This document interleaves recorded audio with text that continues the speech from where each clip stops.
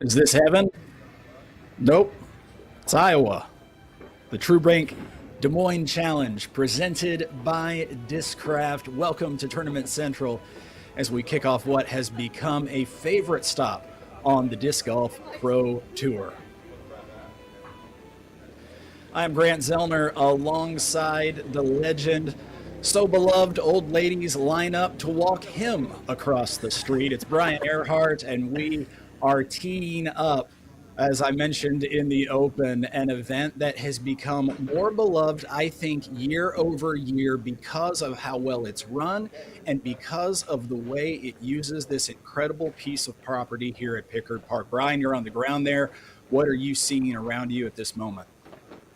I'm seeing a lot of players who love this course. They love that they're playing a disc golf specific property again. There's so many golf courses that they do end up playing on this West Coast stretch.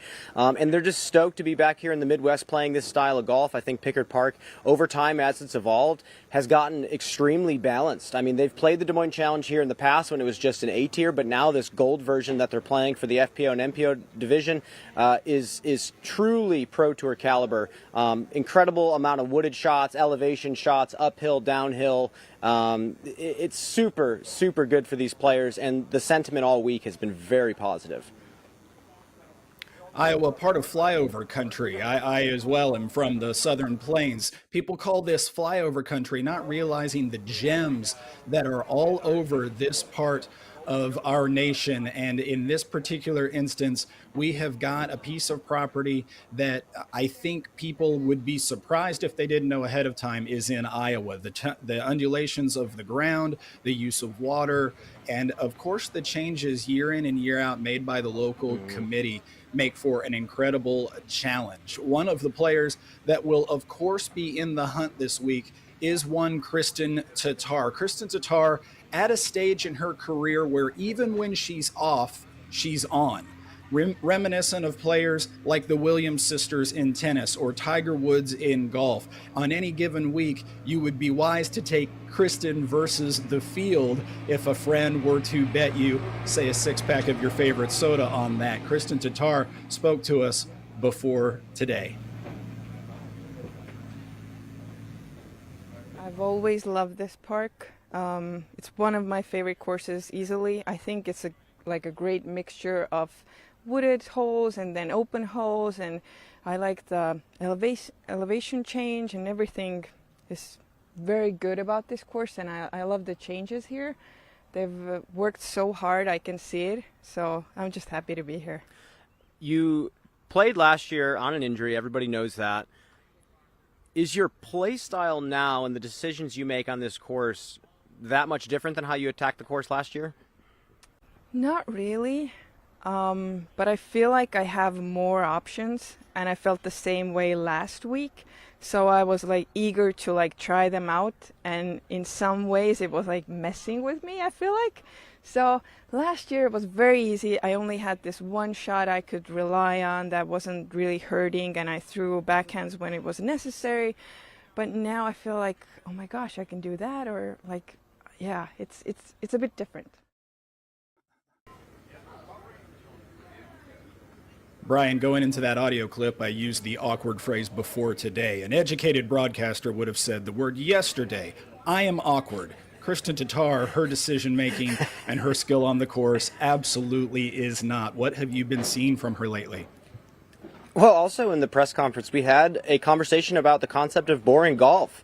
And I guess maybe that's not the right way of putting the way she plays disc golf. She plays such a disciplined style when it comes to decision making. There's almost nothing to analyze. I would teach a player to play the game the way Kristen Tattar plays disc golf. It's replicatable, it's consistent, and it's intelligent. And I think there's players out there with so much skill, forehand and backhand, that get into trouble because they have so many skills in their arsenal and they don't know which ones to choose. Kristen is able to forego making those overly technical decisions to just get from point A to point B in the simplest way possible. And yes, that sounds easy, but you watch all the players in the FPO division trying to chase Kristen down. You watch all the players in the MPO division. There's so much talent, but at the end of the day, you have to golf. It doesn't matter how it looks. It's how it goes in the basket and how quickly you can do it.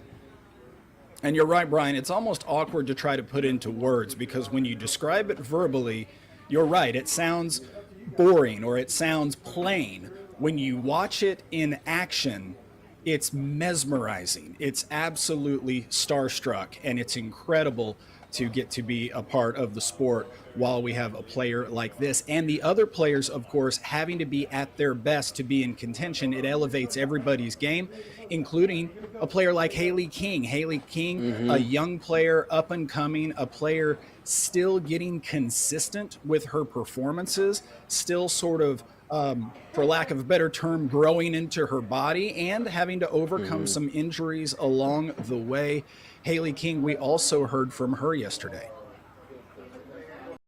I kind of have every shot, so going up to a 300-foot approach shot, it's like, well, what do? I can do both, right? So it's the fact that instead of just doing what I'm confident with, I'm now like looking at the outside factors, and it's like, okay, confidence goes this far, but like if there's 20 feet OB or OB within 20 feet, like I'm not going to throw that shot. Do you feel like you actually, to win a Disc Golf Pro Tour event, have to have every shot? I think currently no, but I do think within probably 2 years you're going to have every single shot. And you see it on MPO, like the Parker. He has both shots just like that too. So, and that's why he took down Calvin, in my opinion, is because he had both shots. And in my opinion, Calvin does obviously have both shots, but he leans more on the backhand, and we can see that. And I do think that plays into it.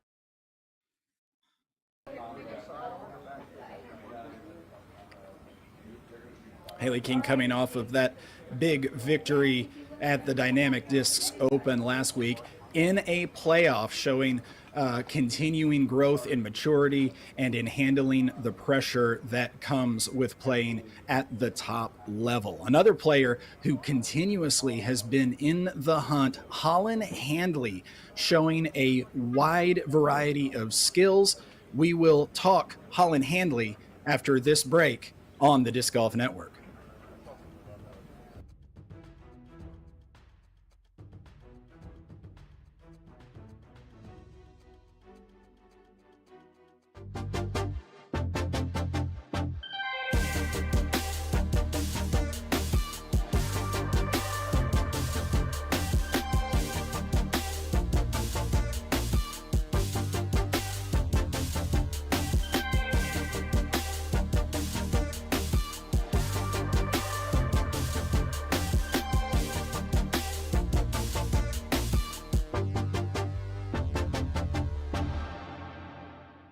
One thing we all love about disc golf is it's a lifetime sport. Whether you play pro, am, juniors, or senior grandmasters, we all want to play this sport as much as we want and for as long as we want.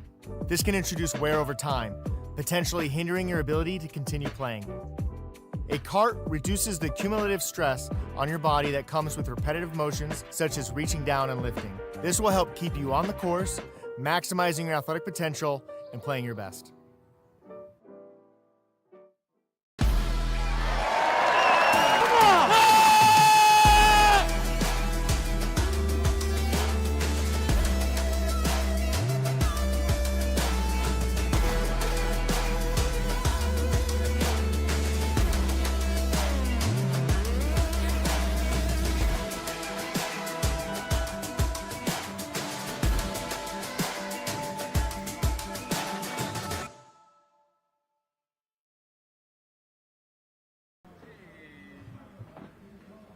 You're watching Tournament Central on the Disc Golf Network as we prepare for the TrueBank Des Moines Challenge here from Pickard Park, just south of the Des Moines area, and we are talking Holyn Handley. Brian, it's not a question of if when it comes to Holyn, it's simply a question of when.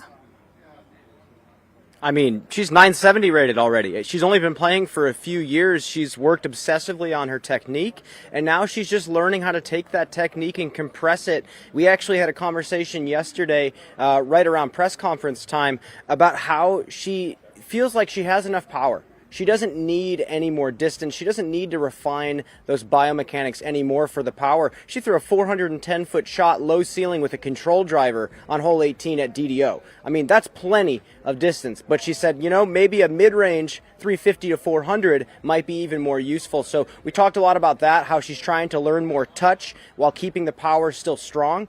She also mentioned that she's been working on her putt. Her nose angle used to be a little bit more nose up. She said it felt like she was getting a lot more spit outs because of that. She had a nasty spit out last week at DDO, but her putt is coming out much more nose down, like a lot of the best push putters in the game. So this could be deadly. This could be a deadly weapon, and I think Holyn just has every skill that you could possibly have at this point, minus some of that consistency in the touch category. So she knows that, and she knows that she's here to win and she's here to stay. So that just develops over time with reps. Holyn also showing consistent power from deep in the circle or when having to putt from a knee. We've seen more and more in the game the need to be competent from at least shallow circle too, and Holyn showing the ability to put putts in from 35, 40, 45 feet week in and week out. Now, lest we talk only about players that are up and coming, players that are at the top, we can't forget the fact that we've got a 5-time world champion on tour who is literally twice the age, and I say that with respect, JK, twice the age of some of those she competes with. She podiums consistently. She's near home, talking about Juliana Korver, who absolutely is showing the way to some of these younger players how to be a professional and how to stay competitive. We heard from JK. Because of Iowa Disc Golf that I became a disc golfer, that I fell in love with the sport, and that I'm where I am today. So it feels really rewarding to come back home and to see just how strong the community is, especially around this course that I had a part in putting in. I definitely prioritize rest more than I used to, and it's not so much whether my arm gets tired. That's not the issue. It's just making sure the rest of my body can keep up with this. And yeah, the heat is harder for me than it was 25 years ago. Don't love that part of it, but I'm doing fine. Brian, we keep talking about players with well-rounded skill sets. In Juliana Korver's situation, it's not only the skills on the course, it's the skills off the course. She stepped into the broadcast booth more and more. She's also been a part of course design, including some changes here at Pickard Park. Yeah, she is just a phenomenal representative of our game, and she has been for such a long time. And for all flying disc disciplines, again, we talked in the press conference about her years when she stepped away from the game competitively to focus on other disc disciplines like freestyle, MTA, double disc court, and going back to those games that are starting to die off as other sports like disc golf are starting to get more popularity. And she said that playing those games where all of the athletes play for the love of the game kind of changed her mindset coming back on the tour now that she's in her 50s. She's playing for the love of the game. You can feel it. You can feel that she loves being out here. She's so impressed with how big the FPO division is getting and how talented they're all getting.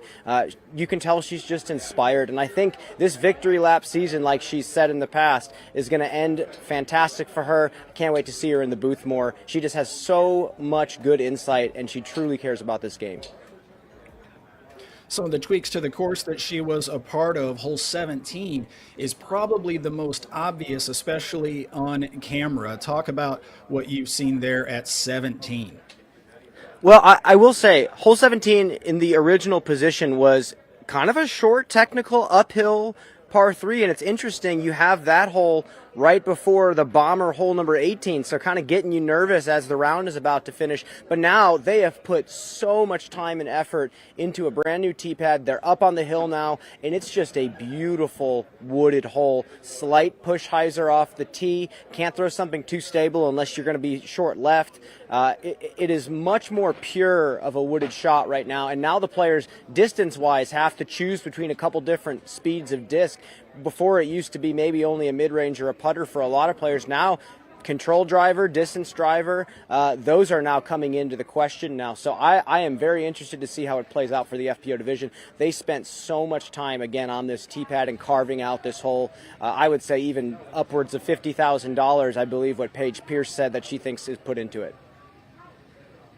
We're no more than about a quarter hour away from featured cards going off hole number 1. We'll take a short break here on the Disc Golf Network, and when we get back, we'll talk Euro Tour. Back in moments, right here on DGN.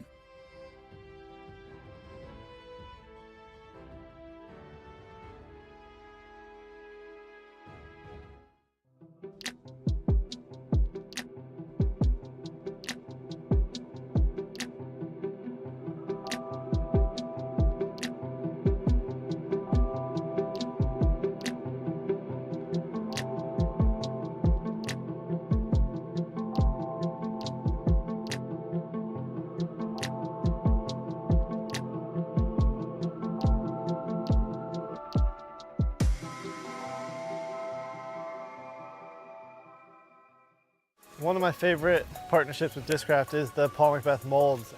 The Athena specifically has just been a really fun one because it's a disc that I've been looking forward to. It's definitely a staple in my bag. It sits right between my Undertakers and my Onyx. A little bit blunt nose so it can fight and handle the wind, it can handle some torque, and it's just one that I can throw at all powers. That's what I really like about it. I'm just glad that we're able to make this disc, have it in hand, and have it as a stock disc that anyone can get. What makes the Halal Guys so deliciously different? You might have heard of our famously long cart lines that NYC fans happily stand in.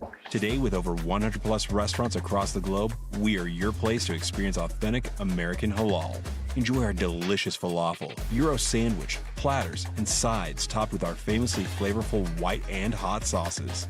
Order online today and taste how we make different so delicious. The Halal Guys, bringing something deliciously different to the table. At the Euro Tour's Krokuhl Open, FPO round 1 in the books. Lucky Lorenzen's drive on 17. She finished the day in 5th place. Last week's winner, Rachel Turton, on 12. And Rachel finishes the day at even par in a tie for second. She'll be on the lead card once again tomorrow. Your leader, though, Silva Saarinen. 3 down on the day, thanks to shots like this one. Silva with a 3-throw lead over her closest pursuers on the PDGA Euro Tour's Krokuhl Open stop. And you can see coverage of both the FPO and MPO divisions at the Krokuhl Open right here on the Disc Golf Network. A little nighttime viewing for those of you in the Western Hemisphere, and a couple of great fields in contention there at the Krokuhl Open.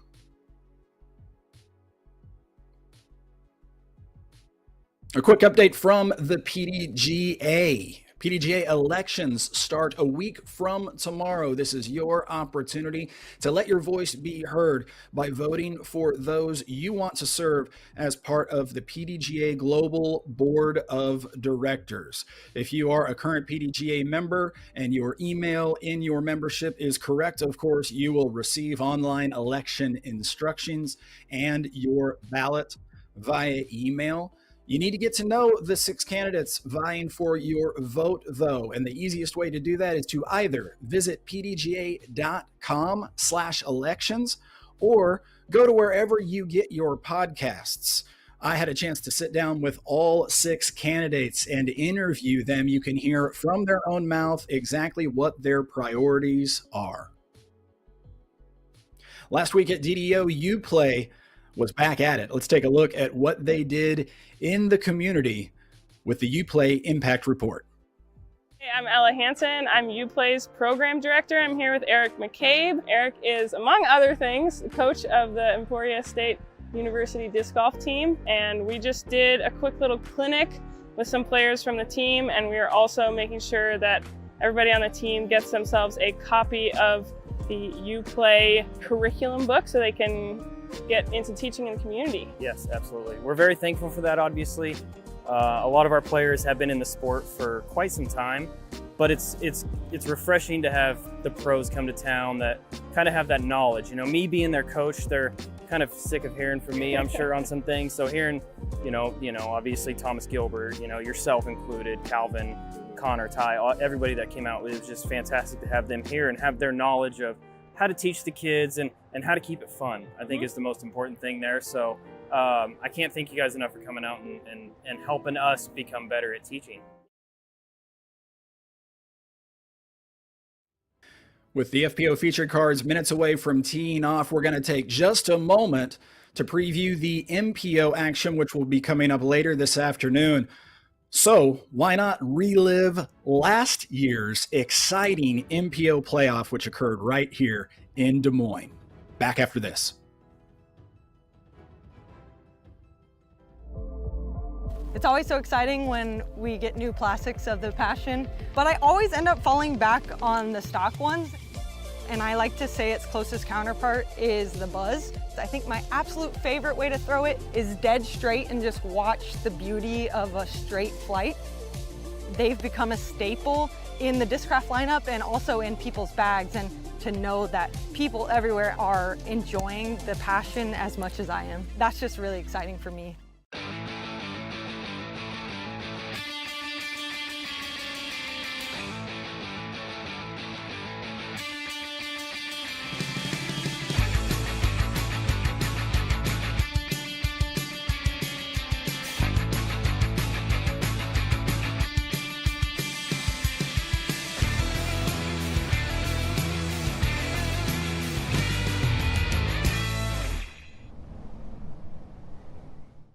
Join the Paul Macbeth Foundation's Builders Club to help bring sustainable disc golf experiences to people and communities around the world. For a small monthly donation, you can help us make a real impact.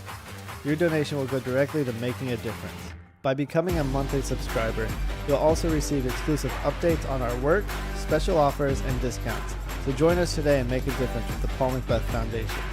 Together we can make a big impact, one small donation at a time.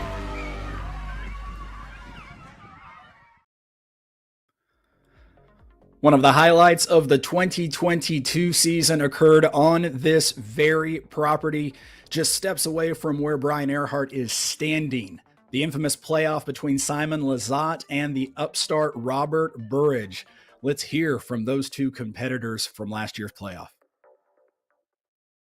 Now, last year was insane. I can't even try to explain on how it worked or why it happened, but I just gotta keep trying. That's all you can do. Reflecting back, even if I didn't know it at the time, I was winning the tournament at some point during the final round. Knowing that, you know, I had a chance and I didn't necessarily take control of it despite, you know, not knowing the score at the time. And so if one week doesn't go your way, it's about moving on and getting better as a player and as a person and just moving on to that next event.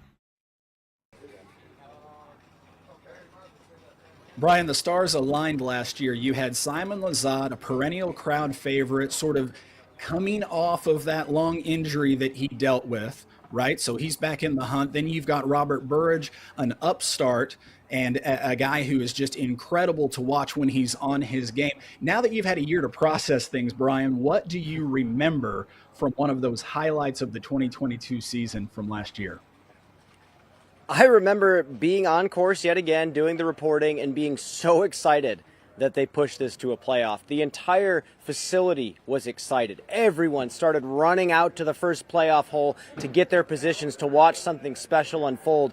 And obviously, it was one of the most special moments of the entire year.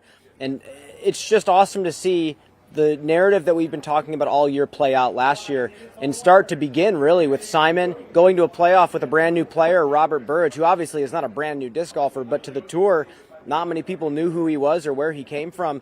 And just to watch the poise from both players, watching Simon just show off his veteran abilities, hitting that final putt and doing the little swaggy point to the crowd afterwards was so entertaining. And then Robert hitting the big jump putt on hole 3, pushing it to the next hole, which ended up being the final hole. So it was just a wonderful experience. Everybody was feeling it. And out here in Des Moines, the disc golf community shows up big time. There's so many volunteers here from the community and so many people so excited to come out and watch something like that happen again.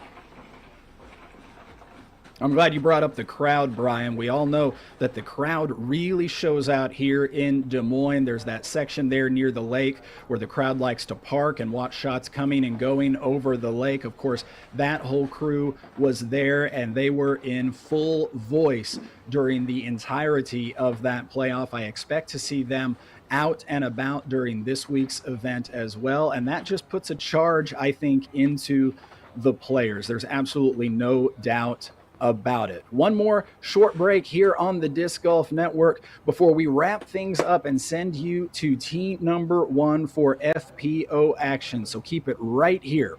We'll be right back.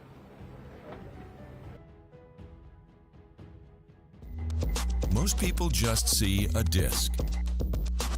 At Discraft, we see over 40 years of innovation, driven by passion, consistency that inspires talent, built on a foundation designed for success.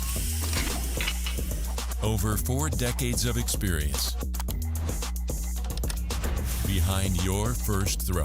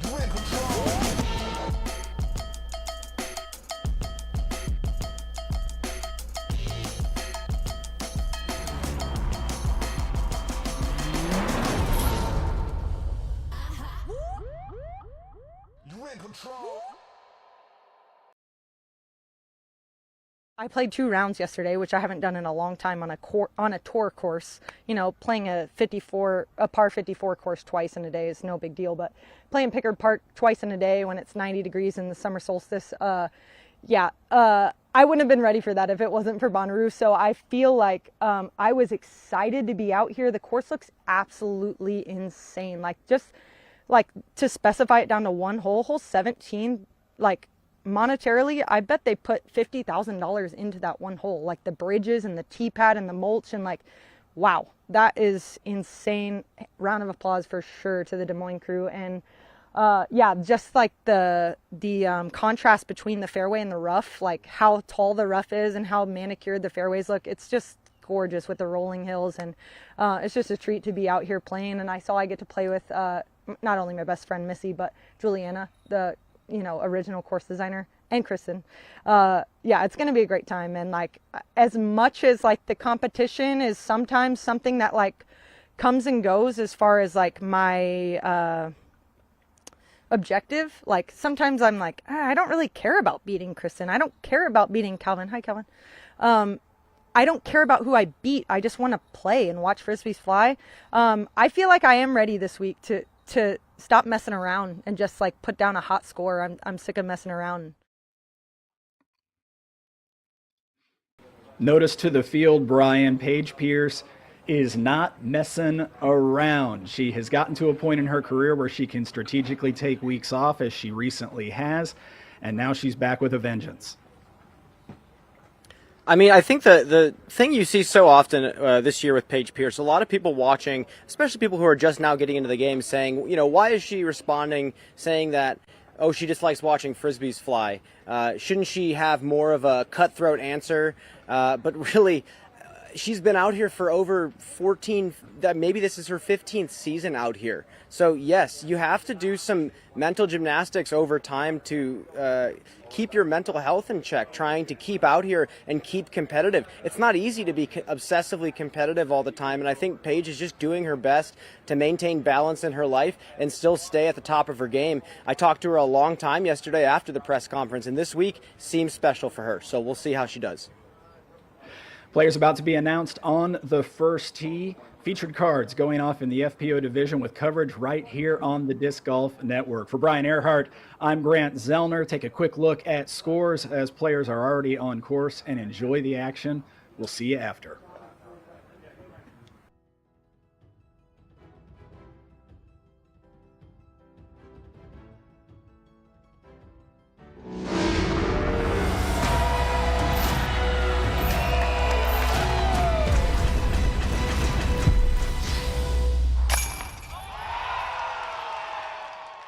Pickard Park is probably my favorite course on tour, despite what happened last year.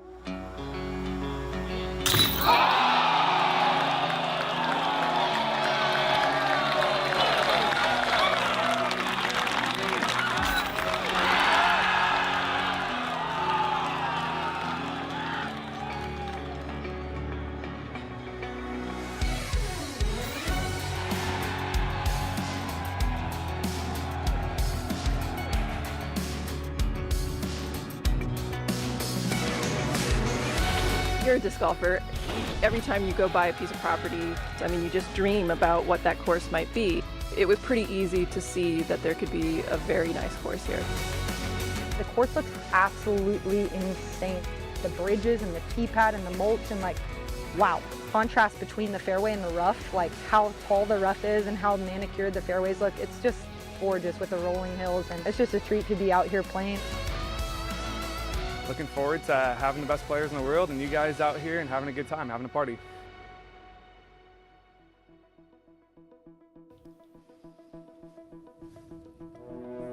Good morning and welcome to Iowa. The tour is headed 300 miles north to Disc Golf's Field of Dreams. Pickard Park has set the stage for our opening round of the 2023 TrueBank Des Moines Challenge presented by Discraft.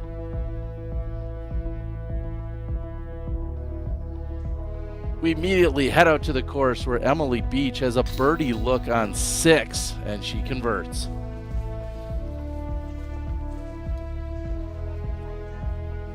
Great start for Emily, 5 for 6, our opening round. Welcome in, everyone. Terry Miller, the disc golf guy, joined alongside Zoe Andyke and Val Jenkins. Folks, we're here. We're in Iowa. Everyone is excited to be here. What do you think, Zoe? Well, I think the general feeling from the entire tour, both FPO and MPO sides, are very excited to be back at Pickard Park. The challenge, the distance, and the technical, just the diversity of this course and the work Des Moines puts in, everyone's excited to play. Val, you played this course, 2004. Is it going to hold up for us yet again this weekend? I mean, it was a different level of different kind of challenge. In 2004, we hadn't seen courses as big as this and as enduring as this. And now this is what they play weekend after weekend. And the way that they've changed this course and made it more challenging over the years, I think it's going to be a real treat. And we have some of our biggest throwers dialing in their game right now. So I'm excited to see what the battle's going to be. We got Hailey King, Kristen Tattar, Holyn Handley. They're going to have a field day out on this course. Hailey King was barely alive when we were back here in 2004, and we're seeing what she's been doing here in the last few weeks on the Disc Golf Pro Tour. Just incredible. This was last weekend at the Dynamic Disc Open. It went into overtime. 54 holes weren't enough.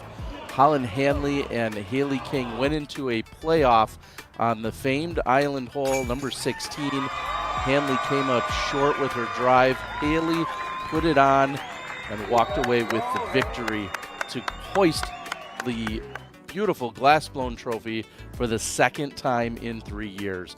And what she's been doing lately has been nothing short of incredible. The playoff last weekend, OTB Open, a 6th place finish. Jonesboro, she was in a playoff there where she lost to Kat Murch on the first hole, and she took 3rd at the major at the Champions Cup. So pretty incredible for Hailey King over the last 4 starts. And that Champions Cup kind of is the outlier. That's a long, wooded, technical course. But the other 3 I'm looking at, wide open, big booming shots. Can you get yourself in the placement to score? So Haley does well on both varieties of courses and has tons of skill. And the payout here this weekend is certainly noteworthy. More than $105,000 in added cash. And we're also going to see our MPO and FPO payouts match each other at more than $10,000. It's going to be in that $11,000 or $12,000 for each winner on both the MPO and FPO side. True Bank and the rest of the crew over there at the Des Moines Challenge taking it up a few notches.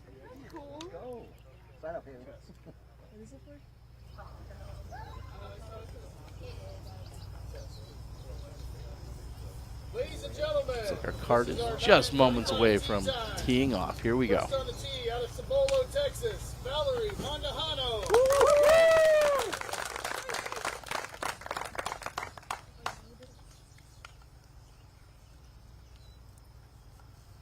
It is so great to have Valerie back in the field. She was on a roll last year, building her experience with big wins. Great positioning in the middle of the fairway.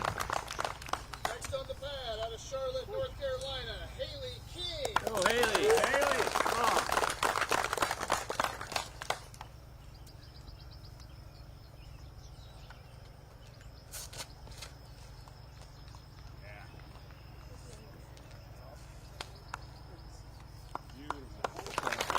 Oh my. Wow, that was a huge drive by King to start. Arkansas, please welcome Kat Murch.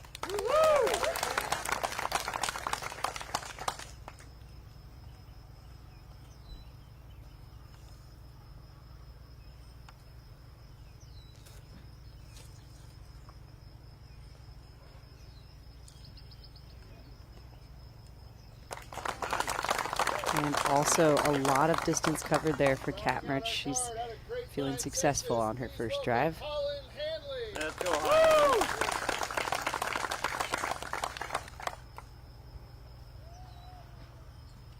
Absolutely no shortage of distance throwers here on the second to last feature card of the day. Holyn Handley on the tee. Yeah, Terry, on a course like this, I couldn't agree more. We're going to see some absolute smashes out of all four of these competitors.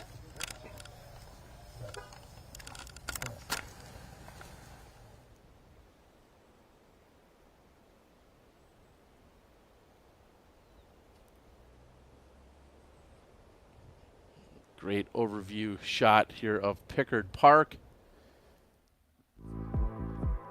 And we're going to learn a little bit more thanks to our friends at UDisc for our course close-up. This course originally designed by Juliana Korver. It's undergone a few updates and changes and modifications, but designed by the five-time world champ Juliana.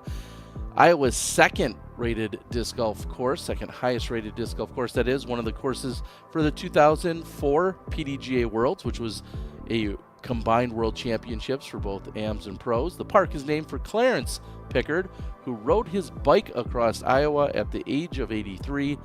And also of note, hole 17 extended by nearly 100 feet this year. Paige Pierce talked about all of the work and energy and effort just on hole 17 alone. She was providing accolades out there for the course configuration as Emily Beach pitches up next to hole number 7. And UDisc, the app for disc golfers, you can find it on your favorite app store. Go out and download it today.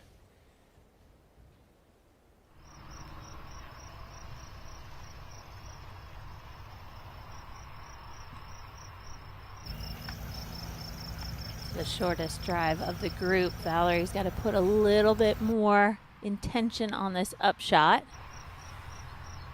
She's going to have a lengthy putt to get going this morning. And we're going to bring you Val's Keys to Success out here, brought to us by blackinkdisc.com, the premium disc golf store. Talked about it. Big drives are going to be required on these very long fairways, but a lot of out of bounds lines these fairways. So landing your drives in the great position will give you that strategy to attack the pin. And you can't do all that work without getting the putter into the basket. And that's when we really see these players shooting those hot rounds. And I gotta mention, last year, I mean, Kristen Tattar wasn't a fielder of her own in that first round, but generally we see players, if you can get a couple strokes under par, you're going to be at the top of the field. It's just a very difficult course to score on and get those birdies.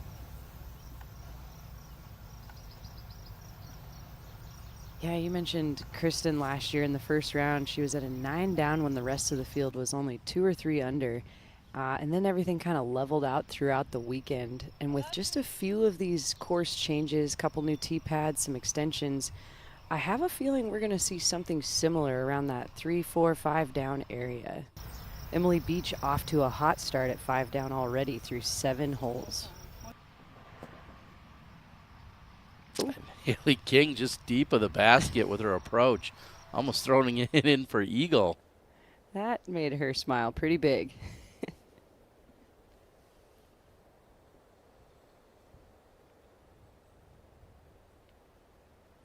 Haley had gotten one of the only eagles last weekend over at the Dynamic Disc on hole number 9, which was really exciting. And then in the press conference, she was talking about how she feels like there might be an opportunity or two out on this course as well. And we know with her big driving capabilities and her long-range putting, she's certainly a candidate for some of those eagles. And Mundahano, no problem cleaning up on one.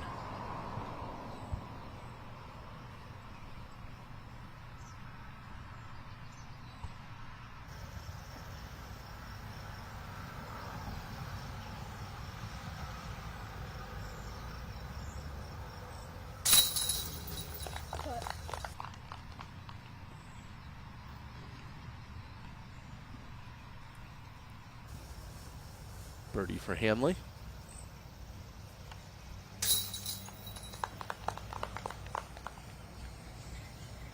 And the tap in for Haley there.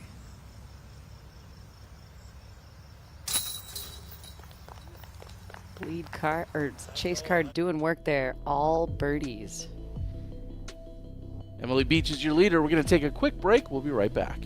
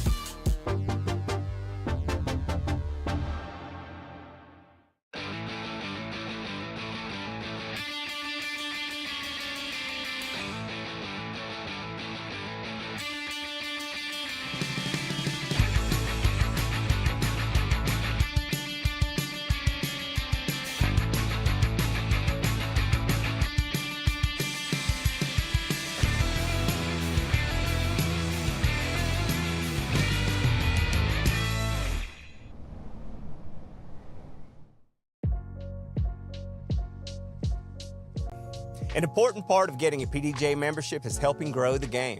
Membership dollars are used to bolster competition of all levels, from local C-tiers to majors.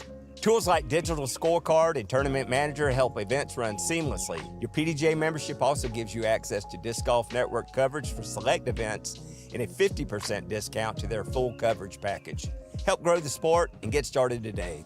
Visit pdga.com/join.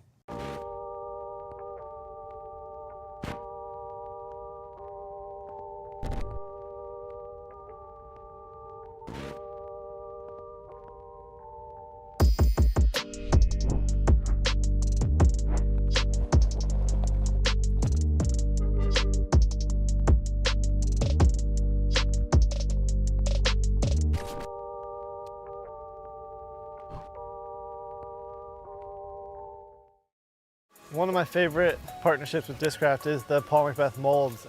The Athena specifically has just been a really fun one because it's a disc that I've been looking forward to. It's definitely a staple in my bag. It sits right between my Undertakers and my Onyx. A little bit blunt nose so it can fight and handle the wind, it can handle some torque, and it's just one that I can throw at all powers. That's what I really like about it. I'm just glad that we're able to make this disc, have it in hand, and have it as a stock disc that anyone can get.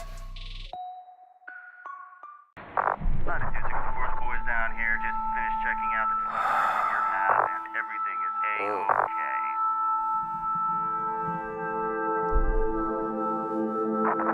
Jonathan, catch. Huh?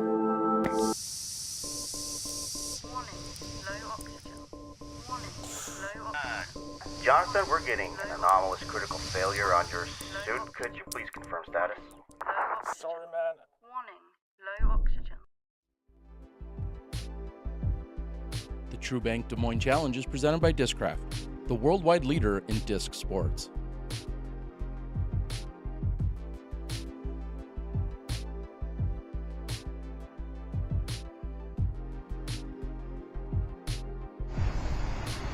Took the event down, in fact, in dominant fashion. Made it look relatively easy out here as she walked herself around Pickard Park. There she was relying primarily on her forehands.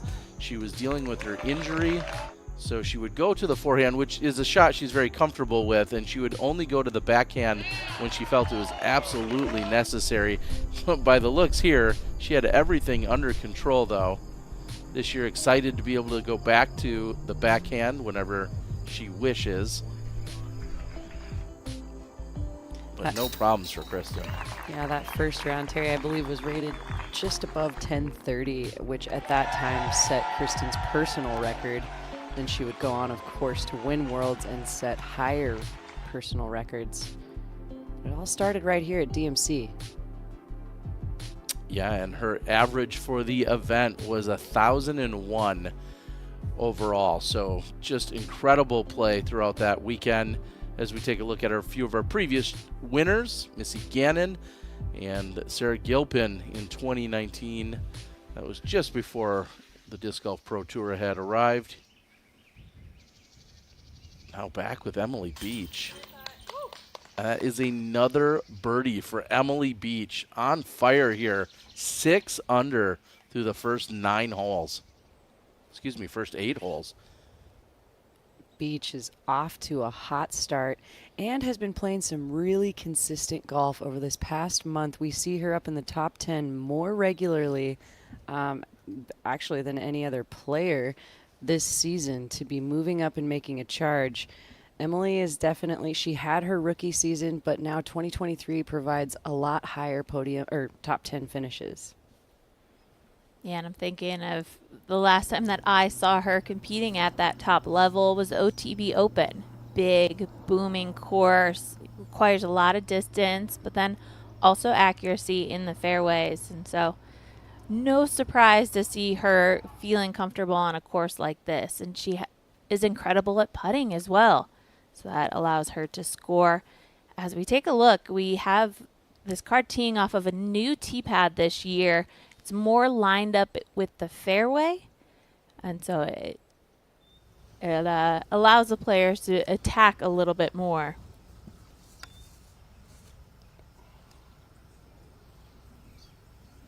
Yeah, I think that this new tee pad is a huge bonus to hole 2.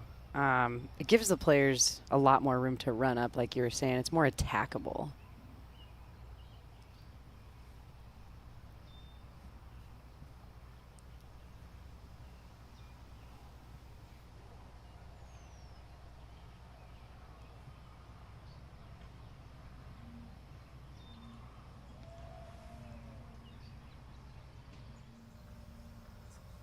Handley discussing the game plan with her caddy.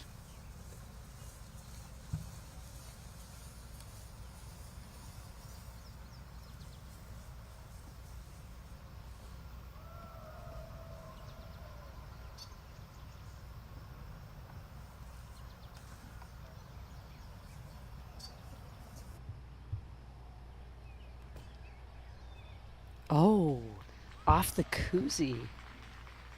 Very accurate shot. I think she's still going to have about a 20-foot putt to clean up from there.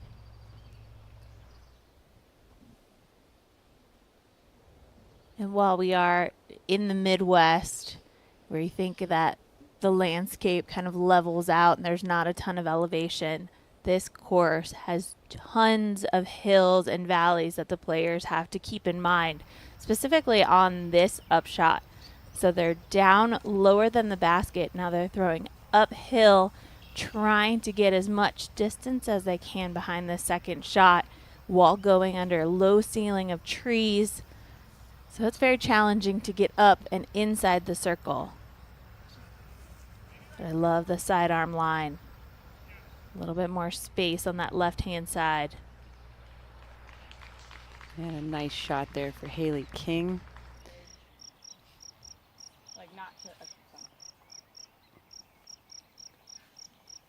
We're on the tee of 8 with Allie Smith.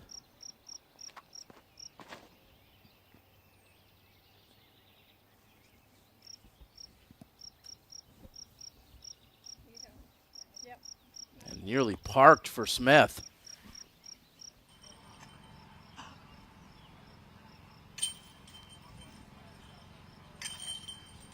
And Kristen Tattar has not finished worse than third at any of the Des Moines Challenge she showed up to. And maybe no surprise in that Kristen rarely finishes off of any podium. I feel like we can almost just update that graphic for almost every event that she plays in because she is so solid and consistent. That's right. Just take a look at this woman's stats over the last 2 years, and you're not going to see too many outside of third place finishes. Deanne Carey capitalizes on her birdie look on hole 8. She's 2 under with a clean start so far. Leah Sinigini also getting after it here this morning. She's 5 under through 14. Our feature card is ready to go on the other side of this break. We'll be right back.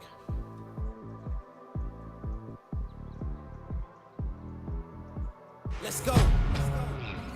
We just gotta go hard. I go the hardest.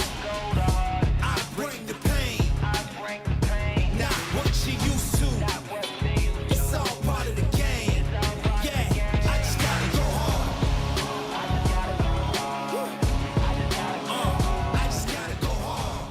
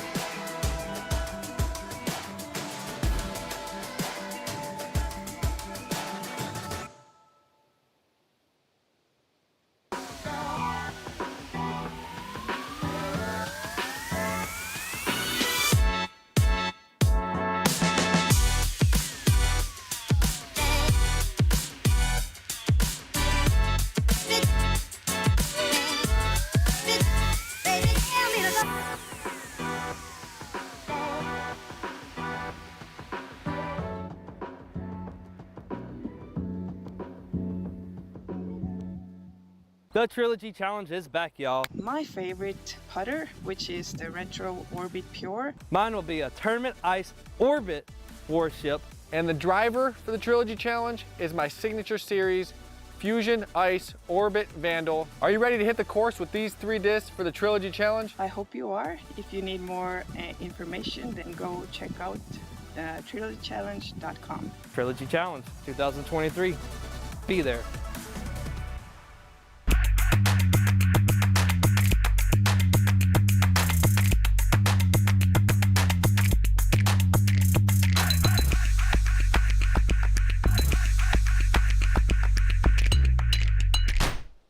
The Challenger is consistent not only on the putting green, but also throwing as an approach disc. With the Challenger, you're getting a really straight flight, whether it be 5 feet or 120 feet. You can just really spin it and trust that it's just gonna hold right where you aim.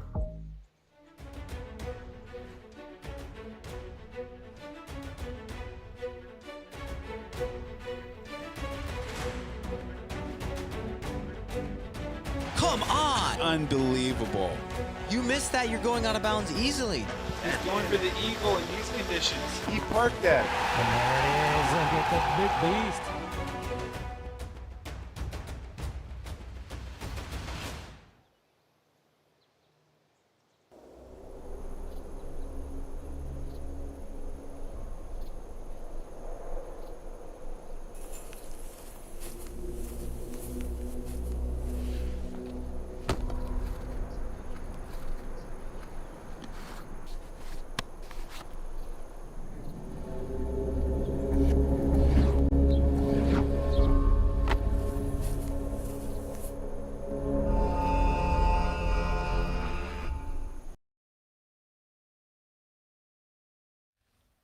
Welcome back as we were seeing the 5-time world champ, Juliana Korver. As we mentioned earlier, the original designer here of the Pickard Park course. No shortage of world championship titles on this card. That's right. Quite a few stacking up on this feature card. I got to go back to how it was 1999 when Juliana helped put some of her efforts into this design, and how we're in 2023 now, and it's just slight changes, just long-lasting courses are spectacular. 5-time world champion from Orange City, Iowa, Juliana Korver.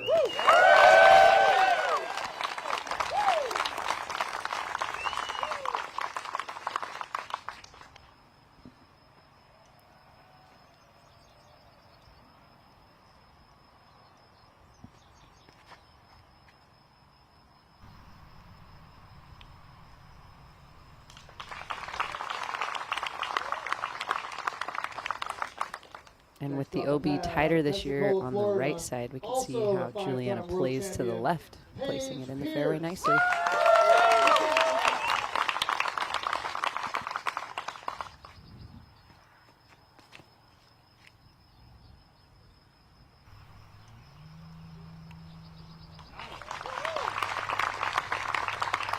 Nice drive for Paige Pierce. Next on the pad out of Parnu, Estonia, our current reigning world champion. Please welcome Kristen Tattar.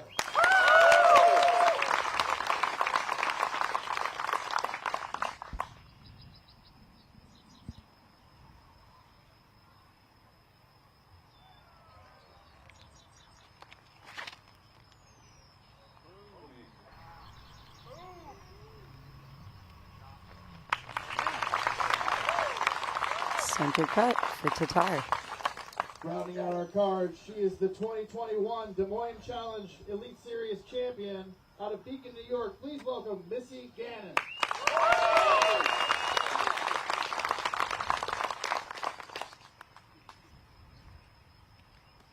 Can't help to think about the memories Missy Gannon has out on this course. This was the first big Disc Golf Pro Tour win that Missy was able to take down, and it took a lot of pressure, even all the way down to hole 18, for her to capitalize on that win.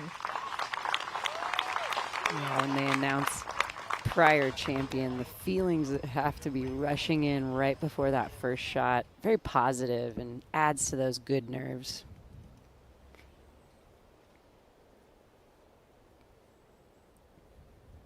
Brian Earhart is on the ground with us all weekend. We're excited to hear from him, and he's got a very special guest in Juliana Korver. Take it away, Brian.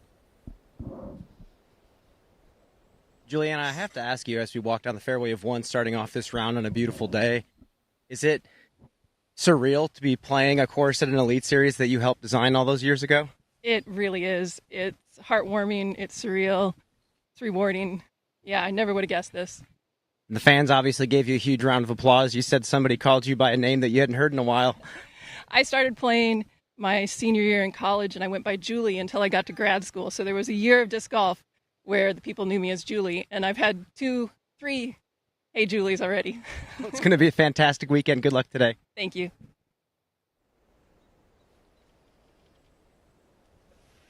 I don't know if Julie's going to pick up here in the booth or not, but certainly sounds very foreign to me. I have known Juliana since back around 1995 or 96 was probably the time I was first introduced to her as she was collecting world titles.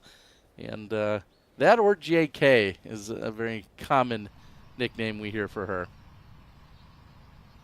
Yeah, and Juliana, 5-time world champion, PDGA Hall of Famer. And then she took a break from disc golf for many years and went into the Frisbee side of the game and dominated there as well. I mean, Juliana was at the top of the top. She is disc golf's history, and it is very cool to be here on her home turf. And of course, she designed with that mentality of making it challenging. And again, we can't help but say it. It has withstood the test of time all these years.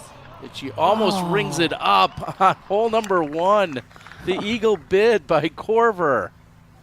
Wow, you can tell that the excitement and the happiness of being home is really going to spice things up here for Juliana. Well, it's a spicy start for sure, thanks to our friends at the Halal Guys.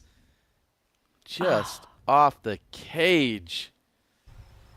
I mean, I haven't designed a course just yet, but isn't that how you do it? You throw a couple of good drives and you go, basket should be around here.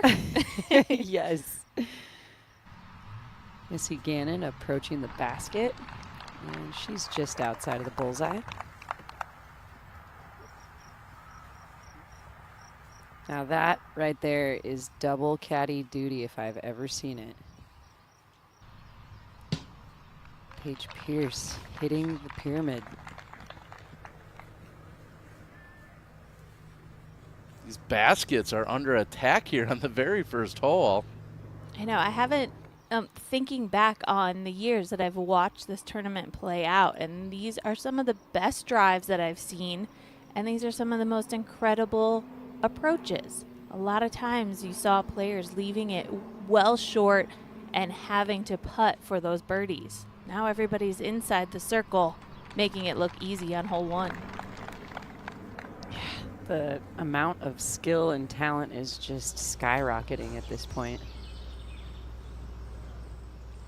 On Handley on the tee of 3.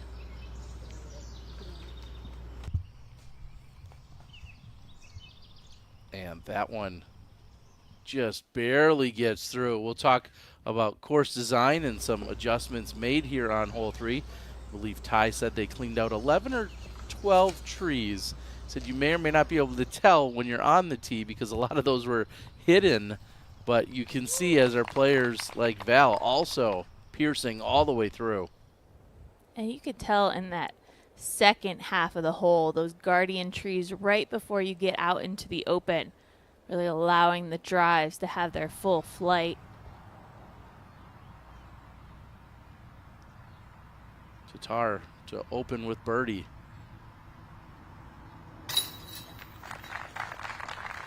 No problem.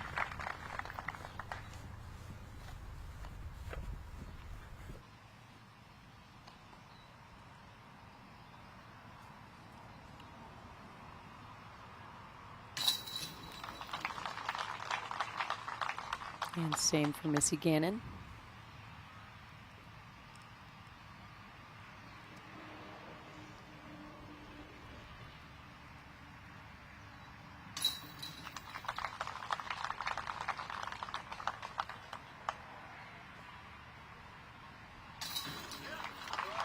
So a round of birdies for the entire feature card, just like our chase card on hole 1. We saw the drive by Handley. This is her birdie look. Easy does it for the turkey.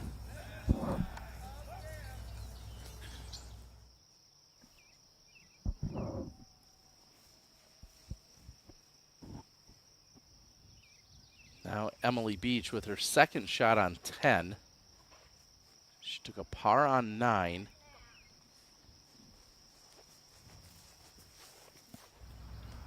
Finding the fairway.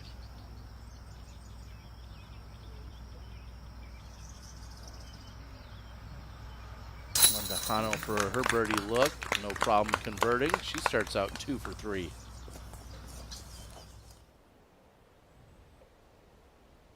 And thanks to our friends at Canna, we'll check out the current conditions, which show us 82 degrees, 47% humidity, wind just 2 miles per hour coming out of the east. So might feel maybe a little stale out there, but there's no one that would know better than the guy on the ground. That's Brian Earhart. Brian, we've seen fans, we've seen sunbrellas.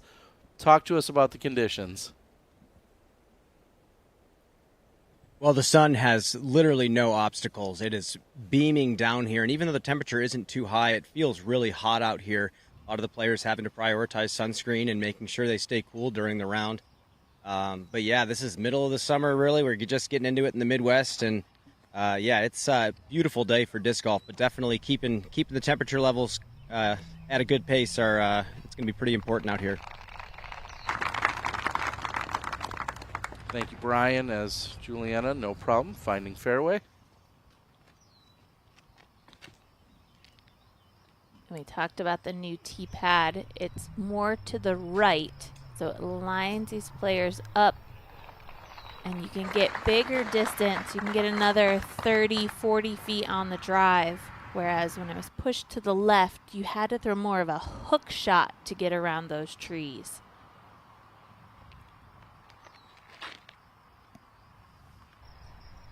But the gravity and the sloping fairway from right to left can be the biggest challenge, as we see Paige leaving it a little left.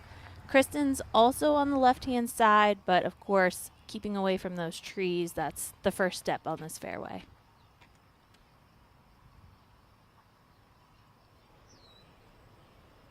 Yeah, that's a beautiful new tee pad. As you mentioned, much better angle and more accessible for these ladies on the fairway.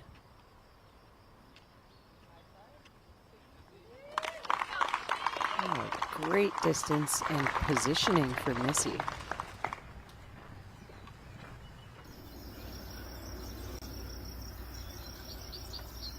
Handley off to a great start, 3 for 3. Now she's on the tee of hole 4. When you've got the big distance, it is so tempting to throw this big drive because you can watch the full flight. You can get right inside the circle for the birdie. It's 431 feet, slightly downhill. You've got OB lines on the left-hand side, water on the right. Beautiful drives from those two women. And that guardian tree right there, I'm sure it can actually catch discs like we saw cats, or catch and help them roll towards the OB. So definitely doing its job as the guardian tree. Yeah, and we're taking a look at the birdie zone here on hole number 2. Of course, the birdie zone brought to us by our friends at Birdie Pro, where they are talking about having less than 500. Last weekend it was 500. Now they're down to under 400 left at the distributor. They're putting in a reorder, so make sure you get your order in now so you don't have to wait until much later in the year for it to show up, as we see where our 4 competitors have landed. Interestingly enough, this hole is playing slightly easier than it did last year, although it's been moved 20 feet longer. It's more accessible, but a little bit longer. So what that showed us, that graphic, everyone's within the birdie zone. They have the distance, they can reach the pin, but like I was mentioning before, can they hit the right angle? Can they get under that low ceiling? Can they play that hillside correctly? We're seeing Missy Gannon going with the backhand shot. See if there's enough room on this right-hand side.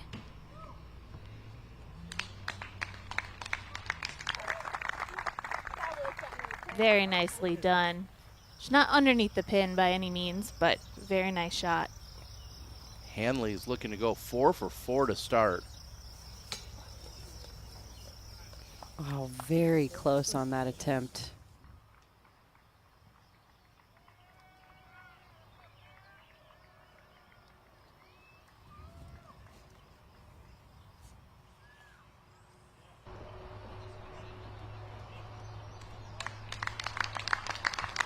And that was a great approach for Juliana.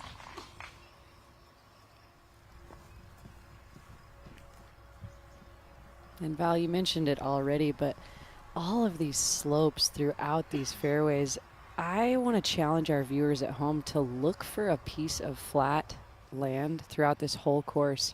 We all hear about how the Midwest is so flat, not a lot of elevation, but I don't think we can find flat ground out here at Pickard Park.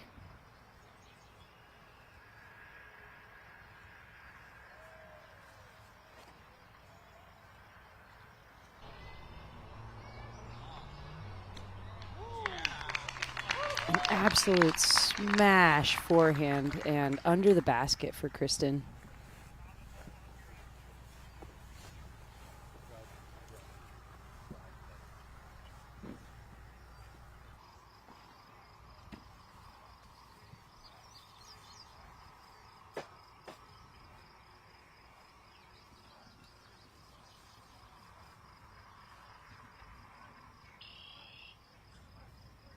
Pierce, the best of both worlds, finds the shade as well as a big drive. Plenty of distance. And we hear the fans loving that disc early in the air. She's in the circle.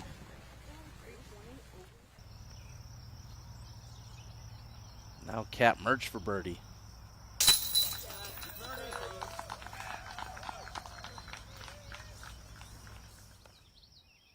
Kat moves to 1 under. Emily Beach with her 3rd on the par 5. Blind shot down the hill. There is OB lining both sides of this fairway, and then it narrows in as you get closer to the pin. Let's see if she stayed safe.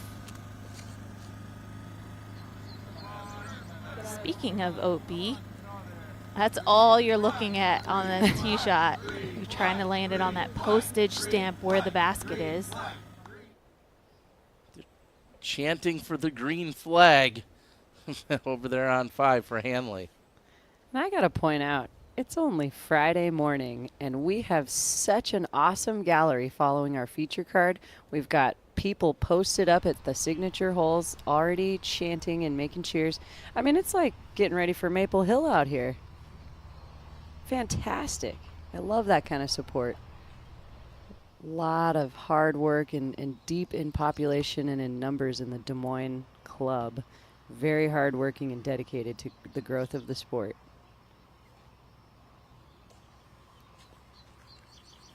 Just left off the mark there for Juliana. She won't have much work to do to clean up her par.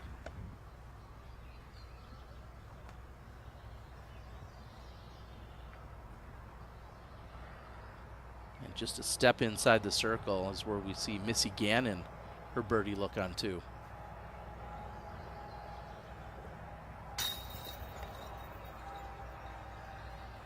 Man, that grabbed a lot of chains, but just unfortunately splashed out.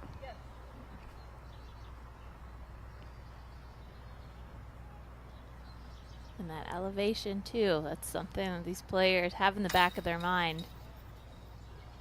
Oh, and tentative for Pierce is going to have that one scoop out, and then a nasty roll away for Pierce.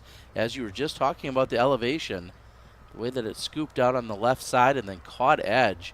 And this putt is longer than the putt she just had for birdie, so we'll see how she can collect herself. Now fighting for par.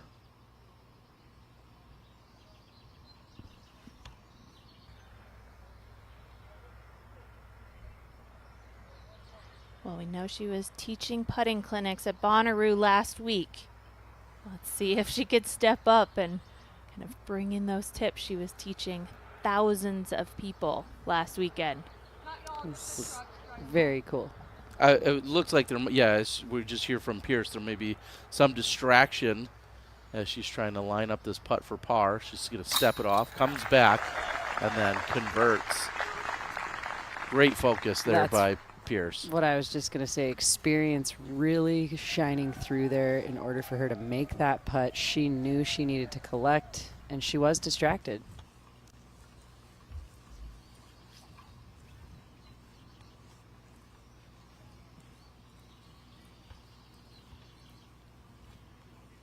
Caddy. Jim Oates just kind of strolling along. He's got the right attire for today with the sun hat.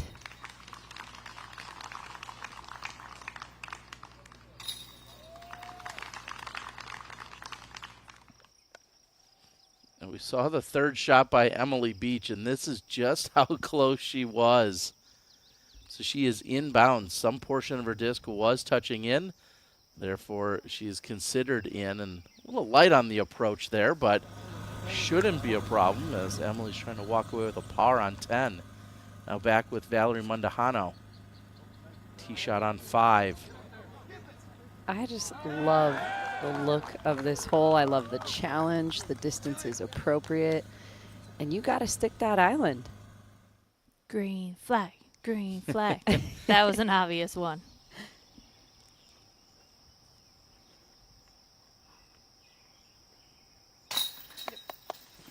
And no problems for Emily. She's going to keep it rolling. She remains 6 under through 10.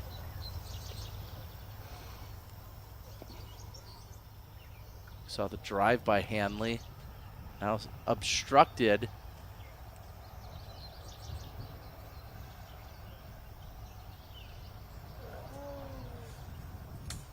Such a difficult position for her, having those branches in her face and needing to putt up above.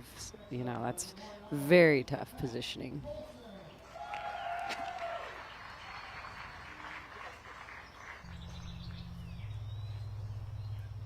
And Kristen, no problem.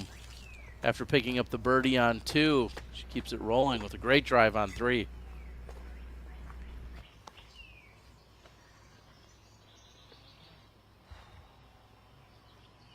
And this hole was added last year as a new addition. They saw how it worked in with the field.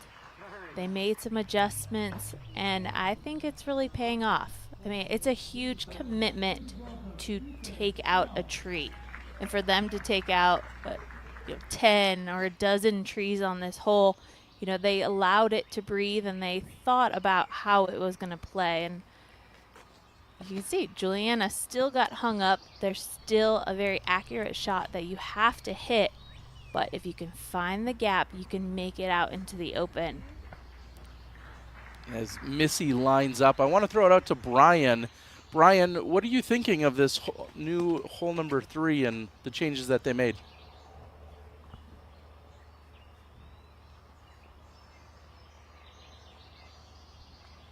Yeah, Terry, it's a fantastic looking hole. I mean, honestly, it's so much better than when they first put it in the ground and cut through it. I mean, the trees that they removed were absolutely crucial. Now the line can be pured. Now it can be officially pured. The problem before was there were gaps that you had to hit that weren't in sight. So you had to throw, hit the initial gap, and then hope that you hit something late or you hit one of the gaps late. So now the way it's playing is perfect, and I think it's an iconic hole in this course. I appreciate the insight, Brian. That's coming from a lefty, whatever that is. That's right. Now we're with Allie Smith. And another change to this course is this placement on hole 10. Having it short of that OB ditch. Allie would go on to make birdie from that new placement, as you were just talking about, Val. Here's Kat Murch on 5.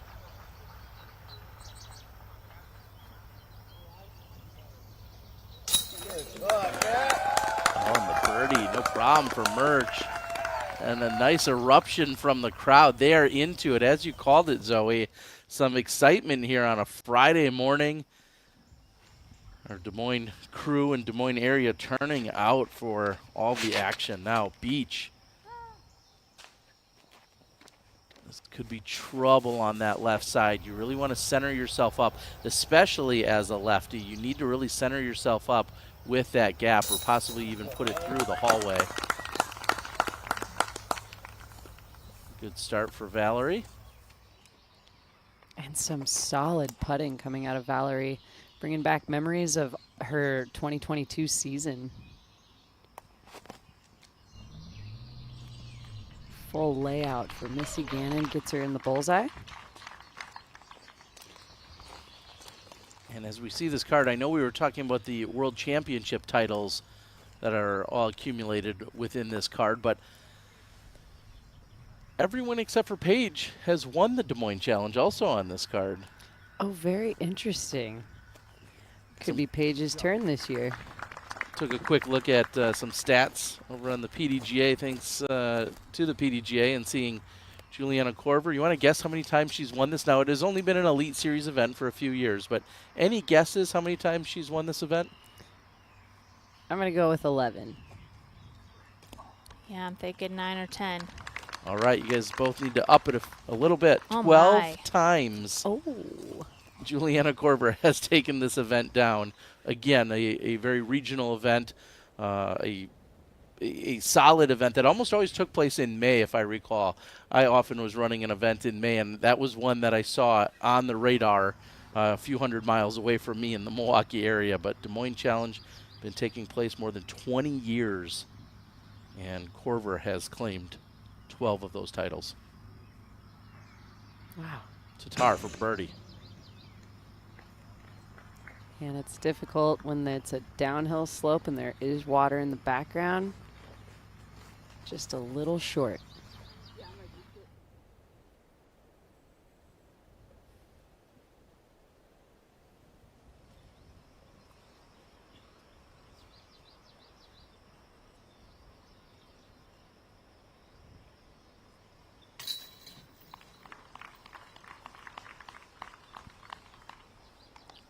Great putt.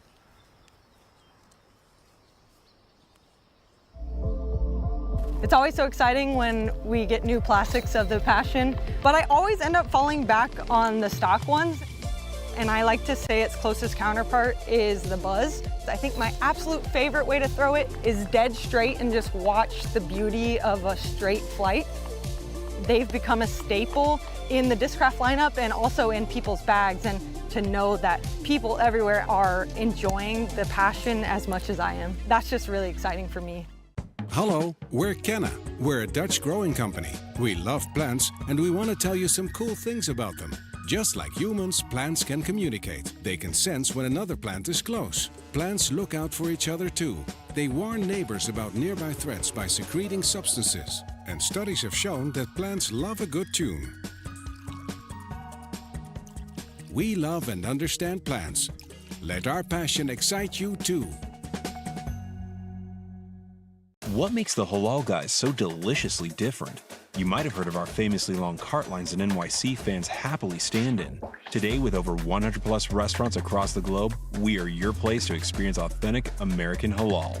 Enjoy our delicious falafel, Euro sandwich, platters, and sides topped with our famously flavorful white and hot sauces. Order online today and taste how we make different so delicious. The Halal Guys, bringing something deliciously different to the table.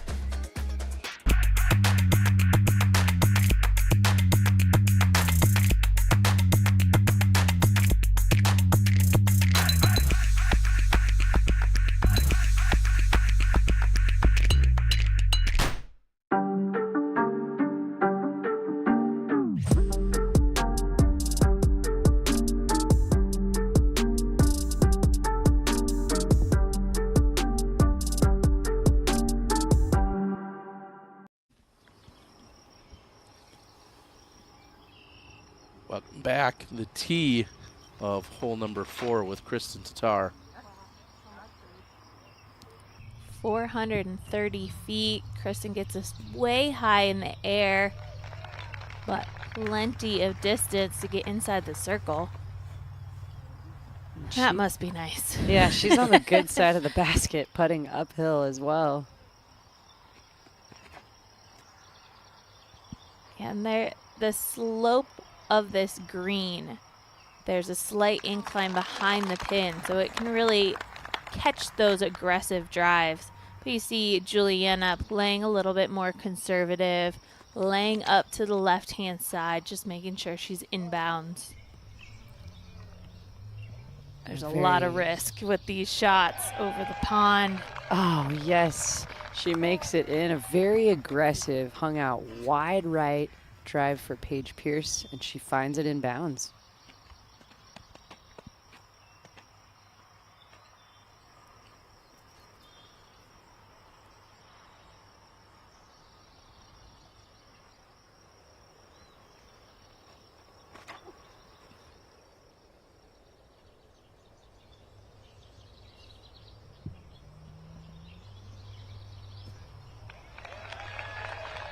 Wow. Love the strategy from Missy, because we know she's not one of the biggest throwers, so she had to throw that more direct line. We see a lot of the big throwers with the hyzer up over that smaller tree, kind of center of our frame. But look at this line. We're going to roll the Zuka replay to watch it again, getting the full flex here. And she had to allow the disc to flip up and start turning toward the pond before it hyzered out and stabled up near the basket. And Paige is loving it as she played the full flex and then showed the full flex. I don't know. She might have to be talking to Owen soon about maybe some patents on that. We'll have to check in with our friends at Sunstein later in the round. Here's Valerie Mundahano.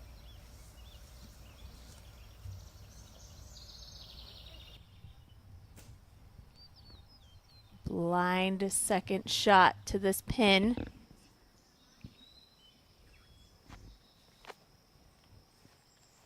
Emily Beach with her third. That looks like par should be coming up for her. And Handley had gone out of bounds with her tee shot. And that is short and right. That's going to be trouble for Handley.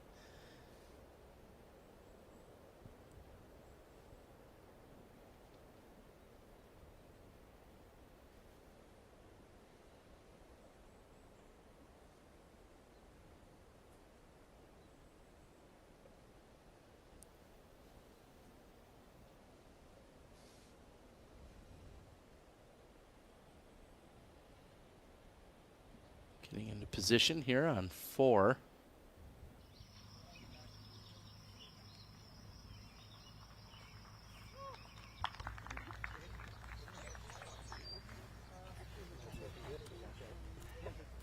Just playing for par.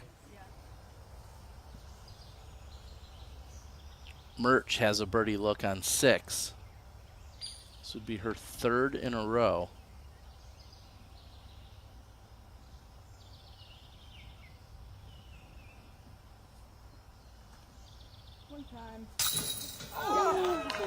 Oh my.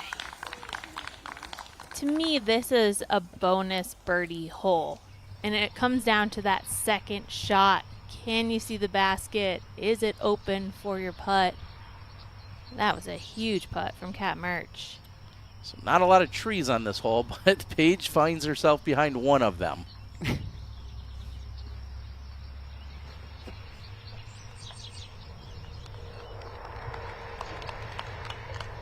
And that looked online I was the just entire gonna way. say Was that an optical illusion on us, Zoe? It was. It was so perfectly online. I couldn't believe it didn't draw any metal.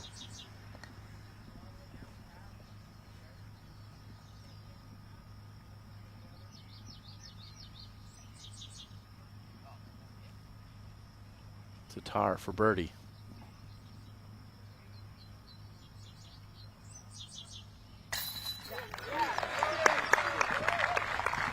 Catches enough chains on the left side of the pole. Kristen gets the birdie.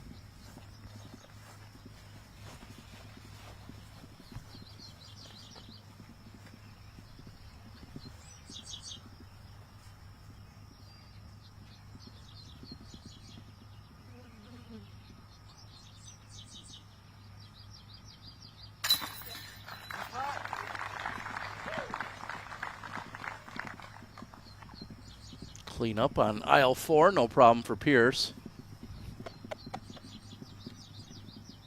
Wow. And this is where Missy's drive landed.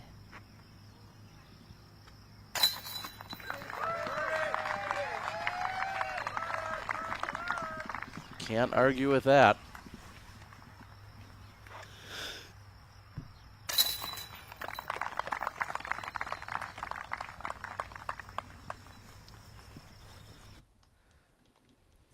Strategy pays off for Juliana, but you gotta risk it for the biscuit. Missy Gannon. Incredible shot for her. And it pays off with the easy birdie putt. Mundahano has a birdie look.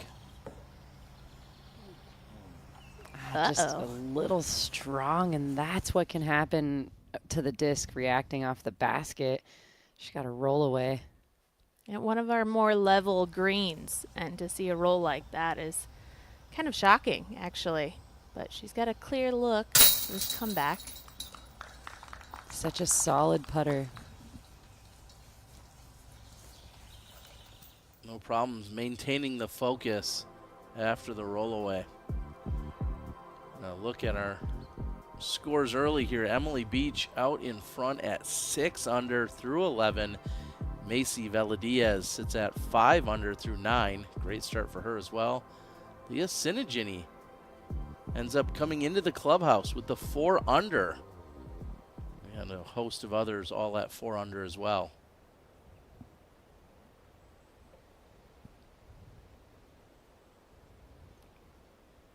And as we look down, we see both the FPO and MPO tee pads here of hole number 5. Also, looks like they've ramped up a little bit more seating for the general admission. Everyone can take it in. I know our tournament director, Ty Tanat, said that was a focus of theirs as we're seeing Tattar short. That is out of bounds for Kristen. That's a huge mistake. On this hole, there is so much slope up to the basket, so you could just power a drive. And I think she just left the height of that disc a little bit too low. And Missy squeaks inside of the boundaries there.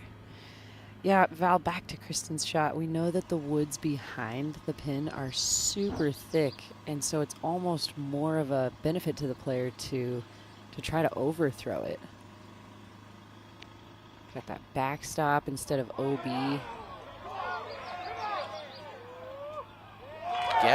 The gallery likes this, as they should. Great drive by Korver.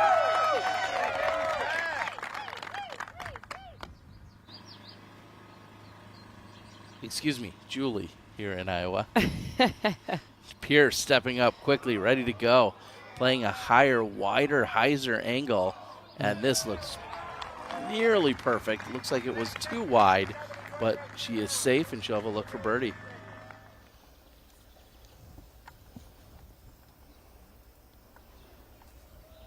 Murch going after her 4th birdie in a row. Tee of 7. It just requires so much power, and if you're not landing inside that mulched area, it's a very difficult birdie. It's basically a throw-in.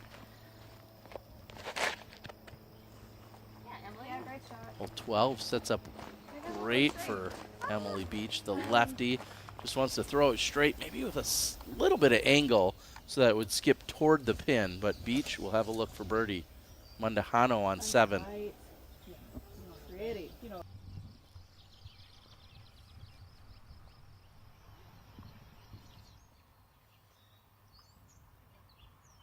And if you don't make the island on hole 5, you head straight to the drop zone.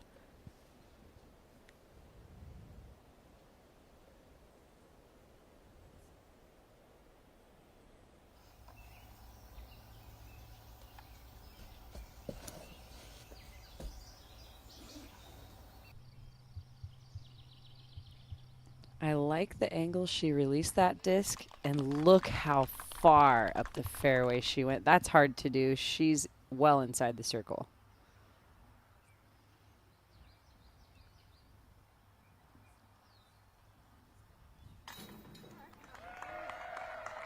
Left side chain and in for Gannon.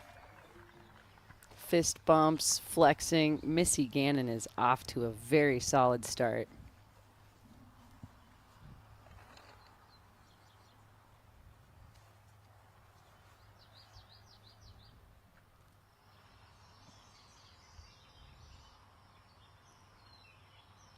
And you have to be fully confident in these putts. Elevated basket, elevation on the green. So if you hit low, you are more than likely going to roll. And then we know that the water is just 25 feet at the bottom of the hill. Yeah, and look at this camera angle. It really shows you just how steep that little hill is.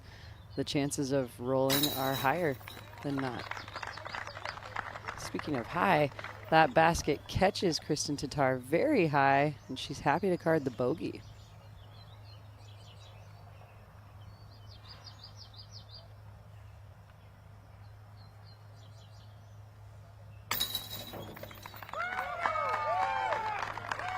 Korver with the closest to the pin and the birdie connection on 5.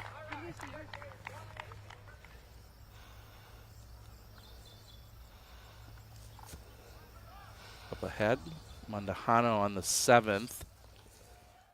And that'll be a par coming up for Val from there. Here's Cat Murch.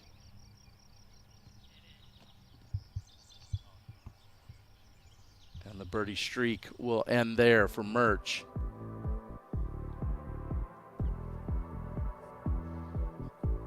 Plenty of birdies out here so far being offered up by Pickard Park. Birdies and eagles. We say hole 10. That was what allowed Macy Valadiaz to get some strokes under par, Jennifer Allen, and then big shots like we're seeing here on hole 7. If you've got the big drive, you can attack some of these holes. And the wind is down, so that certainly helps these players feel more confident on the tee to throw the aggressive lines.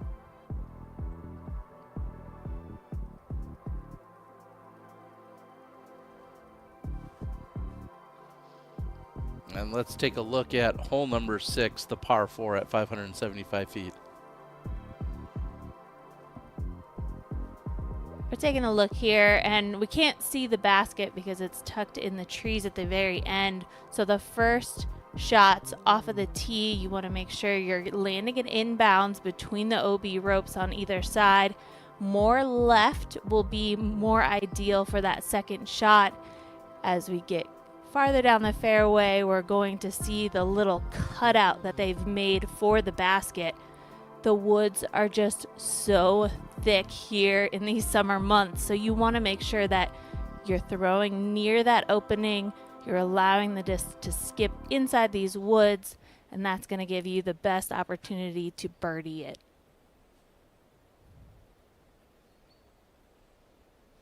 See the representation from our sponsor in TrueBank. And with that kind of support, I think it's so cool to have that display out on the course for everyone to enjoy and understand just how phenomenal this payout is going to be.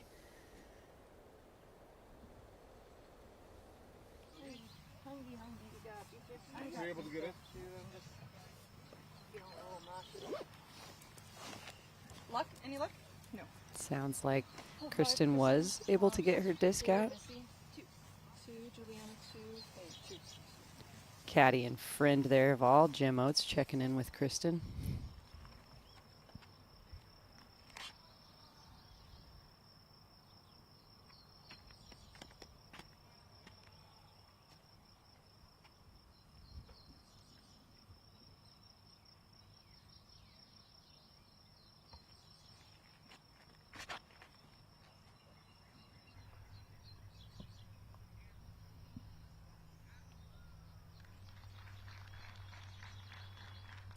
Center of the fairway, no problem for Gannon.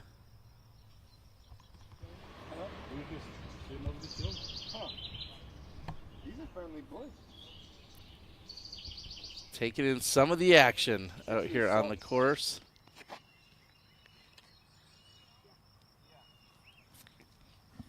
Is that a tour cat? Because I know that there's not a ton of houses or developments around this course. I mean, you're basically driving through fields of corn until you get to this course, and then it opens up, and yeah, there's still not a lot of houses. Not a lot of houses. Huge drive for Paige Pierce as it hyzers back to the center and actually left side, just where you want to be, and flexing back on her friends. I'm thinking of all the tour cats that are out there. I think of Lisa Fakis has a tour cat, Holly Finley, Maria Oliva, and then Cat Murch, I believe. Those are 3 that I can think of off the top of my head, or 4, excuse me.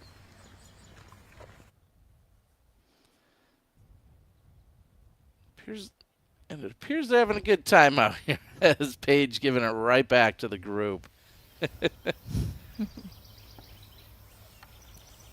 And then, of course, Cat Murch and Cat Allen are out there as well. Couple of human cats. That was. Oh, and Mondahano is deep on the downhill. It was looking so good coming in, but it had too much heat.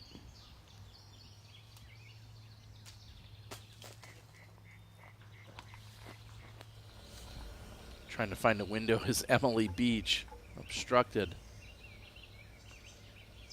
Handley has a birdie look on 8.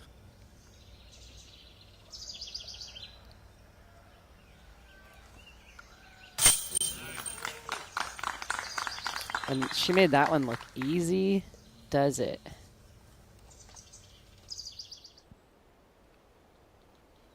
You gotta imagine the fire that Holyn has after last weekend of being so close to taking down the first big win of her career. And she's been so close many times this season. And for what I've seen, it has been the putting that has held her back. She lets her mind creep into it, thinks a little bit too hard. So if she can calm those nerves, maybe learn from these little past experiences of being that close, I mean, who knows? That first big win is very close in her future, I believe. Yeah, and we know that her and friend on tour, and just about the almost same experience, Ella Hansen, both are hungry and have been in that position, but they're gaining the experience, and who's going to get over that hump first? I mean, I'm looking for that this season. I hope both of them get their win, but who's going to do it first?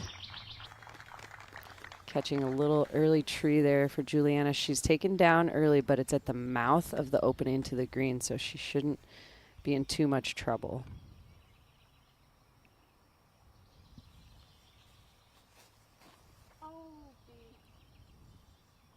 Oh, and this is quite turned over. A lot of Anheuser angle on the disc. And a big mistake here by Gannon as that goes too long and finds OB. And she'll still have a lengthy putt from there to try and save par. Brian, can you talk to us about Missy's putt, not maybe the distance, and also if it'll be obstructed? Yeah, it's still a long ways from the basket. I would say well within circle 2, if not outside circle 2.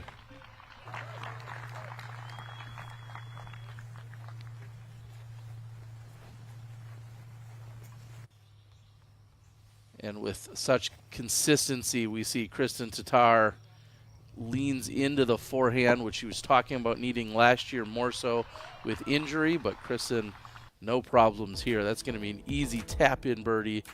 And if you have any intellectual property that you'd like to keep protected, or you have maybe some copyrights, trademarks, other infringements that you're concerned of, you could reach out to our friends at Sunstein Law.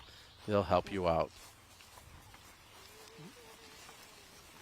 Are you kidding me on that approach? I mean, I have not seen anybody throw that far down the fairway and just have a nice straight putter shot to the basket. Being able to see it like that as well. Yeah.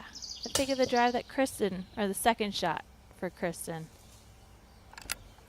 And that one hits the top of the band. Does not stick there for Val.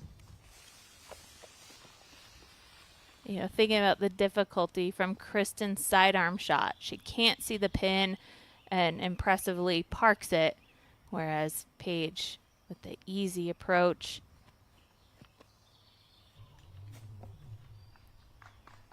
Yeah, that's just too far to save that one for Missy. Yeah.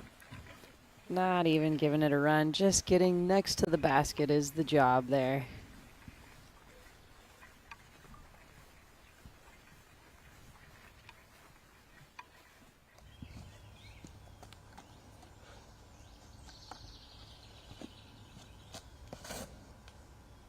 Handley on the tee of 9.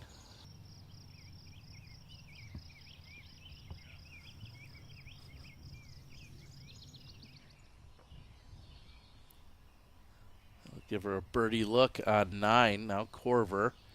We saw come in early on the right side. We're dealing with some obstruction. Yeah, this is a very difficult position. Should just be a tap in for Juliana. And with such a big drive. I'm going to say this is definitely an errant shot by Pierce on her approach.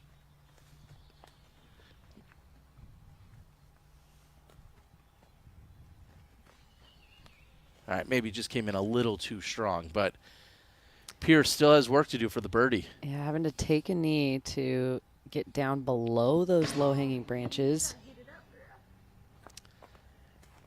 She misses and she gets the roll. That's going to be frustrating. Arguably the single best drive we've ever seen on this hole in our FPO field. And now Pierce still has a 15-footer for par. She'll get the applause, but she won't be happy with it. And there's so much risk that was put into play on that drive to get her as far as she was down the fairway.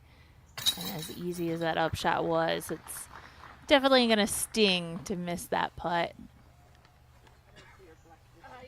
Those simple shots that you just can't take for granted.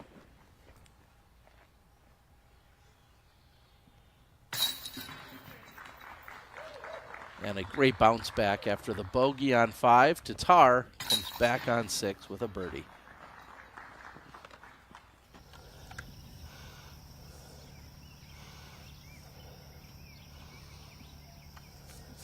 This is Valerie Mundahano with her long birdie attempt. And looking solid. All of her putting, whether it be jump putting or in the circle, she's looking solid. Your leader, Beach, tee of 13. 13 often plays as one of the most difficult holes relative to par. 333, a par 3.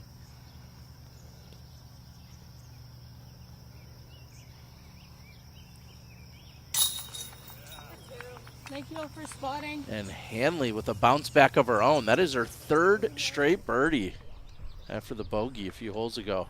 Okay, you guys. Hole 5, I know they're working on their name still, but what about the 5 hive? I mean, we got a couple of bees in the crowd. I love it. Terry?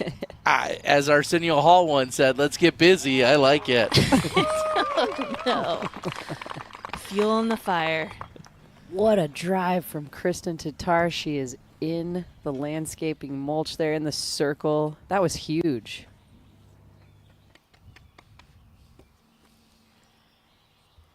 Again, of the years that I've witnessed and spectated and commentated on this course, Hole 7 has not changed, but we are seeing more players with such powerful distance getting up into that mulch.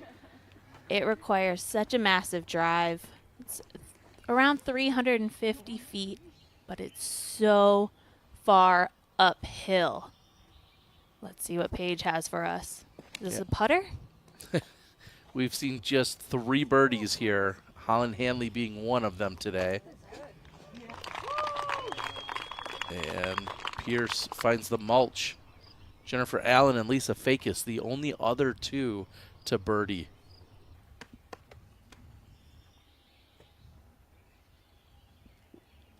Just for context, Lisa Fakis threw it in from 79 feet. Oh. So from beyond all circles, Lisa Fakis doing work out there. And I have to point it out again. I know Val talked about how that is a pretty steep uphill, but we're talking about 345 feet to the pin.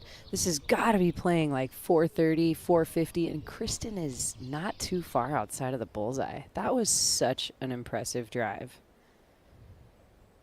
It's pretty drastic uphill off of that tee pad. Well, we're going to take a quick break. Don't go anywhere.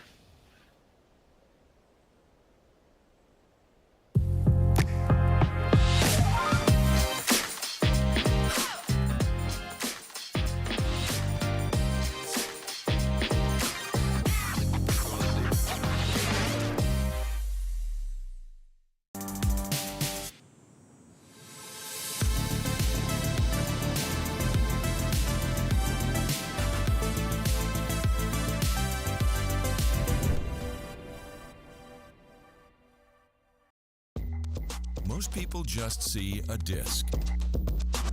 At Discraft, we see over 40 years of innovation, driven by passion, consistency that inspires talent, built on a foundation, designed for success. Over 4 decades of experience behind your first throw.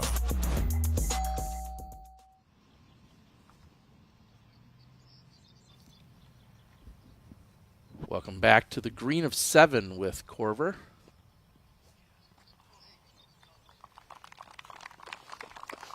And she lands just outside of the bullseye.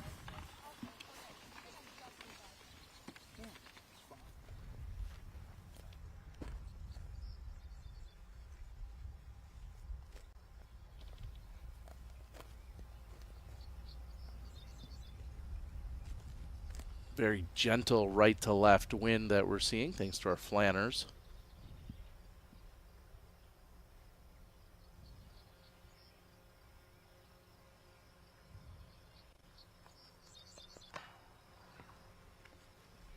Ah, just a little bit low for Kristen. That wasn't a gimme putt. She was a little further away from the basket than I anticipated.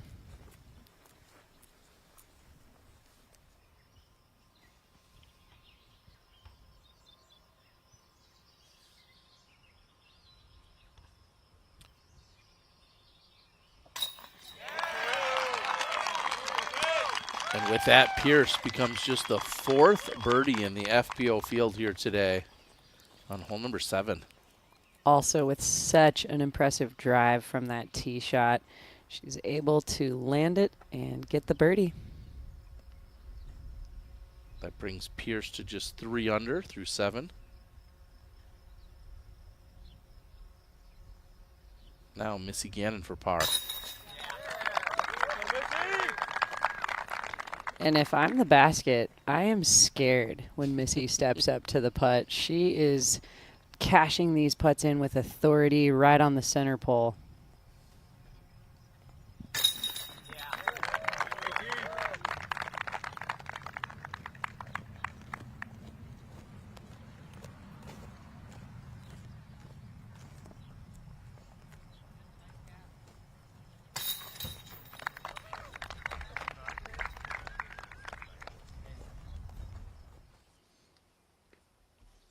They'll move over to the downhole 8th. Here's now Beach. We saw her drive.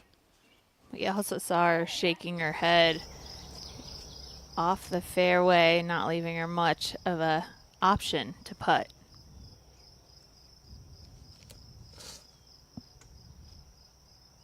So hole 10. They're in a different position with that tee pad, lining them up with the trees a little bit more. But first, we're going to take a look at hole 8. There's so many signature holes out here on this course, and this is certainly one I remember from way back when we played here at the World Championships. We got OB on the left-hand side. It's a barbed wire fence alongside that road. Lots of space on the right-hand side, and if you've got the big distance, you can get near the circle and give yourself a look at a birdie. But otherwise, you want to get the par and move on. And I think it's just that elevation and making sure you're landing in a good position with an aggressive drive. That's what the challenge is here on hole 8.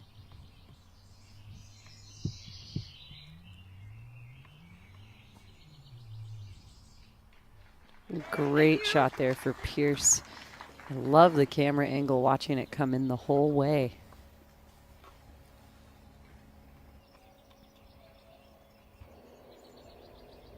Can't help but think that that's aceable if she would have gotten just a little more flip up on that disc.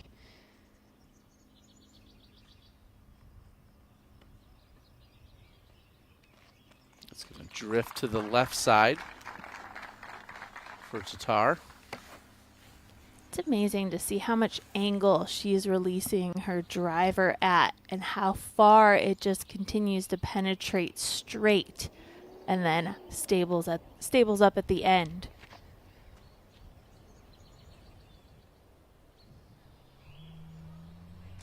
And some of our overview, all of our overview shots brought to us by our friends over at Flight Factory. Make sure you go and check them out, as that's going to be on the right side. Where's the flex? Juliana just went long of the pin. That was well deserving of a flex. I agree with that.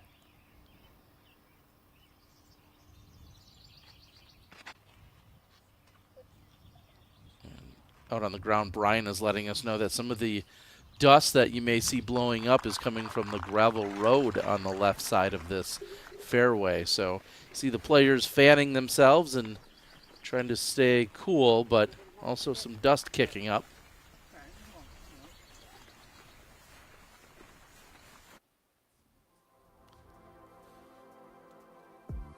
And no dust will settle with all of the action coming to your screen here soon, including the Preserve Championship next weekend. That'll be followed up by the Kansas City Wide Open. We'll be back in Kansas and Missouri area to compete on that silver event, and the PCS Open and the European Open, as we'll be heading across the pond for an elite event and a PDGA major. All of the action right here on the Disc Golf Network.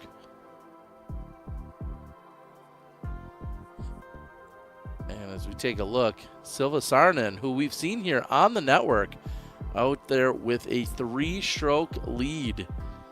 Opening round of 3 under. Sophie, Jenny, Rachel, all right there, tied for second. They're playing in Oslo, Norway on the second. The course is rated second in the world. I haven't played it myself, but there's some big talk on this beautiful property that they're playing.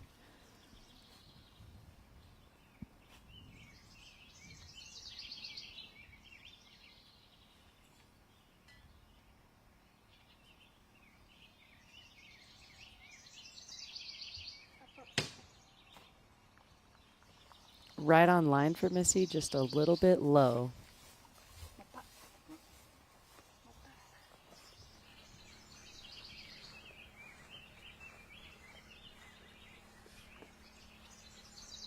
Oh, she's right at the circle's edge on the backside? Yeah. Definitely inside of the pin. I mean outside. Yeah, I think you first. Pierce directing traffic. Looks like she might be ready to go. Actually, maybe Korver will be up next.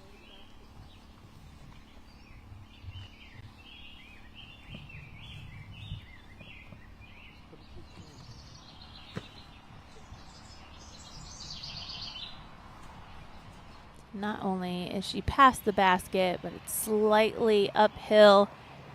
She's got these trees framing up either side of the chains.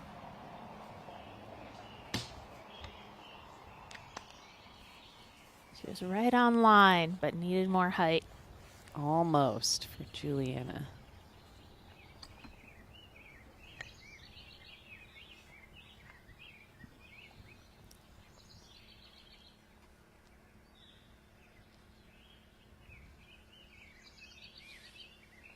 Tattar for birdie.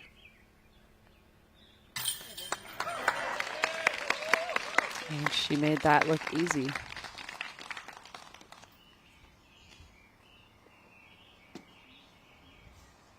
Kristen will move to 4 under with that birdie.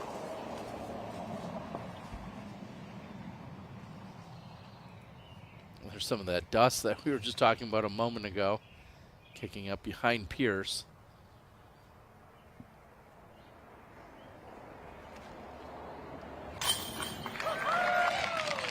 She got it.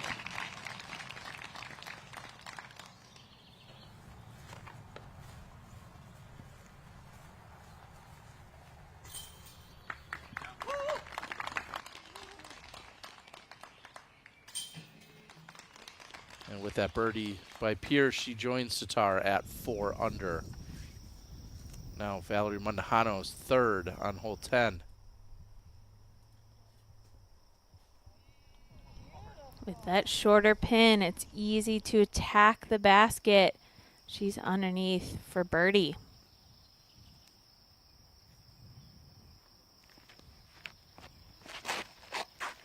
And after such a great start, Emily has slowed down just in terms of 5 pars in a row. We'll see if she can pick up another birdie here on 14, the par 4.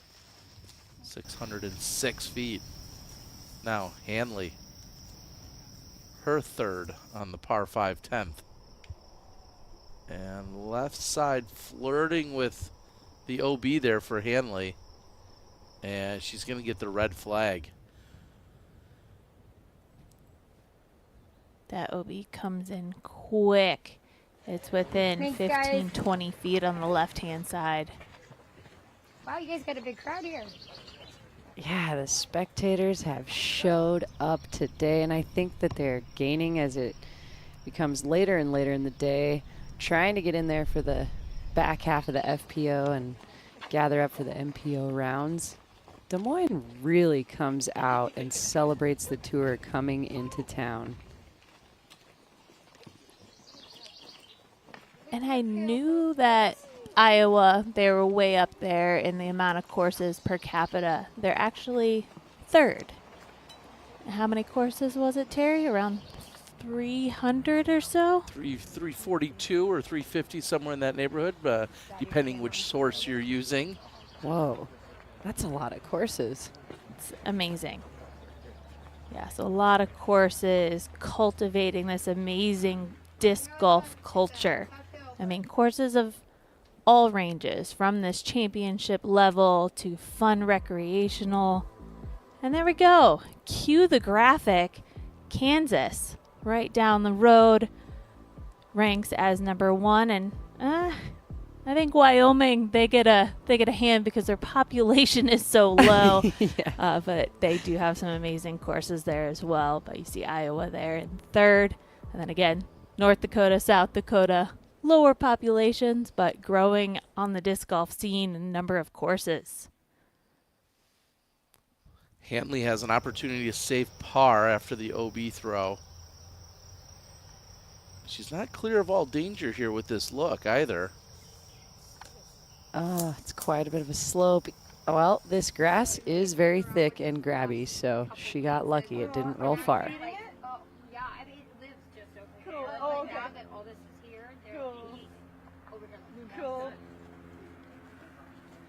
We think we're pretty good to throw. Appears to be some wildlife on the course.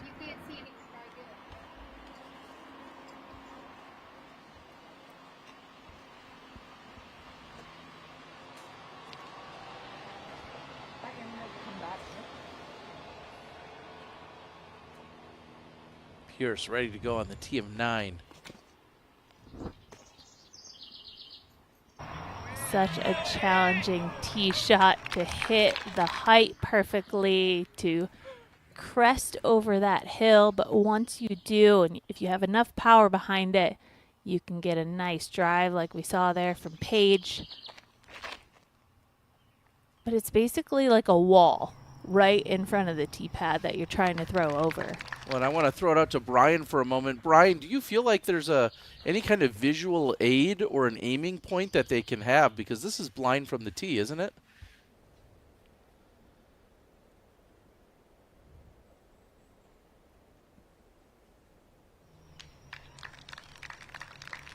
And that is on the left side, but short for Korver. And with today's conditions, there's not even a cloud to aim at. It's just clear blue skies. Yeah, this is the type of hole. It's at the midpoint of the course, and players really needed to do their homework to know where they want their disc to land on this fairway. There is danger, and you can't see anything. Kind of a rare hole to actually have to try to conquer on any course. Such a drastic uphill. And Haley King having some struggles after a great start, has struggled through 10. We'll keep an eye on our champion from last weekend. Emily Beach, still 6 under, your outright leader by 2 as she's through hole number 13.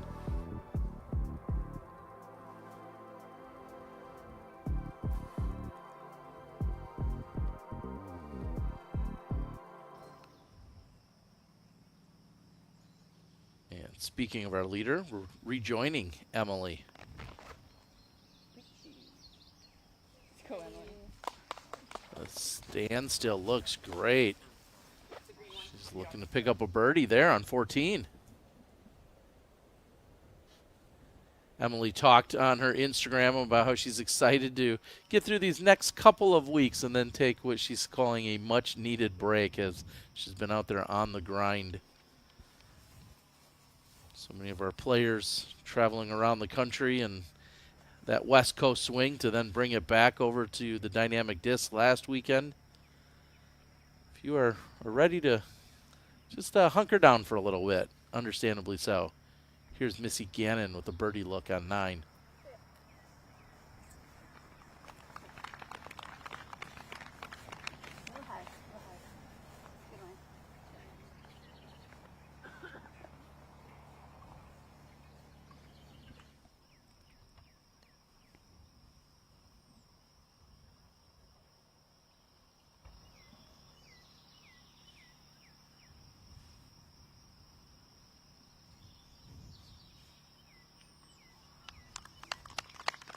Jumper by Tattar is right side, doesn't connect.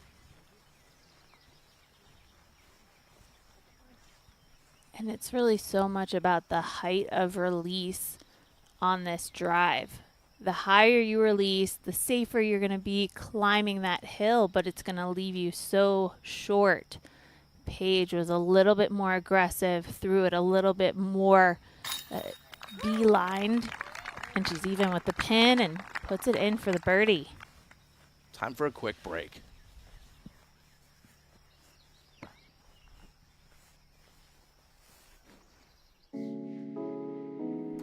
Are you sick and tired of browsing through countless online stores for your disc golf equipment only to come up empty-handed? Look no farther. At 1010 Discs, we have a vast selection with pictures of each disc so you can find the exact one you need. We offer a wide variety of top-quality brands at affordable prices, including discs, bags, accessories, and much more.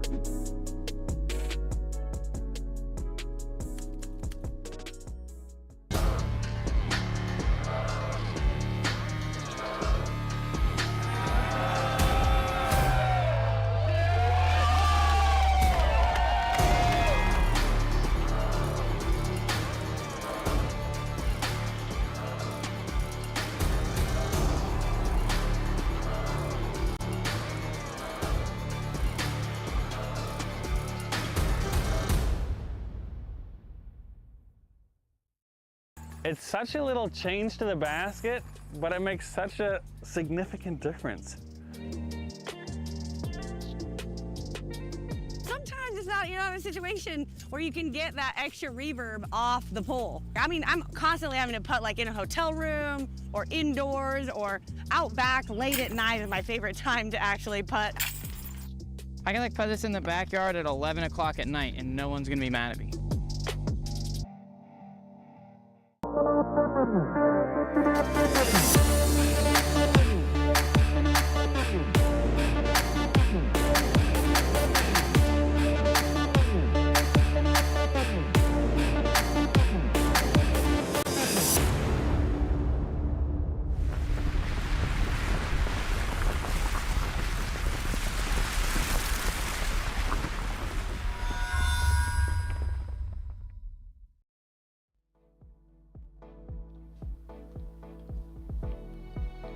Welcome back. We were just discussing the struggles that we've seen from Haley King in the early goings of her round, and we're also getting note that she is withdrawing from competition. So Haley King, your champion from last weekend's Dynamic Disc Open, is withdrawing after 10 holes here at the Des Moines Challenge. We'll do our best here to see if we can get any more information as to what might be the situation. I'm going to guess that it's some form of injury. And of course, we wish her the best, but back to the action. This is Pierce. Taking it all the way over the out-of-bounds line the whole way and landing nicely.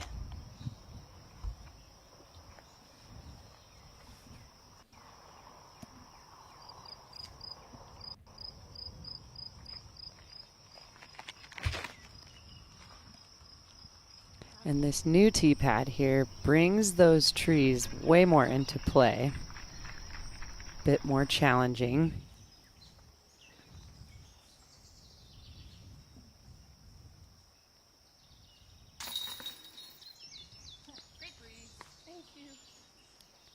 Emily Beach is doing work out there at 7 down.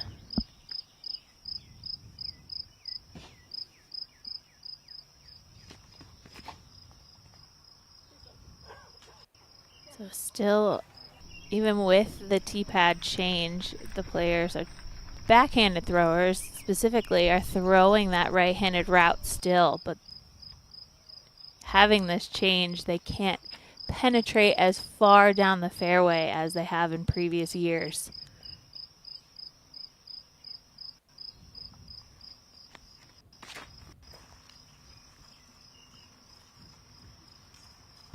And Missy was trying to cut off a little bit of that wide distance and kept it a little too close to the tree.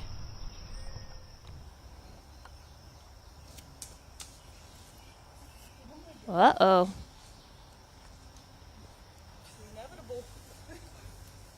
Yikes. She had a decent look to throw it underneath the pin.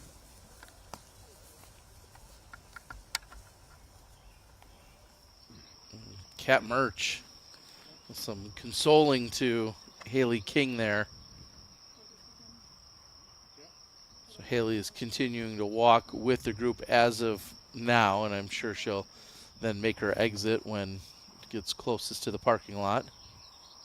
That's a big decision to make, to pull out of a tournament. You know, it's a smart decision if she is injured and if her body's telling her that she shouldn't be playing anymore, but she's walking with the group. I'm sure there's some kind of pull in her competitive nature that is, you know, it's like the angel and the devil on each shoulder. You know, what decision is the best for her longevity in the sport, for her continued amazing season that she's had, but to win last weekend and to now officially call it a DNF for this weekend. That is a very difficult decision. You gotta think she's thinking about it over and over, walking with her card too. Gannon with her second on 10.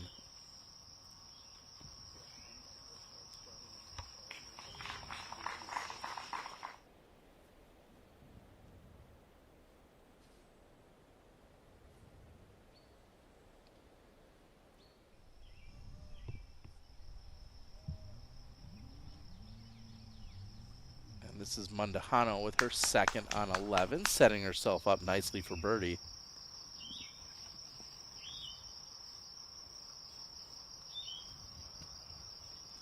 I'm expecting to see a similar shot as what we saw Missy throw, aiming toward that large tree, trying to get it to crest the hill and make its way down. What a mistake by Kristen, as that is released low and does not get over the hill. Makes that third shot so challenging if you're not near that next set of trees. Oh, and a very nice approach from Holyn. It's kind of difficult to have that angle land nicely on the slope, and she matched it very well.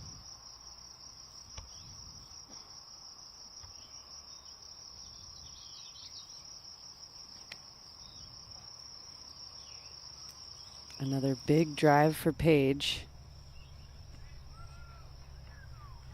And it finally comes into frame for us. Wow. Pierce could have a long bid at eagle. I'm guessing we'll see somewhat more conservative. Or then again, we know Pierce, anytime she has an eagle opportunity, she wants to be able to put it on her scorecard. I'm willing to bet she's running it. Emily Beach with her tee shot. Valerie continues to be solid on the putting green. She's now gotten to 5 down. Val spoke last week of really just trying to kind of temper her expectations when coming back from her injury. She ended up tying with her sister, coincidentally, when the weekend was all over in Emporia.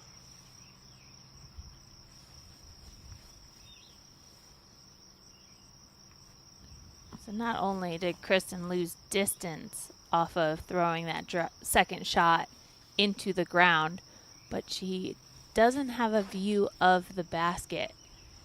And so she went up, walked to see where the pin was.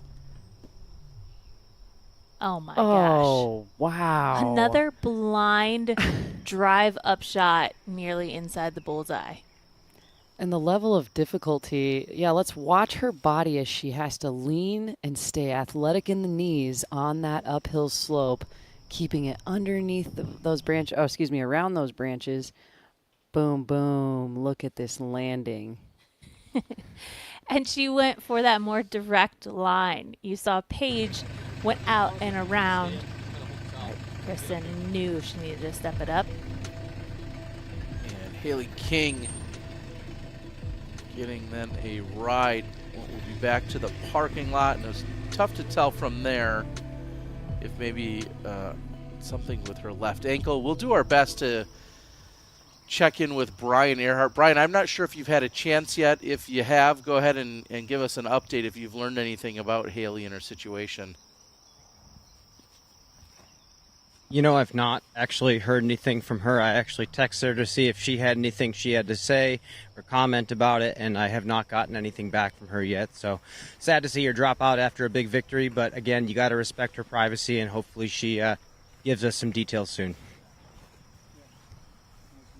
We certainly wish the best for her. And out of everyone, I feel like in the last few press conferences, in hearing from her, she's talked about her health and both physical and mental toughness and how she's going about everything for her touring season, and in taking very intentional breaks, saying she won't play more than 3 or 4 weekends in a row before she'll then force herself to take off a weekend. She talks about the longevity within the sport and how she's an athlete and wants to treat herself as such.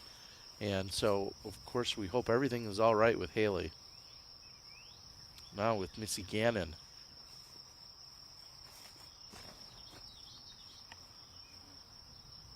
So much difficulty in this shot. Wow, again, another really great landing, and she's on the good side of the basket, putting uphill, away from OB. Allie Smith with her second shot on 15.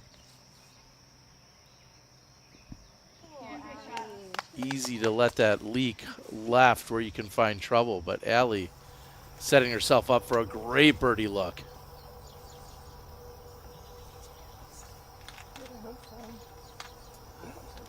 Cat Merch, our nature whisper. Oh, maybe even a little afternoon snack.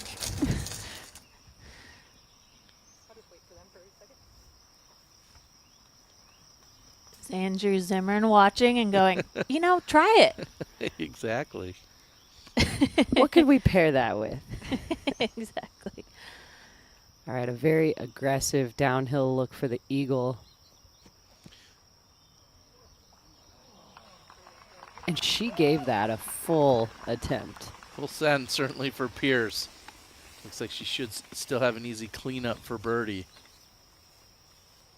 Which is ideally where you want to be. A tap-in birdie is just about the happiest thing you can have besides an ace. Tap-in eagle, ace. All the good things. And Juliana's in fairly decent positioning, still downhill, but not as drastic in this location. And she gave it a complete run, just a little high, landing safely. I'm down with you going, Kristen. Okay, I'm okay. You're walking faster. You're right. Rest of the group will get into position. Should be easy cleanup here.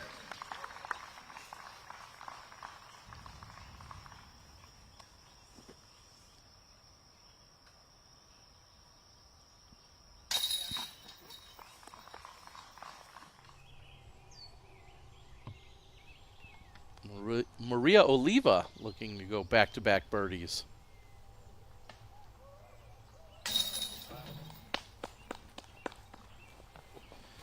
That is an incredible bounce back after struggling mightily on hole number 10, where she had carded the 8, and back-to-back birdies to follow up. Now, Emily Beach with her second on 15. That looks like it's going to come up short.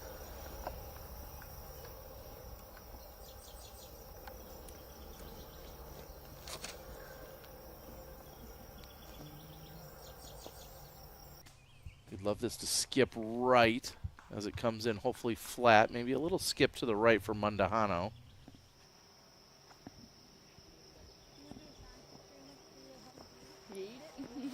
So Emily will throw her third right next to the pin. That should be a tap-in par. Cat merged now. Thinking if she was eating that must have, maybe she had a mouthful if she decided to consume it. Whatever it was, it actually must have helped because she's right on line with the basket. Allie Smith for birdie. Easy tap in. Also a great bounce back after hole 14.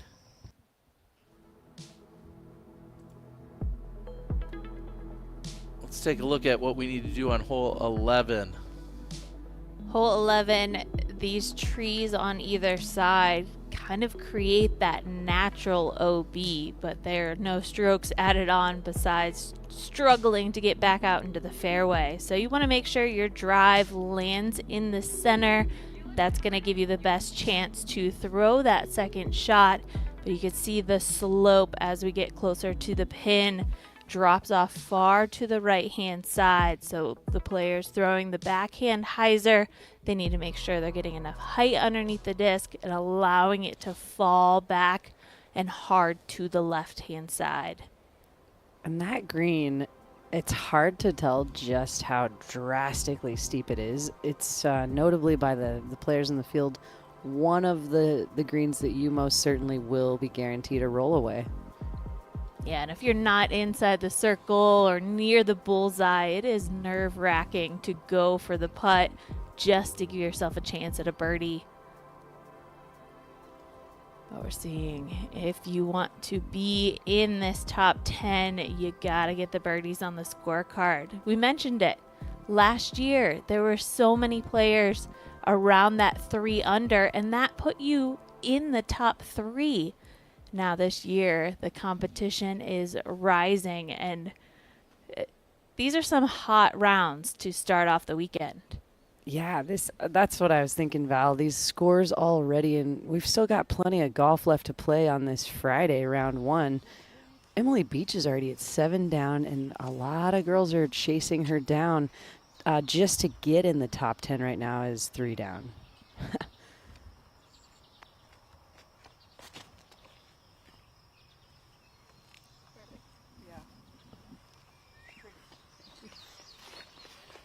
Paige piercing the gap. Center cut.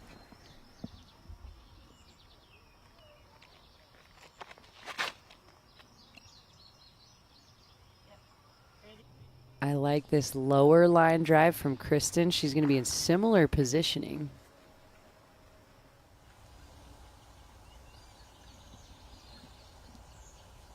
Mundahano trying to pick up her 3rd in a row, and she'll convert.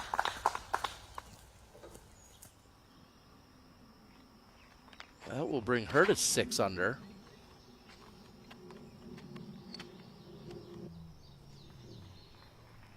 And Missy got pretty far up the way. She's on the right-hand side of the fairway, and she may have a little bit of foliage in the way for her upshot.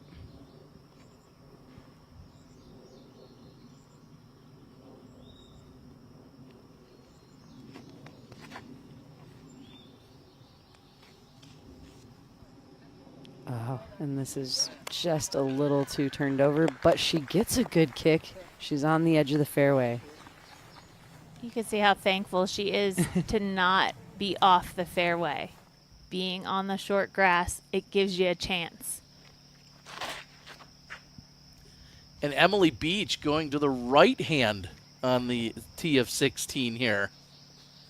I've seen that a few times in her career, but the backhanded right-hand drive by Beach, incredible. As Murch taps in for her par, and taking a look at the crowd moving along. Number of umbrellas out there for that sun protection. Yeah, and let's hope it's only used for sun protection this weekend. It was just a few years ago where we saw the torrential downpours and the crazy storms that can happen here in the Midwest, and we had one of the rounds canceled. So fingers crossed it continues to be beautiful all weekend long. Yeah, which year was that, Val? Because that's been the last couple of them, actually, that we've had these crazy cancellations. One year, the FPO side was cut short, and then another year we've had the MPO side cut short and altered to some degree. It's been wild, and there is some weather in the forecast potentially for tomorrow, but we're all going to keep our fingers and toes crossed here that we don't have to deal with it.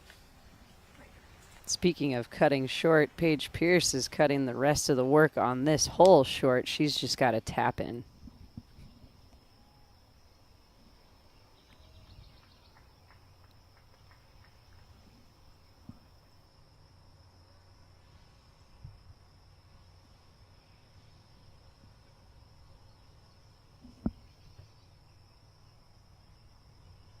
Some obstruction to deal with here for Korver.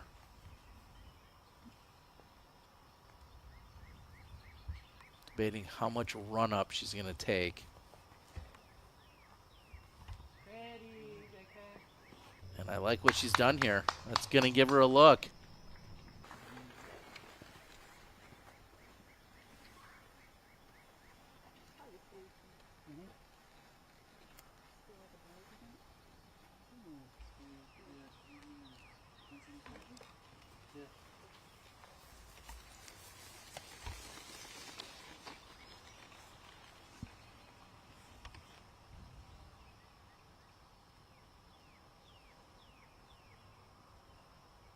Similar position for Gannon, but she goes to the standstill.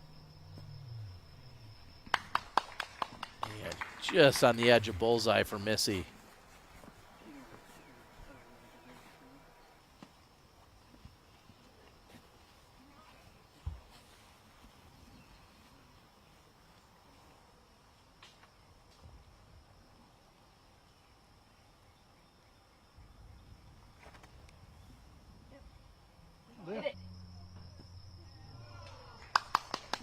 Yeah, the shape of that upshot by Kristen looked incredible, and she's in the bullseye as well.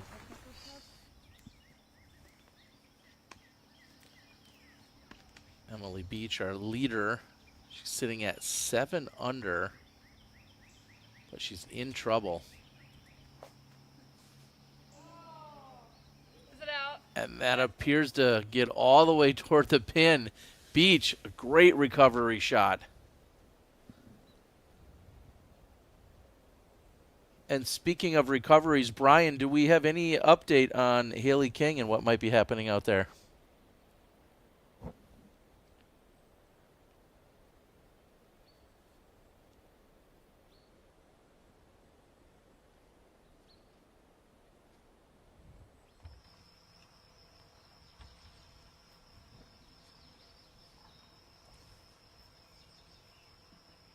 All right, coming up next, Korver.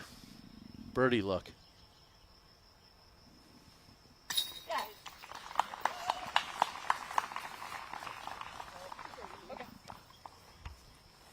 We know those are tester putts in the eyes of Juliana, so it's very solid to make the par on this hole.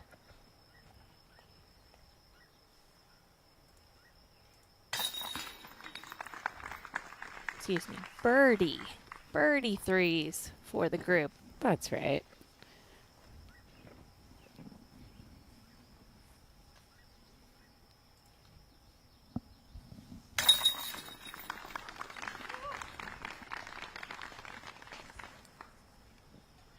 Very generous hole number 11, treating this final card pretty well here today in this first round. Now with Emily Beach, tee of 17.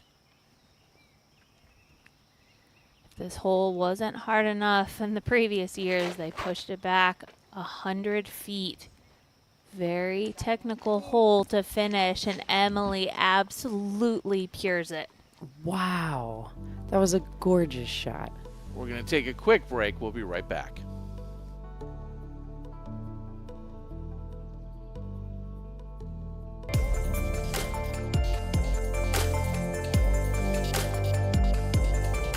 Play smart. That means getting reliable results from reliable discs. Keep it simple. Founded in 1995 as Innova's original molding partner, Millennium Golf Discs are designed for control and not overcomplicating your game. Throw Millennium. Premium discs that help you compete at your best. Play smart, keep it simple, throw Millennium. Pulsade Disc Golf Academy is the world's biggest online platform for learning the curves and angles of the world's fastest growing sport. Register today and get access to clear and well-structured lessons and exercises from the very best ever to throw the disc. New content uploaded every week. Start learning today.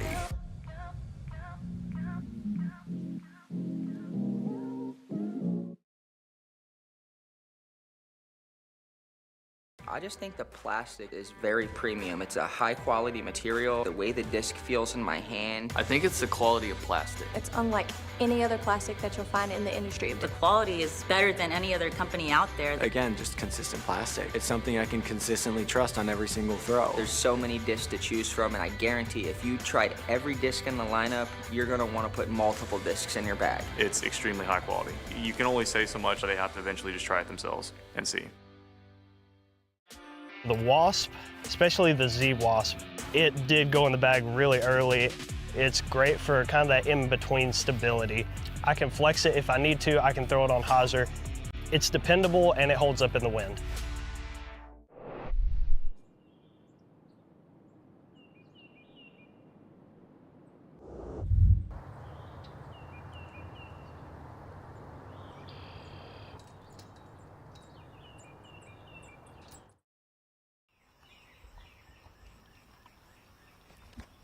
Welcome back, Paige Pierce, now on the tee, hole number 12. One of the shortest holes on this course. But they are the double Mando shot that you have to hit about 50 feet off of the fairway to direct you into the woods.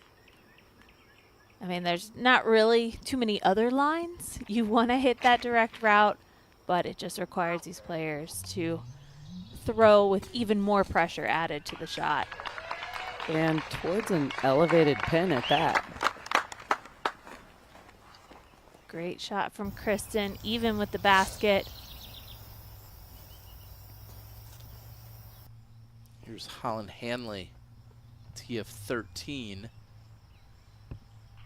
And that might have been a favorable kick to get her back at least somewhat lined up with the pin. We'll see if she can get up and down. Oh, Missy connects with a late tree.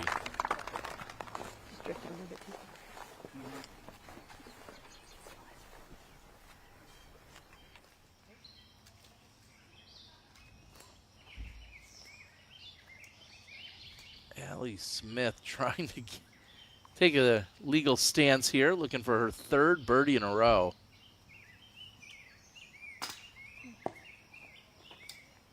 And just high off the top of the basket.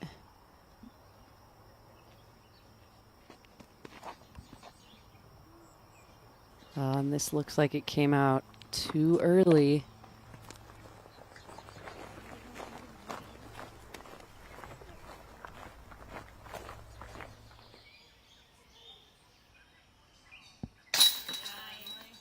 And Emily Beach, no problems out here today. Picking up the birdie, she moves to 8 under and is your outright leader. Impressive play by Emily Beach. A birdie on 17 with this new pin location, or tee pad location, seems like a very difficult feat. We'll see how it unfolds for the rest. Thank you. I was like verbatim, I bet. That was crazy. All right, provisional though still, sorry. So you heard it, Paige Pierce is calling a provisional in case.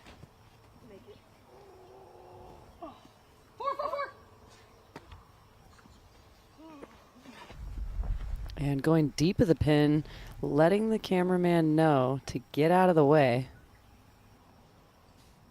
So missed mandatories go to the drop zone. OB drives also go to the drop zone. And we know Juliana missed the Mando, but I think that Paige is thinking she might be out of bounds because she made the Mando.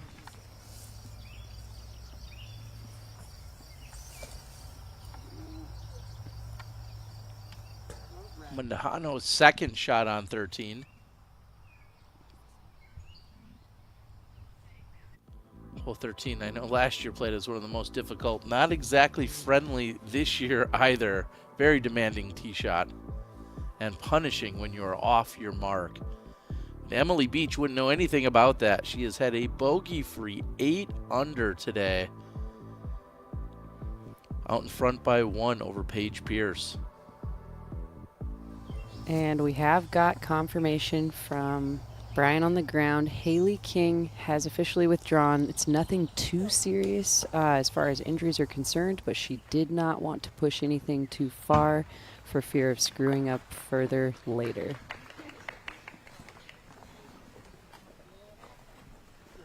So just extra precaution there by Haley King, trying to kind of maintain and hope that if there is anything of any significance that it doesn't worsen.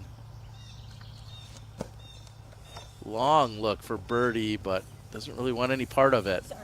She's just going to pitch right next to the pin.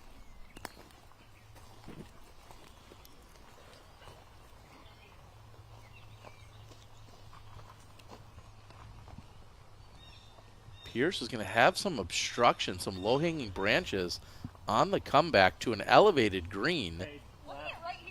This is going to be trouble for Pierce. Nope, this way.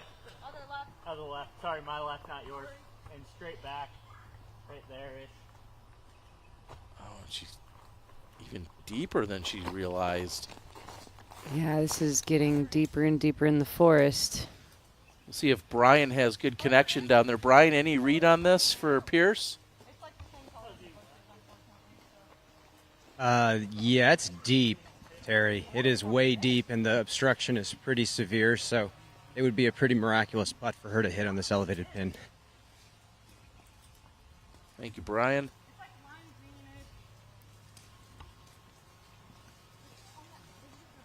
And UDisc currently has her as that OB drive, this drop zone third shot.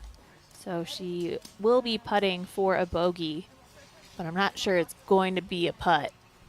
She's just going to hope to get it out underneath the basket. Still you. What'd you say? Still you. Yeah. I just meant if I wanted to jump putt it. Oh. So she's actually going to grab range just by stepping it out and trying to figure out if she's got enough room to step through and jump putt or follow through putt. She's going to need all the help she can get.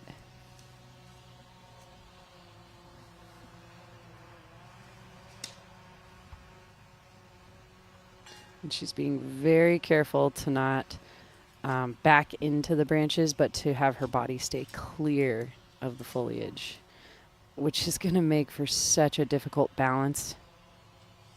And also just thinking about all the tree branches that are near her head, Paige often goes with that kind of putter flip up above her head.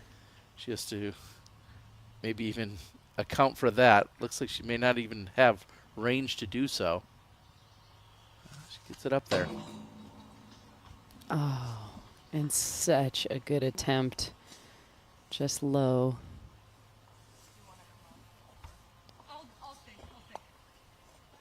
Yeah, that was amazing that she had an open look like that for the putt. Very powerful, but thank goodness the basket got in the way. There's that slope back down the fairway.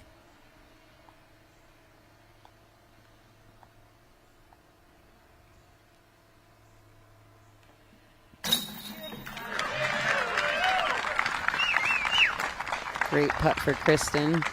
Going back to Paige's one more time, you got to think about the heart, the absolute commitment and intention in that putt, and not even worried about the death behind her. It's a great attempt. But a huge stroke swing. So I think that also fueled the fire for her to think about, all right, let's try not to lose one more stroke, as Kristen threw it in for birdie. That was a putt for bogey for Mundahano.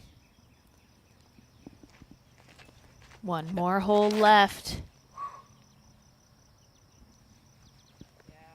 We do have OB on the left and the right, but this is a fairly wide fairway the entire way.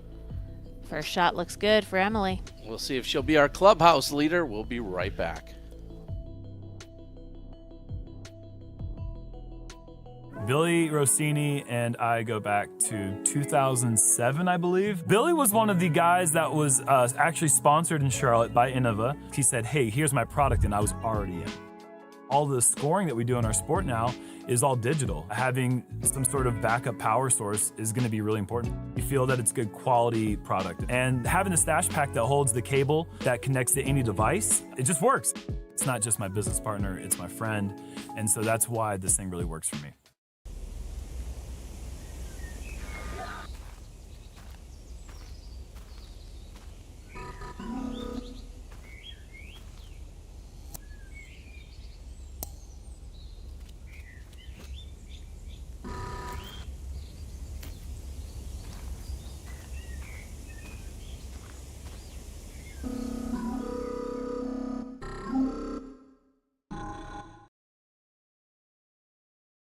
Trilogy Challenge is back, y'all. You get 3 discs. The Retro Orbit Pure. Tournament Ice Orbit Warship. Fusion Ice Orbit Vandal. Are you ready to hit the course with these 3 discs? Go check out trilogychallenge.com.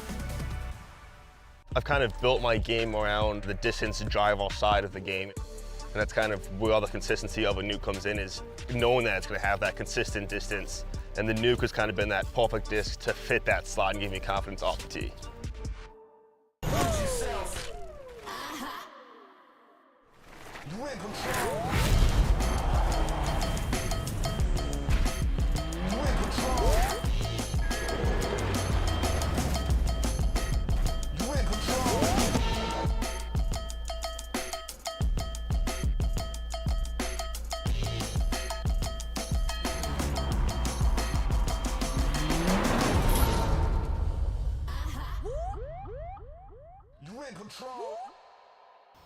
Who?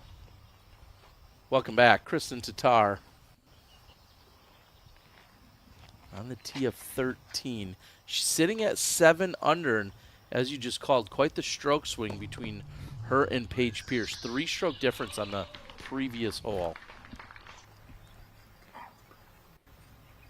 And that's how you throw a drive here on 13. Up and over the trees. Allow the disc work from left to right. You're at least going to get to the opening as we approach the pin. 333 feet. Par 3, hole 13. It's a tough birdie. And a lot of threes.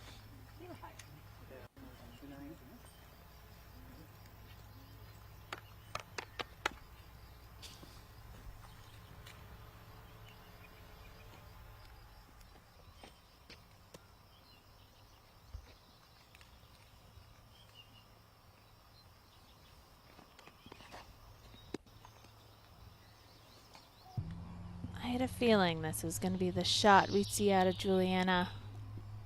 The direct line through the trees. Worked out pretty good. Hyzered out at the end. I don't think she penetrated that opening. And Paige is going with the forehand. Released a little bit early, but she's still in decent shape.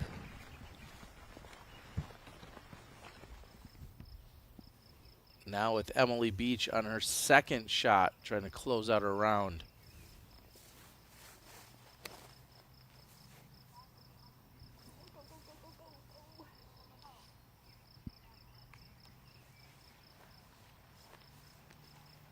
A red flag for Beach.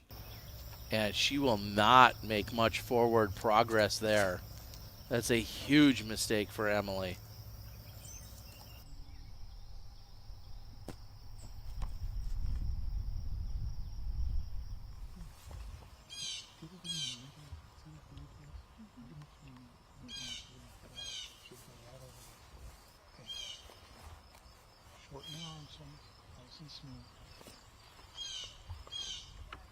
And a very rare sighting is a forehand here by Korver. That might be the first one of the year, and she gets the job done. Great shot. Pig. And she does it with the Innova pig, as Paige asks.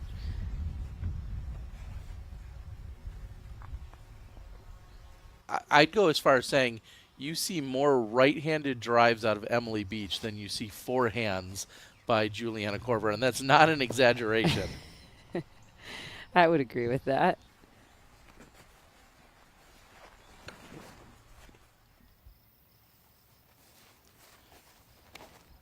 And after going out of bounds, she has to make sure she clears it. Otherwise, she'll be throwing from this exact same spot, and that's a great correction for Beach. That is always such a nerve-wracking shot when you basically have to throw that similar shot again over out of bounds 80% of the way. But a good adjustment for her.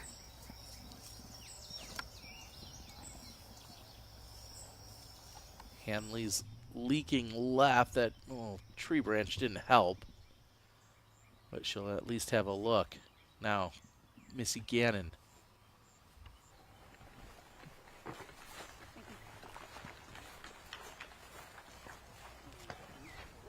She seems content.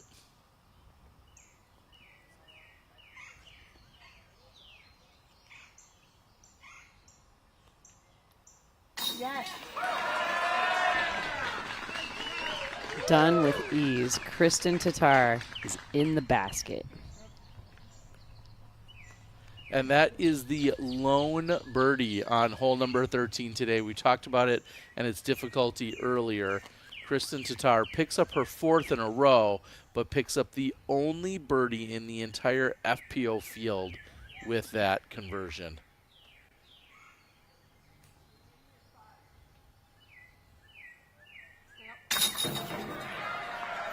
Oh, and Pierce finds the bottom of the basket to save the par. A lot of pressure on that putt. She takes advantage. There's been 4-stroke difference between Pierce and Kristen just on the last 2 holes. Kristen currently tied for the lead with Beach, who's struggling on 18.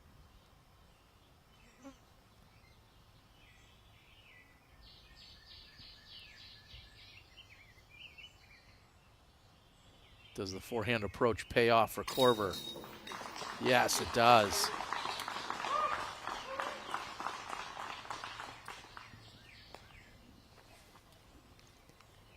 And we saw how difficult the upshots were for Juliana and for Missy to get their second shots near the basket. It's just so impressive to know that Kristen threw it so close on her drive and also had an open look. There are so many guardian trees right around the pin. Yes. And a big putt on the elevated basket. It's a very challenging hole to get a look at the basket on your second shot, but proving to be even more difficult to birdie.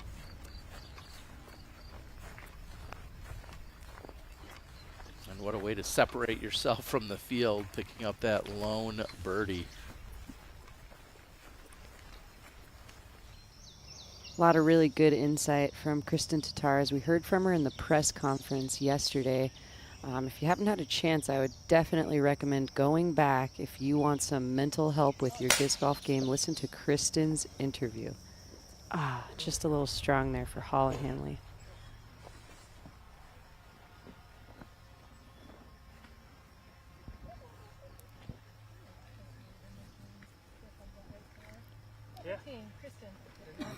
Kristen always looks so poised, and things look so simple. It doesn't look like there's a lot of emotion or a mental side to it. She just looks so mentally tough, like nothing ever affects her. You know, she doesn't ride that emotional roller coaster like some of our players. That's right. You don't see a lot of positive or negative kind of reaction out of any shots. But we heard from her yesterday, really focusing in on the work she's put in to realize that, I guess to paraphrase it easily, that the world is so much bigger than one individual and that there's so much more than just she. And she's talking about the pressure of being a world champion and maintaining the top of the podium, and just really, I guess, zoning in and dialing in with the fact that there's so much going on in the world that she isn't a bigger deal than anyone else is the mindset. She's just living and purely putting heart and passion into everything she's doing. Humble is how you would describe that. That's the word. I think for sure, Kristen Tattar, a genuine person and a very humble person through all of her excellence. Yeah. Pretty good positioning for Missy Gannon there.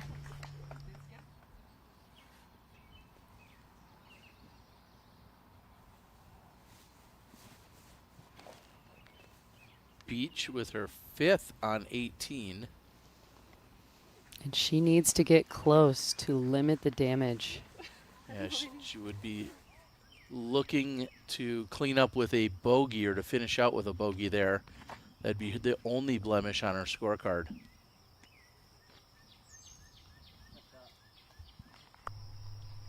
It's beautiful looking at hole 14's fairway and the way that they've cut the fairway. The short grass and the tall grass on these drives is actually all inbounds. There's a creek bed that runs through the middle of the fairway as we get closer to the pin, but these drives are well short of that for now.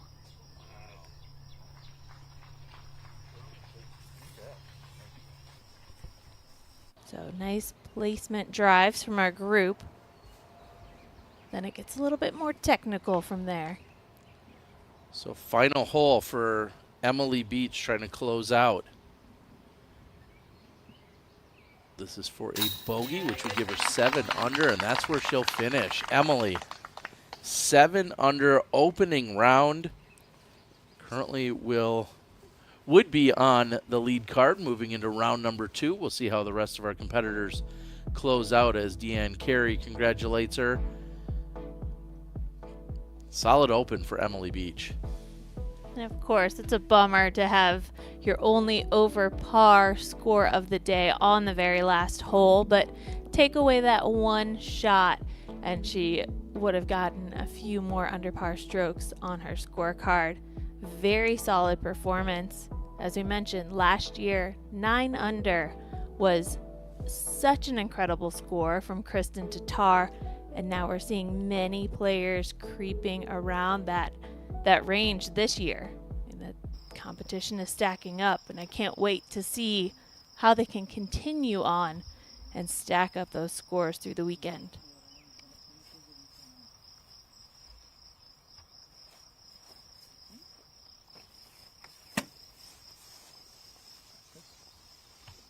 Just to compare Emily with her 7 under, last year she shot rounds of 4 over, 1 under, and 3 over. So certainly an improvement. And I'm looking back and also seeing that last year she struggled to close out on hole 18 on 2 out of the 3 rounds. So hole 18 may be a little bit of a nemesis hole for Emily. And it's overall difficult. Not just for Emily. But you got to think, Val pointed it out, 17 holes of really solid, very impressive play, obviously improving from last year. Try not to think about that bogey being the last thing that you did. Try to take 17 holes of the good news in with you to round 2.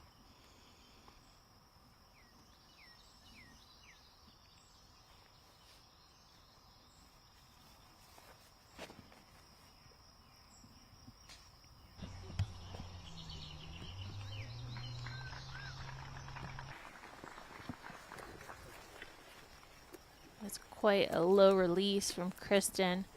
She makes it over the ditch, over the river. She's safe. Near circle 2. I think you really see the importance of fairway positioning on this hole.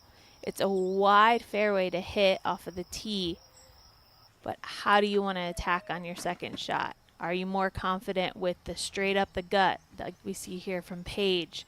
Do you want to throw the sidearm like we saw from Kristen?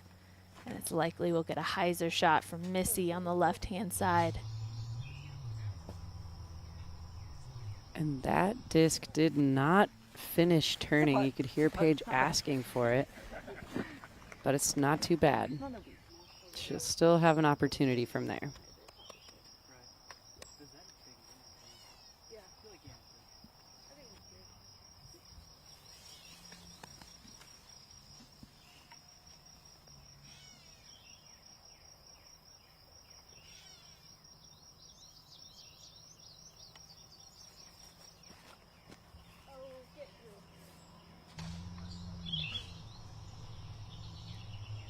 Gannon's attempt is wide, doesn't get all the way through.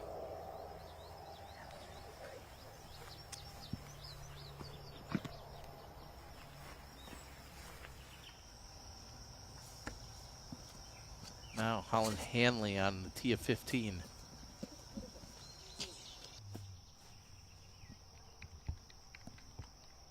Great positioning for Handley.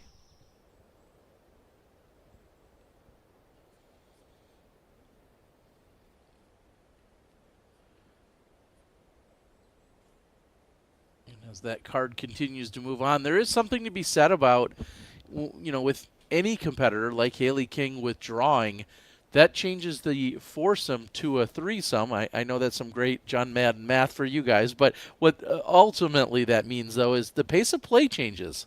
And things, you know, the entire complexion of the card and of the group and all of that, how does that factor in for you guys when you're thinking about a threesome maybe always catching up to a foursome? Well, I think it's across the board for any player.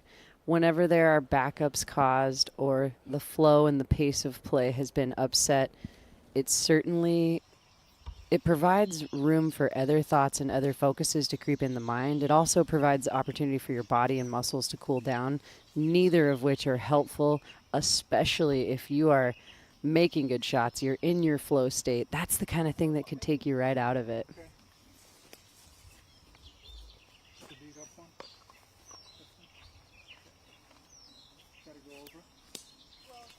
Juliana is in very difficult positioning here. She's going to have to use every bit of her length to stretch this one out and try to get a shot back into the fairway.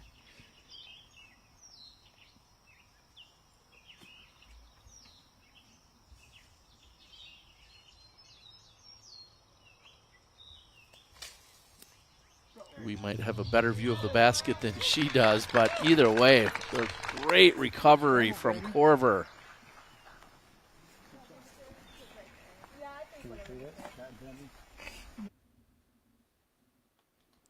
Oh, this gives us a view of what she was actually looking at. I was thinking, how is it possible that there's a window in there, but it perfectly framed up? I mean, it's clear that she is one of the original course designers. She knew exactly where to land in the woods.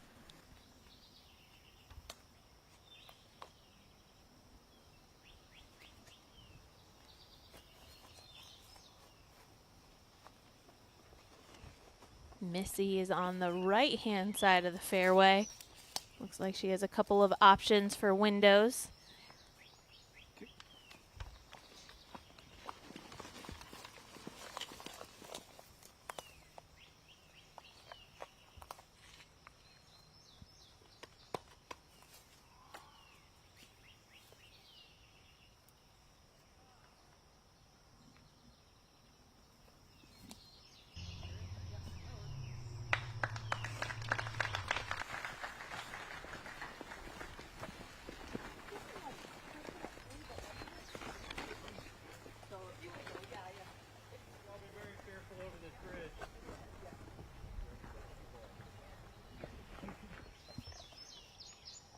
See the sea of people slowly making their way across the bridge, getting into position. Now, Tattar with a long look for birdie.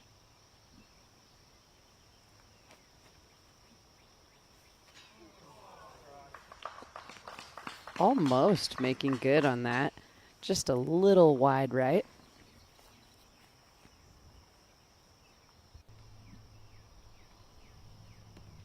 Take another look at it. She knew for a moment what she really needs is the high leg kick. Every time she brings up that right leg, somehow that just wills it into the basket. She didn't commit to the high leg kick or the high knee kick. Need the body English. Exactly. Now Pierce has an opportunity to pick up a stroke. She likes it. She's going to run it in. Pierce, birdie. Hole 14.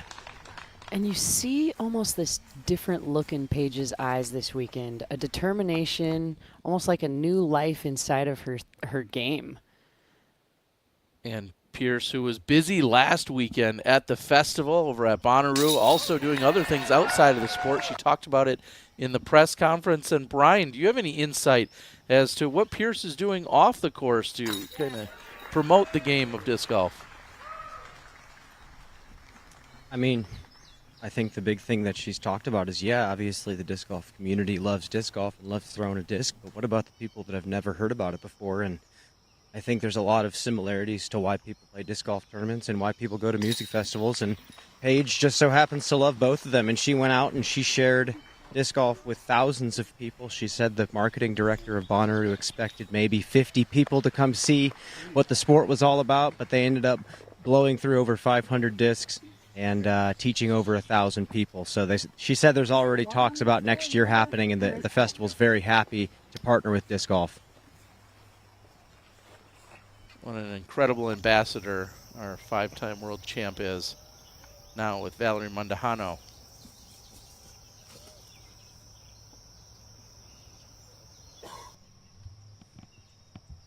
This needs to slow down so it doesn't slide into that left side rough, and it does so nicely for Mondahano. And near perfect positioning for Handley off the tee.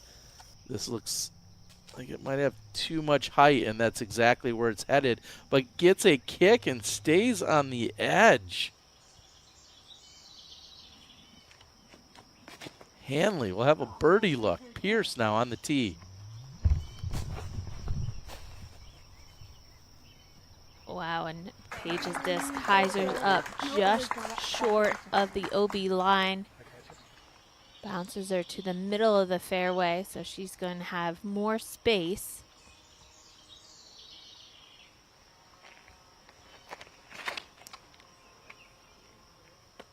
These players just really have to understand the sloping fairway and how they want to place their shots. And it comes down to where their drives land and how aggressive they can be as they continue down this hole.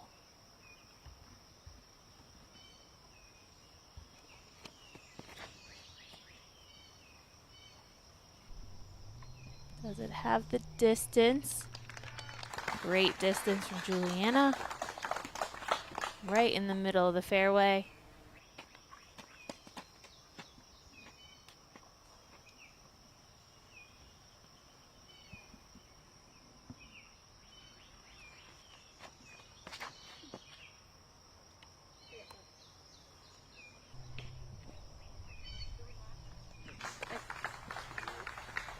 Not the most punishing of kicks, but it's going to make her attempt at birdie that much more difficult.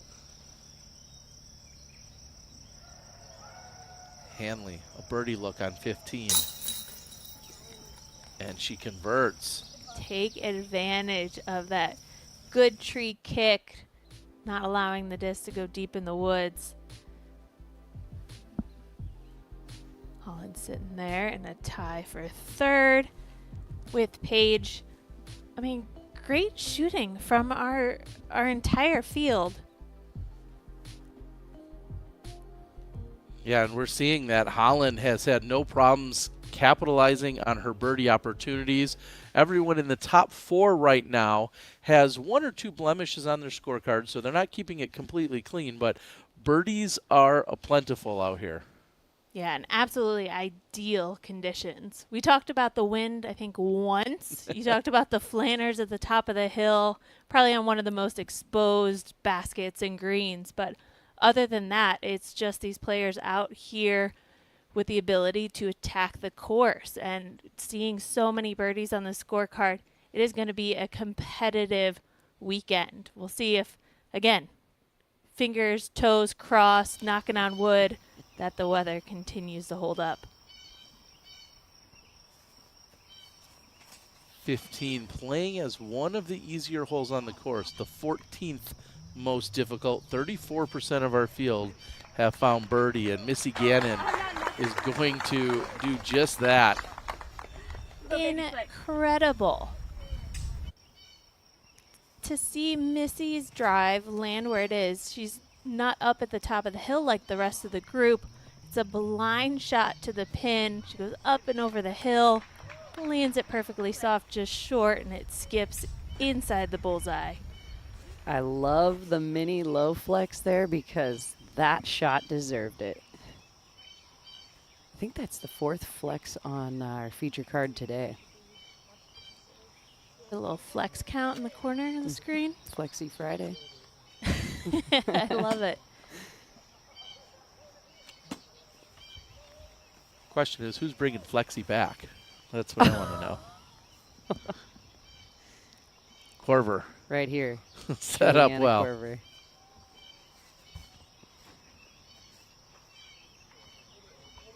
This needs to stay wide enough to the right, and it's going to do that. Wow. That was cutting it as close as you could and landing right next to the bullseye. Great shot.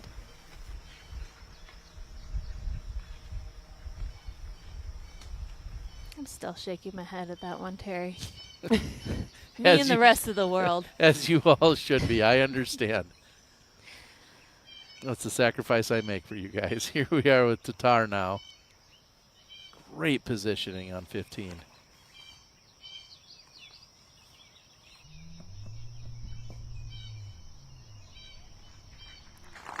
Oops, a little left early. She's going to have a little work to do on the putt.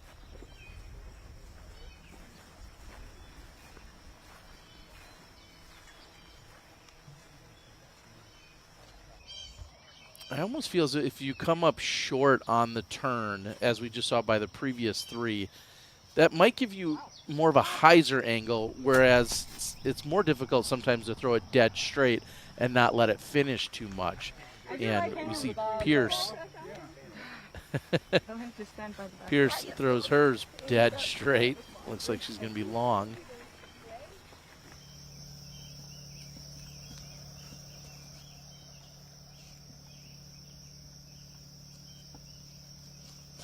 Hole 16 is so tricky. It's a blind, extremely downhill shot.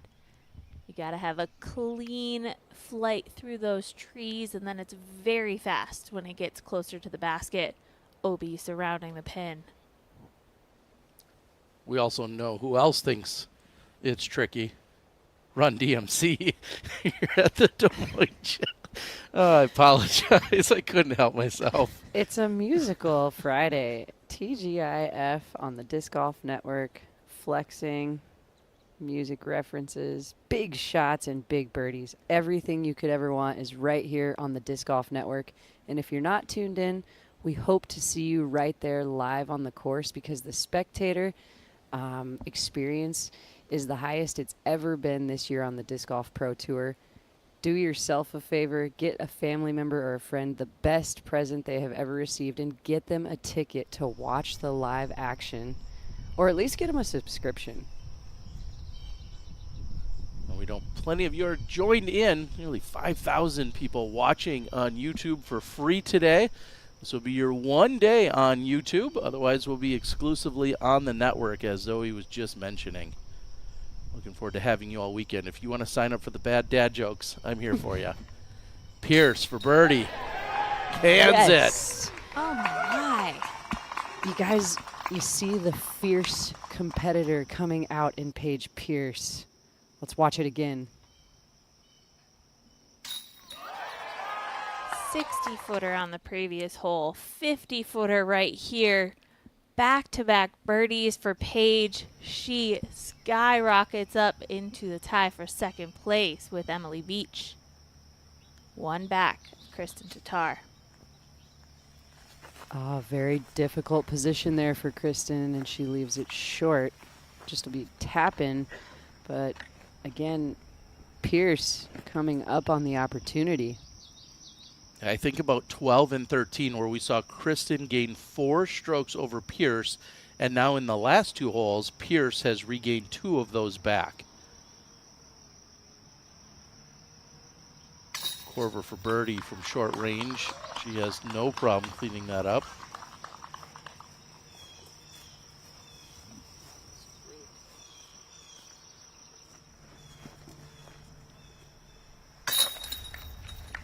And for Paige and Kristen, it's been about the fairway hits. They have a very high percentage, but it's been about the putting. The putting is their strong suit today to allow them to score. Emily Beach, on the other hand, she didn't even get a C1X to calculate. She was under the basket on many of her drives and upshots. But Paige is making that putter work today from distance. 2 out of 5. Outstanding. We'll take a look at Val's keys for closing, brought to us by blackingdisc.com, the premium disc golf store. Strategic play. These holes get very tricky toward the end. We've got a couple of wooded holes and then hole 18 wide open, but strategy is key. Keep your focus. It is a long round out here and grueling to climb up and down these hills. So hopefully they have a little bit more energy to carry them through. And as I mentioned, C1 putting, that has been the highlight of the day for our top competitors. And that's allowed them to score when they might be out of a little bit of position. And speaking of that C1 putting, Alexis Mundahano,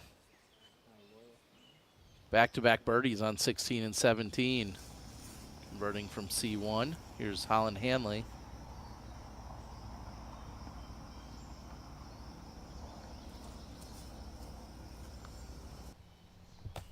A very difficult approach because when you go deep, you can find the out of bounds as Handley just did there.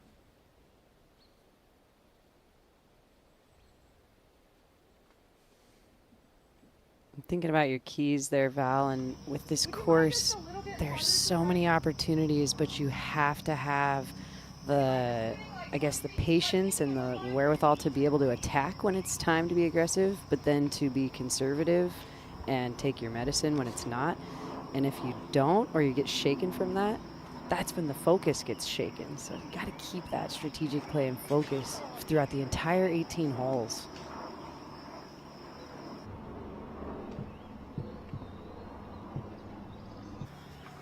Wide for Pierce, so she doesn't access the green with the drive. There's a pro move, Pierce. We've seen a few of those. From the cooling towel to the cooling hat. That's how you keep it cool out there in these temperatures.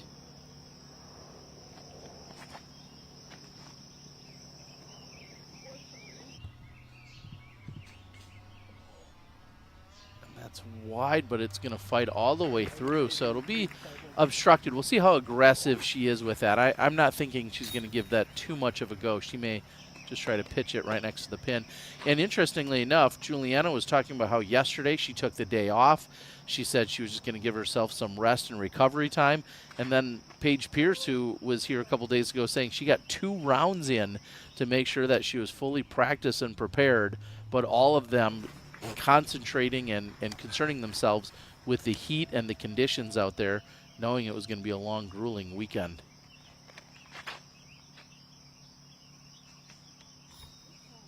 See if Kristen can keep it clean, and it looks like that gets caught up. That will be a difficult approach for Kristen to the downhill green. And for this exact reason, Holyn went deep. She goes out of bounds, but makes the recovery. And she'll walk away with a bogey 4 on hole 16. Now she's on 17.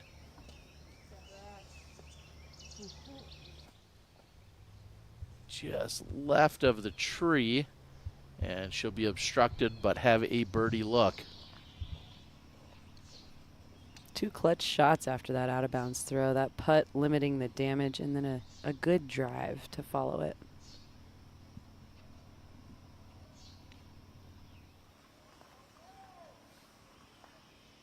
And this is staring danger down, literally. This is a very touchy shot. And she hits another tree early.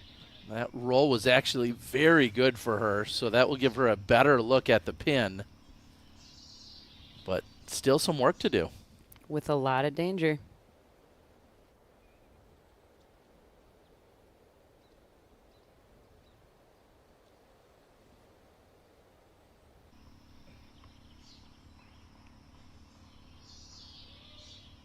Pierce wants to come in just shy of the basket, have it slide the rest of the way to the pin.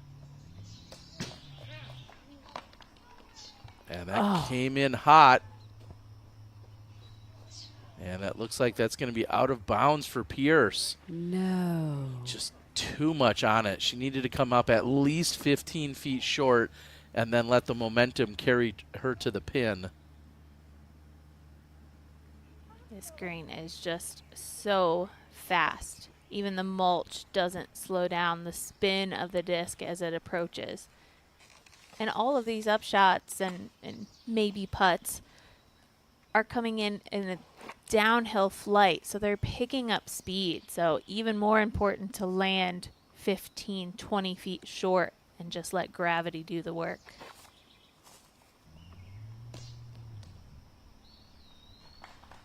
Great shot from Missy. Brian's out on the ground. Brian, can you tell us about the what's required on this tee shot to be able to actually access this pin? Yeah, well, what's interesting about this hole is you think it's a pretty stock hyzer, but really you have to saw the disc off almost on purpose. It kind of has to leave your sight sooner than you want. And really the big thing for me is you don't get to see the ground play. So it just takes a lot of practice, a lot of trial and error, and a lot of times having one of your partners go spot for you to see if something gets lucky or not. Thank you for the insight there, Brian.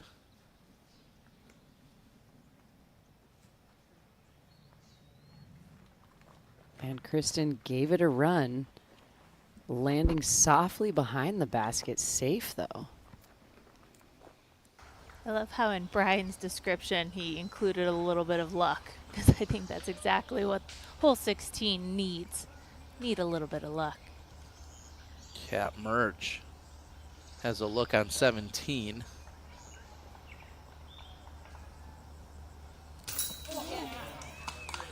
Oh, and just barely gets it to go in. That's to save the par. Merch will remain at 3 under. And a very happy Cat Merch, skipping away from that basket. And let me correct that. That was for birdie, so that moves her to 3 under. Good with this one? Over here.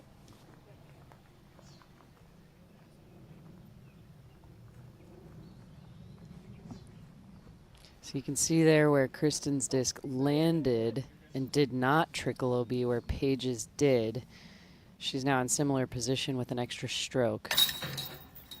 And Juliana Korver had also already pitched up next to the pin, playing for the 3. And that's going to gain strokes on Kristen and Pierce just by taking the par. 16 played as the 8th most difficult hole.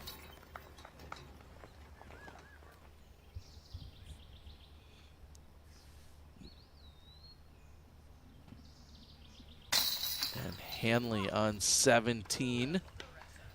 she picks up the birdie. The putter has continued to stay hot for Holyn. Think of the strokes and the scores that we're seeing on these two holes. Both 16 and 17, we've seen players get into trouble. We've seen players pure the gap. A lot can happen, and think about Sunday. Even if you're in the lead, these are still holes that you need to get through if you want to win this tournament. And hole 17, there's one main gap that you're trying to aim for. There's a million others that you can find your way to the basket to give yourself a look, but they've lengthened this hole to make it even more challenging and more of a full shot to the basket. Just give yourself a look and you can get a birdie, but if you're a little bit offline, it can be tough to save par.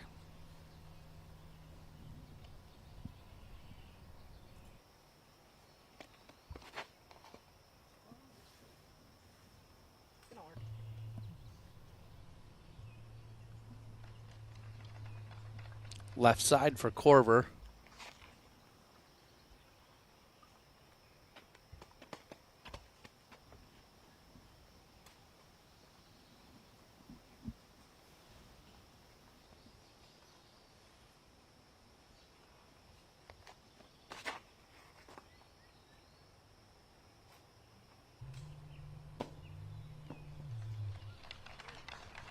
Great shot there. That looks like it's circle's edge for Missy. Maybe just inside. I think about this hole being number 17 and one of the toughest gaps to hit. Championship Sunday, you mentioned it, Val. $10, $11, $12,000 on the line. Each one of those trees becomes bigger and bigger. This also looks good. Going to be very similar to what we just saw from Gannon. Tattar last to throw.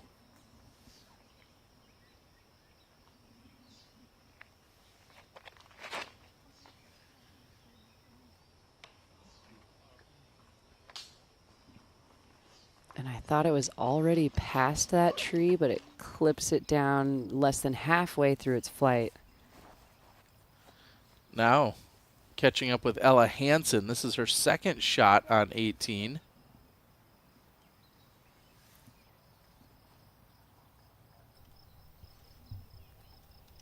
No one has gotten the birdie on this one. It's over 900 feet. And you guys, she just took that so aggressive. Give her a flag. Let her know.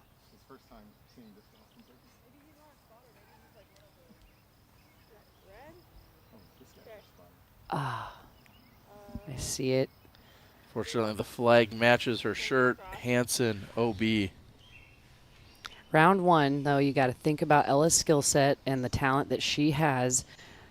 Being aggressive right there during round one wasn't a bad idea. She may be changing that tomorrow, though. As they move down in the fairway on 17, Brian, what are some of your thoughts? We heard Val describe it, but what are your thoughts here on the new tee of 17? I think it's gorgeous, Terry. I think the work they've put in is so solid. They've put so much work into the tee pad and making sure the players have a professional teeing surface, and the line that they're making the players throw is great. Kind of a forced push hyzer with a little flip. I mean, you're even watching players who like to throw flat primarily, like Kristen, go for more of a hyzer flip option here because of the way the fairway is shaped. So I think this is a great triumph for the evolution of this course. And certainly, thank you, Brian, and certainly a testament to everything, as Ty Tanat had mentioned, the club, all of the volunteers, so many people turning out to make sure that this is the best possible iteration of our Des Moines Challenge, presented by both TrueBank and Discraft.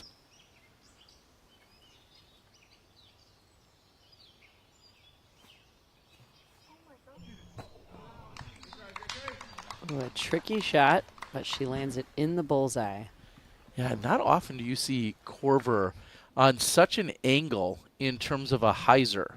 She's such a flat thrower or even an anhyzer approach thrower. So even that looked very unnatural for me to see because she just never releases a disc on that particular angle. It was obviously the perfect play, but it's just not often that you see it from her. So close to almost throwing it in as well. Yeah, it looks like between Missy and Paige, Paige maybe just a little farther away, but I'm kind of wondering if this might be a flex competition, kind of like a putt-off.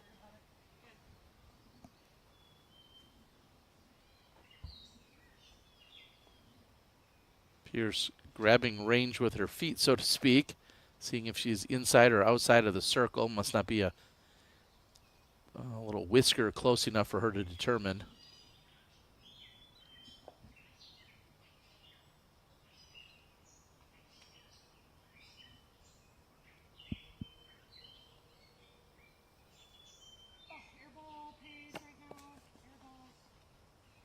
And you can tell she just wanted that step through, is lacking a little bit of effort.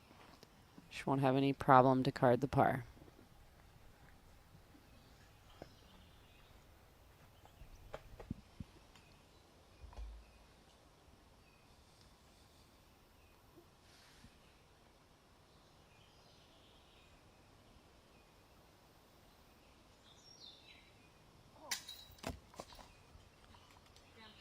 Oh, Missy off the mark. We have not seen that out of her much today. She's going to have a comeback putt.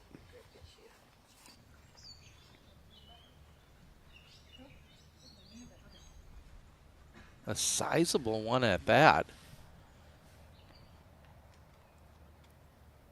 That was actually Missy's first miss inside the circle.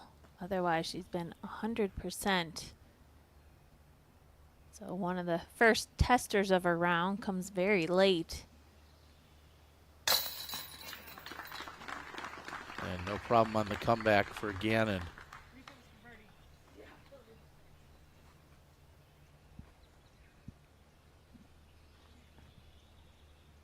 Oh gosh, and look at this comeback putt for Paige. Good thing she just had to do a straddle putt, so hopefully she can get redemption here.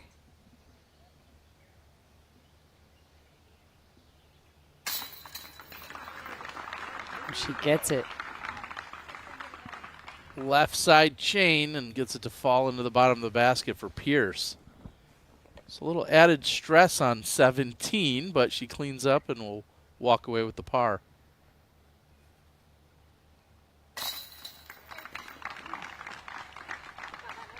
A lot of work for a par there.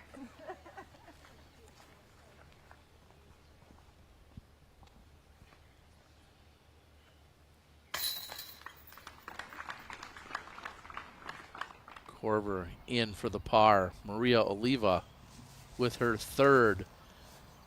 Very few birdies here so far today. Can Oliva put herself in position? Well, you'll find out on the other side of the break. We'll be right back.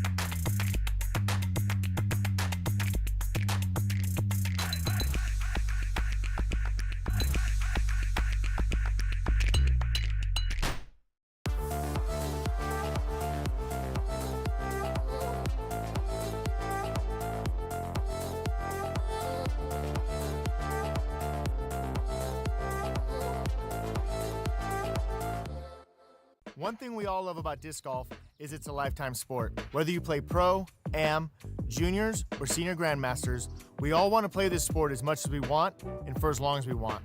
This can introduce wear over time, potentially hindering your ability to continue playing. A cart reduces the cumulative stress on your body that comes with repetitive motions such as reaching down and lifting. This will help keep you on the course, maximizing your athletic potential and playing your best. Check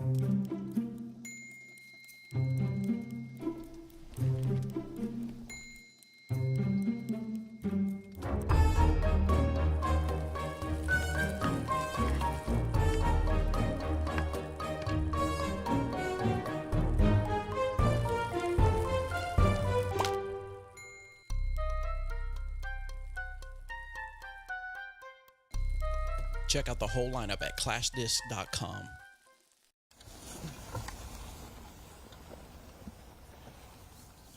Welcome back. Holyn Handley throwing her second on 18. Holyn right now fighting for a spot on the lead card.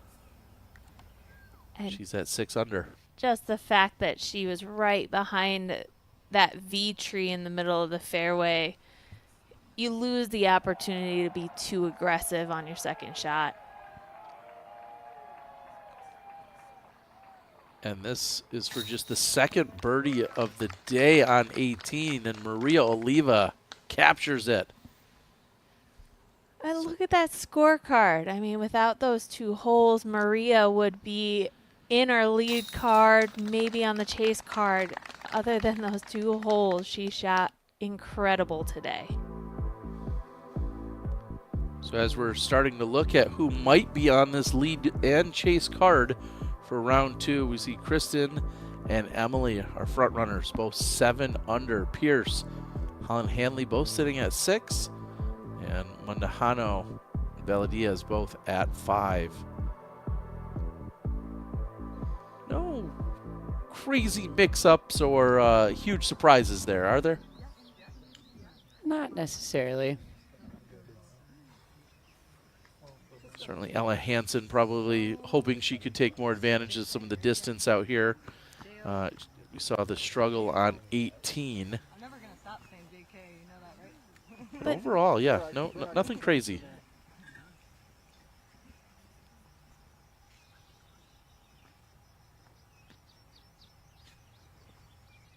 And while this is a big boomer course, there's a lot of space out here.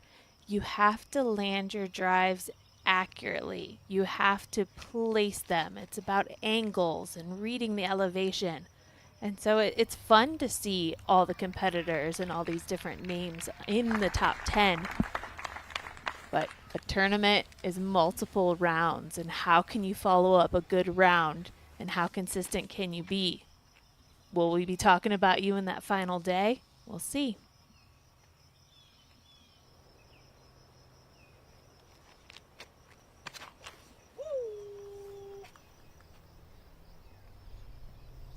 And our overview is provided to us by our friends over at Flight Factory Disc. Thank you so much for providing the aerial coverage. They're also running a sale, so you can make sure to use code DGPT10 and get 10% off your order at flightfactorydisc.com.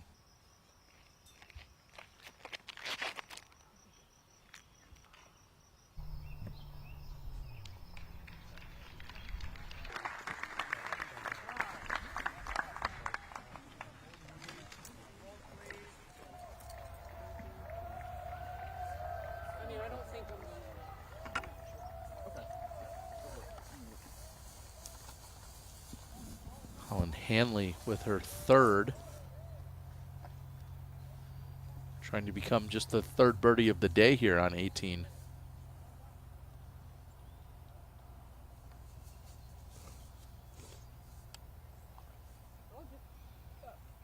That looks too straight. And that doesn't look like that's going to fight back inbounds for Handley. What a huge mistake, as opposed to going with the hyzer that would keep her over the inbounds the entire way. Mondahano with her second. And that's out of bounds. So hole 18, no easy closure here to wrap up their round. Probably a good time to mention that it is ranking as the most difficult hole on the course today. 50% of the field has carded a bogey or worse. And it all comes down to that OB line on the left-hand side. You were talking about the shot choices, and As we get closer to the pin, the tree line creeps near the basket, and that encroaches on a player's flight path. But that left-hand side over the out of bounds, more open, there's more area to fly through, but of course you have to make sure it's coming back into inbounds, and that's where we're seeing a lot of our players get hung up. Brian, it looks like Paige has quite an awkward stance or run-up. Is she going to be able to advance as far as she's hoping to or needs to on this fairway?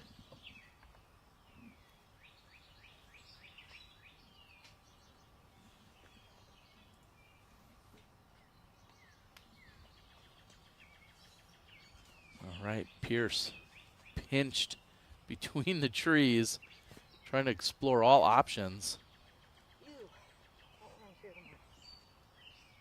Very difficult stance for Paige. Notice she has 3 different disc options there. I mean, that's a lot of thinking on this part of the hole. Wow. Okay, so she does hit trees high. She got a good amount of power on it, but she got taken down early in the middle of the fairway again.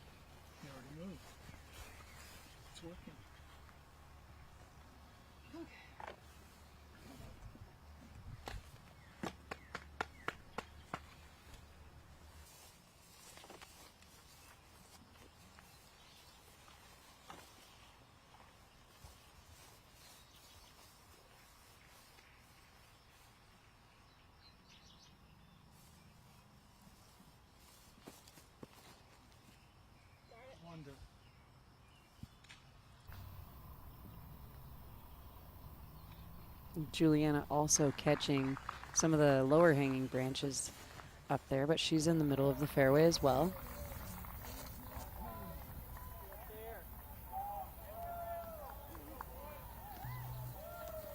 And Holyn's approach comes up just a little bit short. She's going to have to make a putt.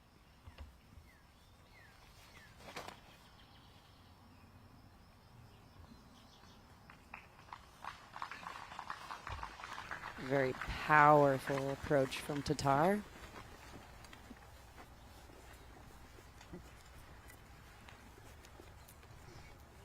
Kristen sitting at 7 under, co-leader with Emily Beach.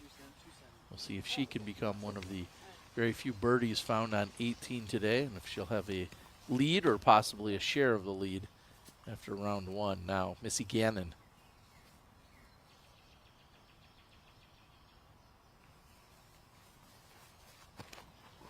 My math tells me that if Gannon were to birdie, I believe she'd have the advantage over Macy Walker in a tiebreaker just to get onto that lead card.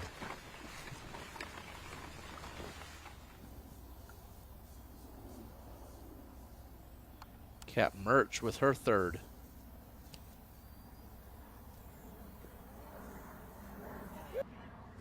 Oh, and a beautiful shot it is. Murch next to the basket. Looks like she'll be trying to pick up a birdie to close out. And Holyn Handley closes out on 18. It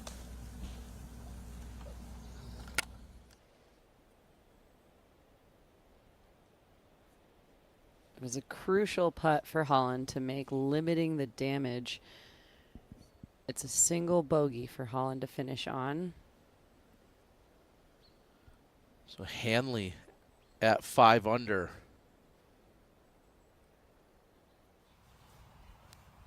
Momentarily, it looks like it was marked as a double bogey, but corrected to a single bogey for Handley. So Macy and Holyn both sitting at 5 under.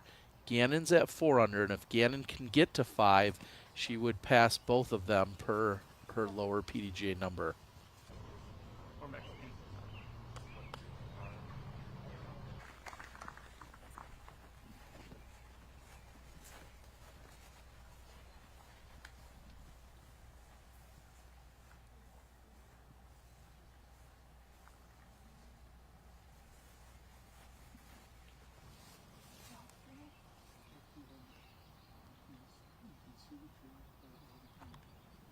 Looking at the scores, and I mean, it's outstanding to see Holyn at 5 under and to know that she had 4 bogey strokes on her scorecard. So that's just showing how many birdies she was able to accumulate to kind of combat those errors that she did make throughout the course. But nobody got through this course without a bogey.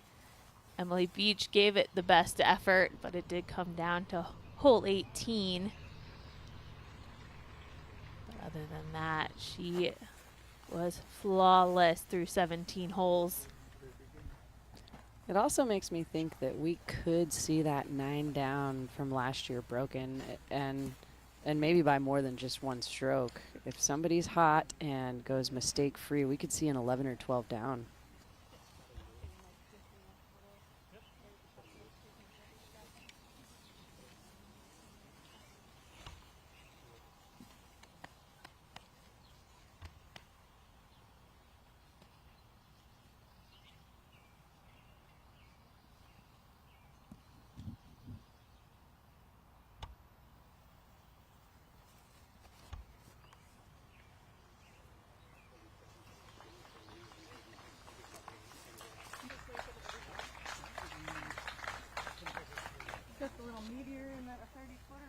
Hard to tell, but the gallery likes Missy's shot. She's always got a smile on her face, and knowing that she's approaching the end of her first round, probably feeling a little bit of relief.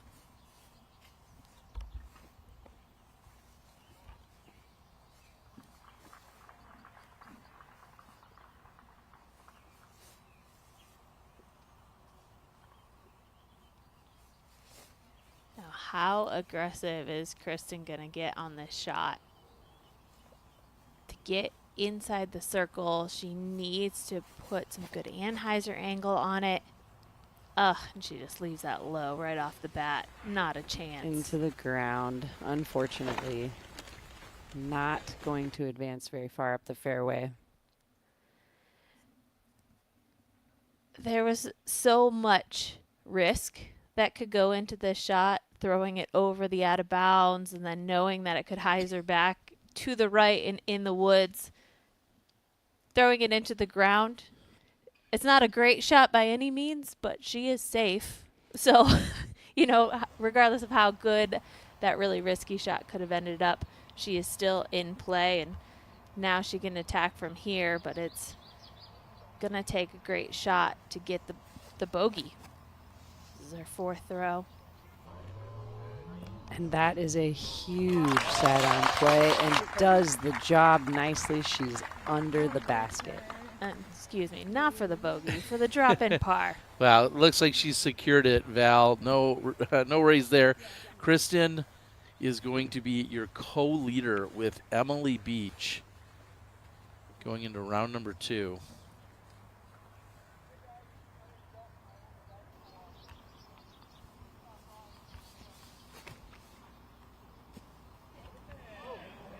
Pierce with her 4th, and just buzzing past the basket.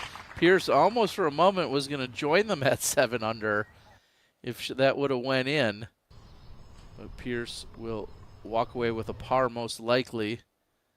And that had the height, or maybe just an inch or two off of it, but Paige Pierce trying to close out with a par, which means we would see her on the lead card tomorrow as well. 1 back of our co-leaders in Tattar and Beach.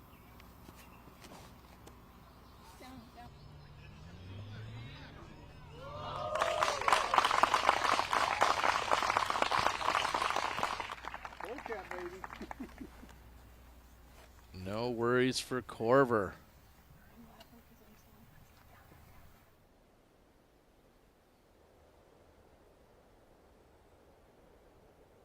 Juliana will likely finish then at 3 under, which would be 12th place. But just 1 stroke off of being in a tie for 4th. So a very, very tight and competitive field here in our opening round.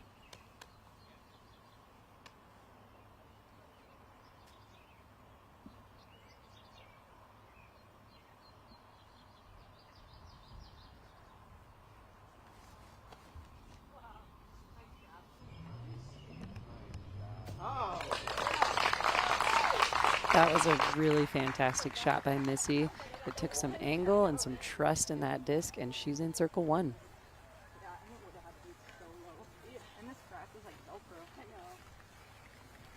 That is the movie you threw even, right? That yellow one? No, I threw a pink one. Oh, yeah. I was more straight on.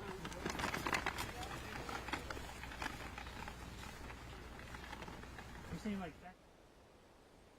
We know Pierce always to be inquisitive as to what others are throwing, whether that's for some form of commentary perspective or if she's just interested in being a student of the game and knowing how everyone else is working the angles and various controls on their disc and what disc it is. You heard her ask earlier of Juliana what the forehand disc was that she had thrown. It's pretty common for Paige. She often lines up behind players to see what their shot looks like and is essentially just taking lessons and acquiring more of that knowledge of what her fellow competitors are doing.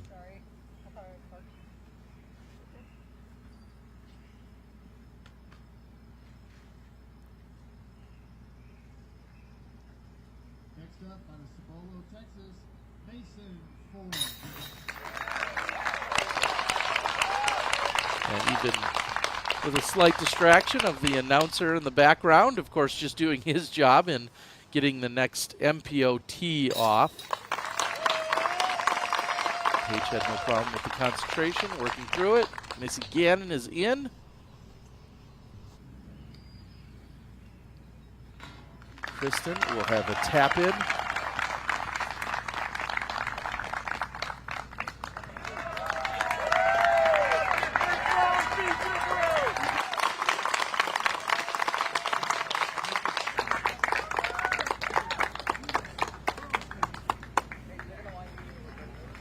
So Juliana taps in, gets a nice round of applause. A little bit of a homecoming, Val. I'll start with you.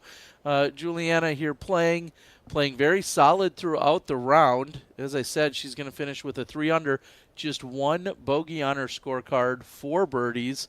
Any big takeaways from her round out there today? I think it was just really fun to watch. Juliana, she's been on the tour for a couple of years now, and we know that the game has developed in such commanding strides, and to see that her still old school strategy, smooth throwing, fairway hits, it still pays off even when you're competing against women that are throwing 400 feet and plus. So I think she really held with her game plan, and it's tempting when you're playing against players that could throw so far. You might want to change things up, but she's a veteran of the game, and she knows better than that. Well, and one of our co-leaders in Emily Beach, I'll ask you real quick, Zoe, is she's got no shortage of distance, and obviously we've seen her even go to the opposite side, but it looks like that's paying off for her today. It is, and Emily's skill set is just becoming sharper and sharper. Her putts are going in from circle 1 and 2 more common, and her distance is gaining. Emily's looking solid. All right, we love it. We're going to break down more and have our OTB after show. But first, we're going to stand down for a quick break. We'll be right back.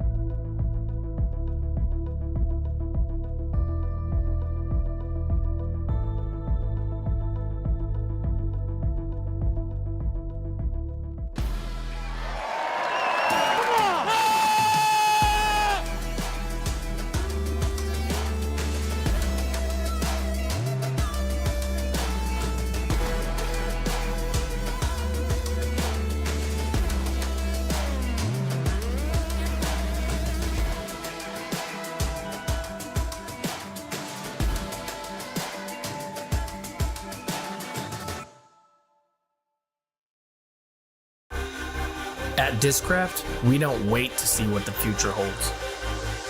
We build it.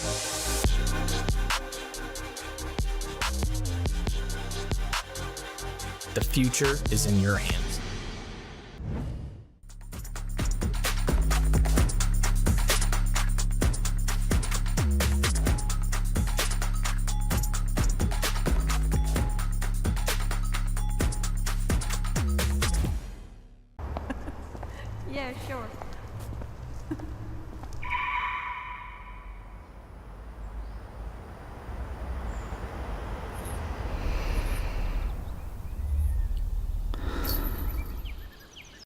Millennium's Quantum Vela is a Speed 7 fairway driver. It's great for hyzers out of the box and seasons into a straight disc. Play smart, keep it simple, throw Millennium. Get yours at golfdisc.com.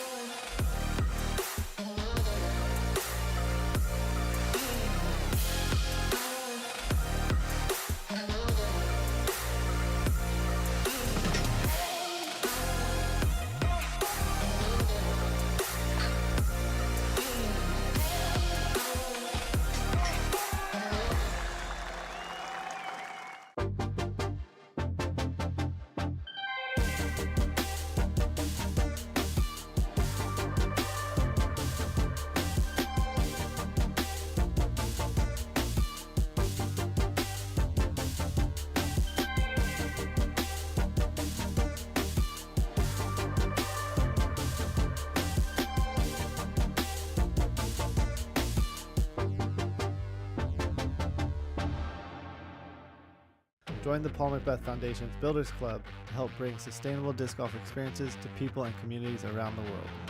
For a small monthly donation, you can help us make a real impact. Your donation will go directly to making a difference. By becoming a monthly subscriber, you'll also receive exclusive updates on our work, special offers, and discounts. So join us today and make a difference with the Paul Macbeth Foundation. Together we can make a big impact, one small donation at a time.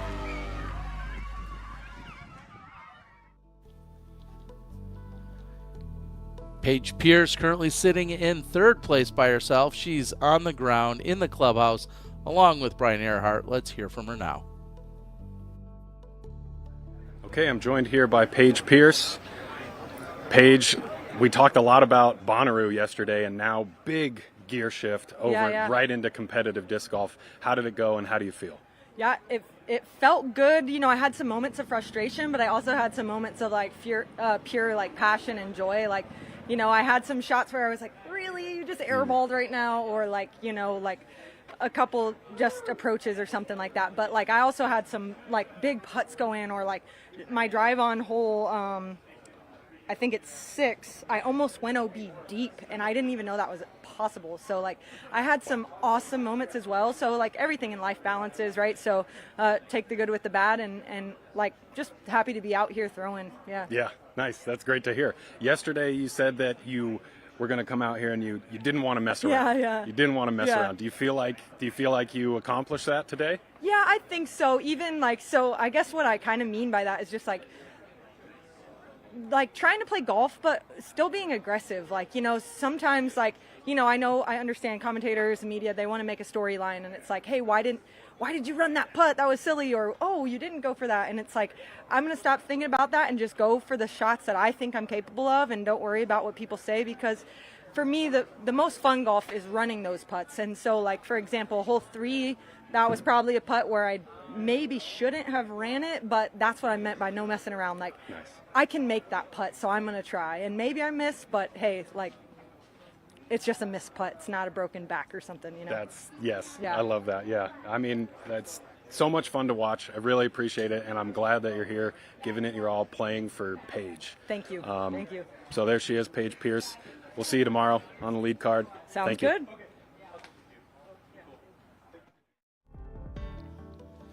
And Paige Pierce talking about her round, and we're going to take a look back at a few of the highlights, her and Kristen Tattar, as to what they were doing out there today. And there's something about a little bit of a break from competitive disc golf play that kind of can reset competitive focus. You know, you take that pressure off of yourself and you can commit and go for things. And even like what you said, Zoe, Kristen talking about, you know, there's bigger things in the world than what you're doing on the course, and that can relieve some pressure and make it easier to be more aggressive on the disc golf course.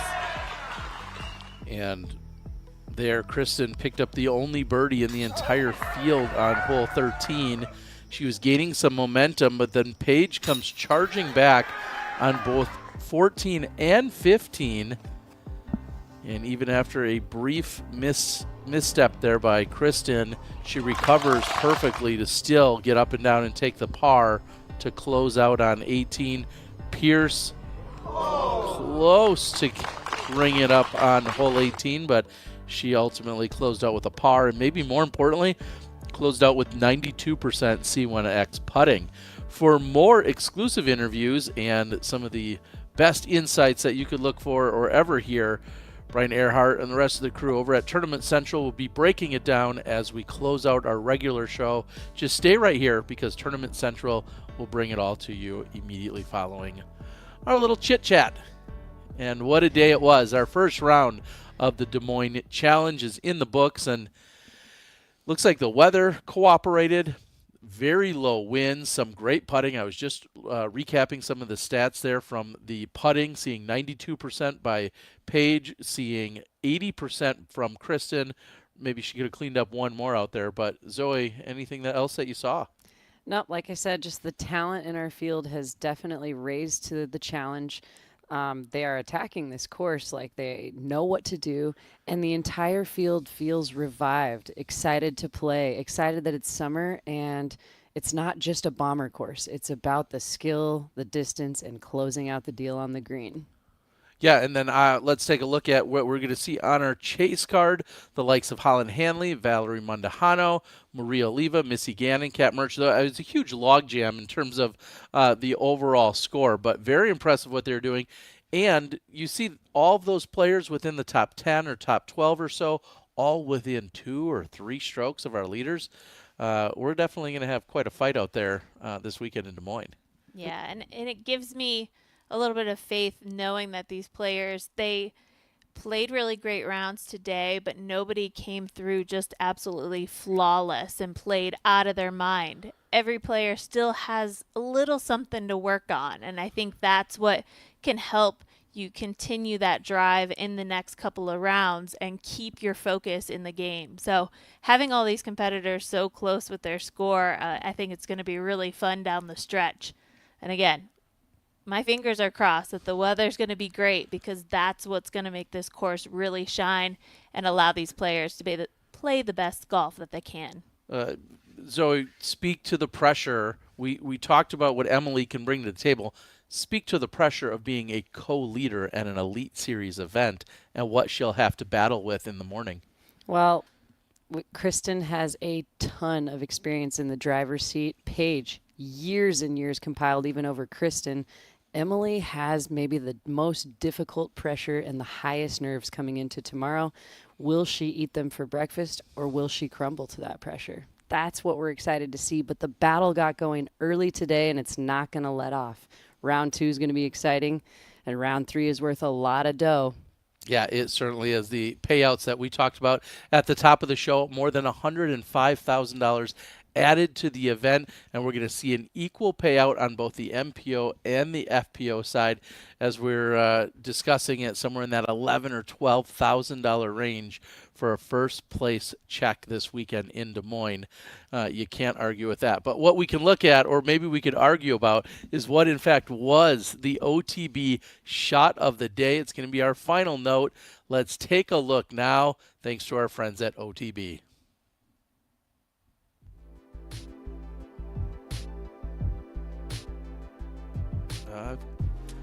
I've got a few guesses. I mean, there were so many big drives. Oh, and it's early. I love it. Juliana getting it after it. This was her nearly throwing it in for the fairway ace, grabbing some metal, but a drop-in birdie regardless, and a very solid start to a solid round that she had today. Got some of those cheers from 5-time Paige Pierce card mate. It's a great shot. 11 world titles on the card today. Tomorrow, we're going to bring you the action again. Of course, things kick off at 9 a.m. Central, which is where the event's taking place. And in the afternoons, 3 p.m. Central is when all of the coverage kicks off at Tournament Central, where you can get those pregame information and updates. And obviously, there is all of the post-production action as well. Well, we're going to stand down. We're going to throw it over to Tournament Central, and then we'll be back this afternoon, myself along with Nate Doss. For Brian Earhart out on the course, for Valerie Jenkins along with Zoe Andyke, I'm Terry Miller, the Disc Golf Guy. We'll see you this afternoon.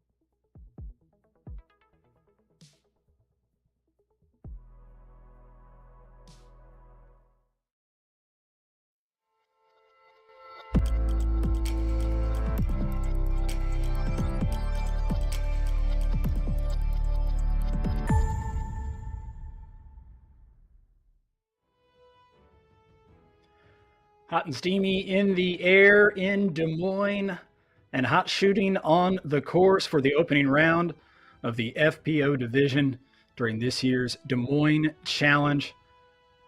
Grant Zellner and Brian Earhart summing up an exciting opening round with lots of players packed tightly at the top. Brian, your first impressions coming off the course? A few things. Number one, Paige Pierce came out of the gate hot. The disc was screaming out of her hand. She was consistently getting the longest drives on her card. She was hitting huge putts, making a couple mistakes, here and there, but still a great opening round for Paige. And obviously Kristen just doing what she does best, just getting her way around the course. She threw a couple brilliant shots out there, and she's satisfied with 7 under par, but I think there's a lot more room to grow. We heard from Kristen Tattar right after she came off of 18 green. Joined here in the clubhouse by your co-leader, Kristen Tattar, 7 under par round, first round. How was the overall feeling of that round? I think overall feeling was good. I made a couple of mistakes here and there, but it wasn't like anything too bad. I wish I could take back my throw on the island hole, throw it a little harder, but except that, I think it's looking good. I wanted to talk about a couple specific shots. Your second shot on 10 hit a bullseye from a completely blind position on the par 5. Yeah. Talk about lining up that shot. Were you going for a bullseye, or was that more of a play to just it? I was just very angry about my shot on that hole because I was trying to go underneath the branches and maybe get an eagle look. I did practice a hyzer going around the tree, which would have been a little bit safer, but I just threw it in the ground, and then I was so angry with myself.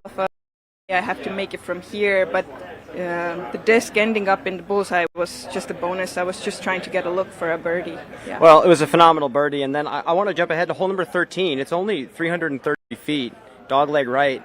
You were the only birdie on the entire day. Is there something about that hole that's trickier than I think people see on the outside? I don't know. I think if you have a forehand, power forehand, then it should be quite easy because you just throw the hyzer up there, hope it will through the branches or whatever. I executed the shot and had to look for birdie, and I was just happy from those edge. Yeah. So we have 2 more rounds, and tomorrow the weather looks like it's going to be iffy. Is 7 under feeling like a pretty comfortable round, or do you feel like there's quite a few strokes that you left out there? I think there are a lot more birdies out there, but if the wind picks up or if there's any rain, it's going to be tough to birdie. Mm-hmm. So I think it's more important to just keep it in bounds and try to make all the putts if you have a look. And yeah. Well, fantastic. Good luck tomorrow. You are the co-leader. We will see you tomorrow. Thank you.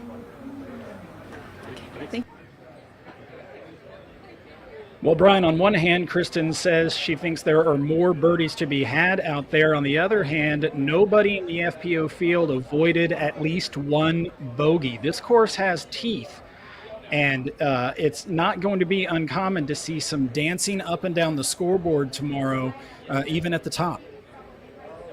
Yeah, I think what's interesting about this course is there's almost no flat ground to throw from, especially on some of these par fours, maybe minus hole 6. You're always throwing from some sort of slope and having to fight against your body weight going in another direction. So players who have the forehand and backhand can at least attack the greens with something that gives them more balance.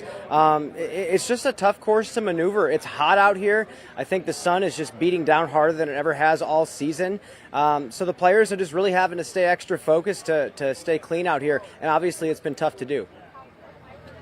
Paige Pierce playing from the lead card starting tomorrow. Despite taking a double bogey on the shortest hole on the course, she overcame that with a number of birdies. Paige is looking very, very good. She's looking motivated. She's looking hungry, and she's got a lot of elements of her game working.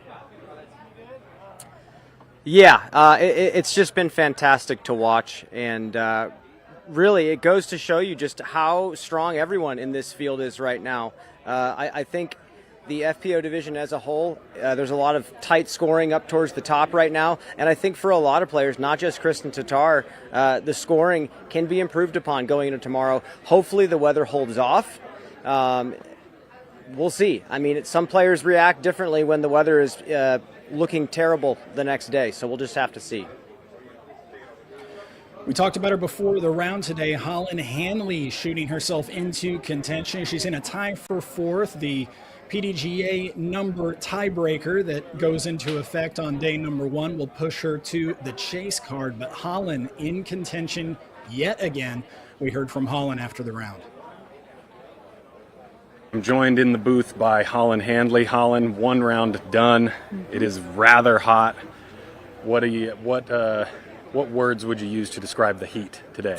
A little muggy, but I mean, honestly, this is just going to be life for the next 2.5 months or so, so may as well just... Yeah, I mean, and speaking of settling into life, we are well into the season, and yet again, you find yourself in the top 5 after the first round.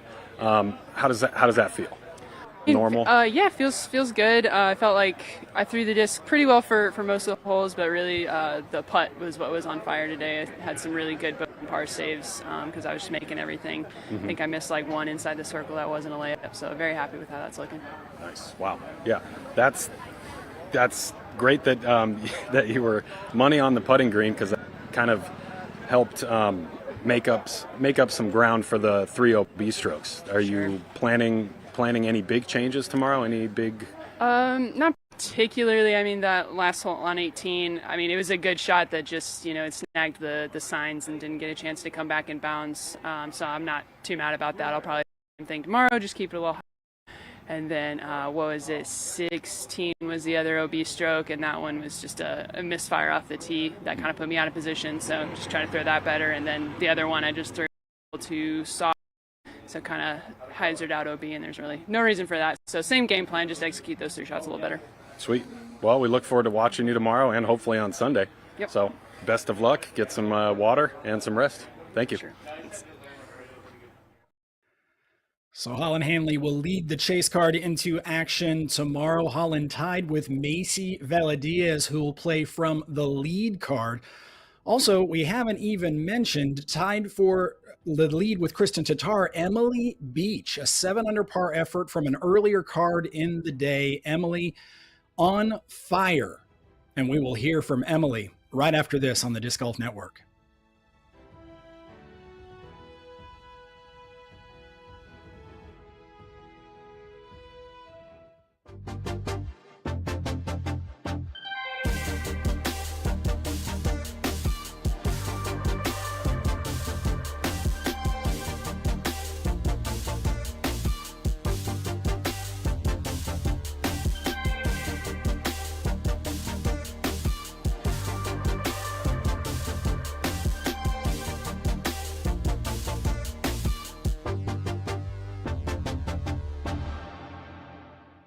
One thing we all love about disc golf is it's a lifetime sport. Whether you play pro, am, juniors, or senior grandmasters, we all want to play this sport as much as we want and for as long as we want. This can introduce wear over time, potentially hindering your ability to continue playing. A cart reduces the cumulative stress on your body that comes with repetitive motions such as reaching down and lifting. This will help keep you on the course, maximizing your athletic potential, and playing your best.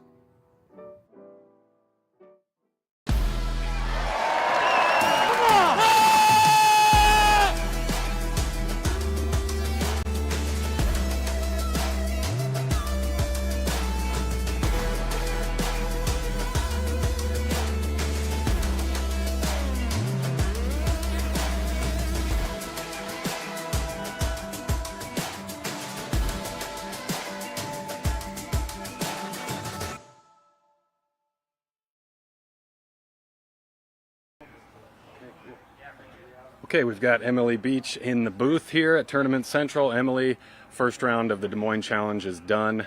First impressions, how do you feel? I feel good. My game feels solid. Like last year, I found myself laying off my drives a lot, laying up a lot more shots, but like on hole 2, I went for it a lot more and like got past the tree line. Hole 3, I went for it. Usually I'd lay that up. Hole 4, I would usually. So just during practice, I realized like I can actually get to some of these, and I should take advantage of my distance or whatever. And I think it worked out. Yeah, it definitely did. I mean, you're up in the, I think, or second place at the moment. Really clean start, 6 down through the front 9. Could you feel that hot start like after the front 9? I did, and honestly, I was looking at score. Which is a no-no, but it's okay. It is. I was just like, really? Like, I feel really good right now, and it's confusing, I guess. Well, that's like from last week, I just had some form issues, and I don't know, everything was coming out early in Heiser, and then worked on it a little bit this week, and now I'm back to throwing more flat and just get a little more pop on my discs, and then putting too. I practiced putted for like an hour yesterday, and I was like, okay, much better. Yeah, I mean it definitely paid off today. It looked like on UDisc, it looked like your putting stats were through up till hole 18. Actually, 100% circle 1 throughout the whole day. Oh, really? Was that the case, or was there a UDisc score?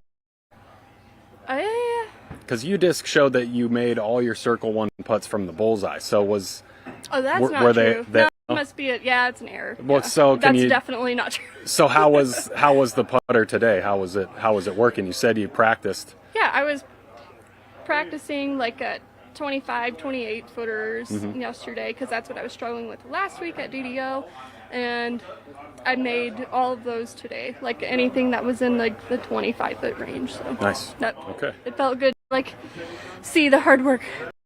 Yeah, for sure.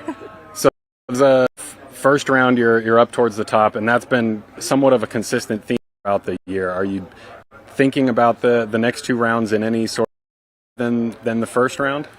No, stick to my game plan and probably not change a thing, except for probably Sunday I'll lay off of some drives because it'll be windier. Okay. That's about it. I think I'm just going to stick to it, and hopefully it continues working. Yeah. Well, there you go. Emily Beach, good luck the rest. Hopefully we see you tomorrow. Thank you. All right. So Emily Beach leading the way, Brian. Interesting note, she had 16 drop-ins today. 16 of her 18 putts that found the bottom of the basket were from 5 feet or closer, according to UDisc. Obviously, many of those were birdie putts. So Emily Beach clearly pinning her discs repeatedly throughout the day. This course seems to set up well for the lefty. Well, you just got to give the lefty a shout out, because there's really no lines you can take from anybody out here. Your game plan is completely individualized compared to the rest of the players. I don't care if they're throwing sidearms or not. She has to cultivate something completely new and authentic for herself each and every week, pretty much, especially being one of the only left-handed players out there in the FPO division. So big kudos for her sticking with that game plan. The course does set up well for lefties in quite a few spots, but also it's a very balanced property out here at Pickard Park. I can name a few holes off the top of my head early on that are very challenging for the lefty. Hole 1's tee shot's not very easy. Hole 4's tee shot's not very easy. There's quite a few spots out here where she has to work pretty hard. But the fact is she had one of those days where everything felt easy coming out of the hand. Obviously 16 drop-ins. That's obviously going to get you a pretty solid score. But Emily is a very physically talented player. Can she keep it going for 2 more rounds?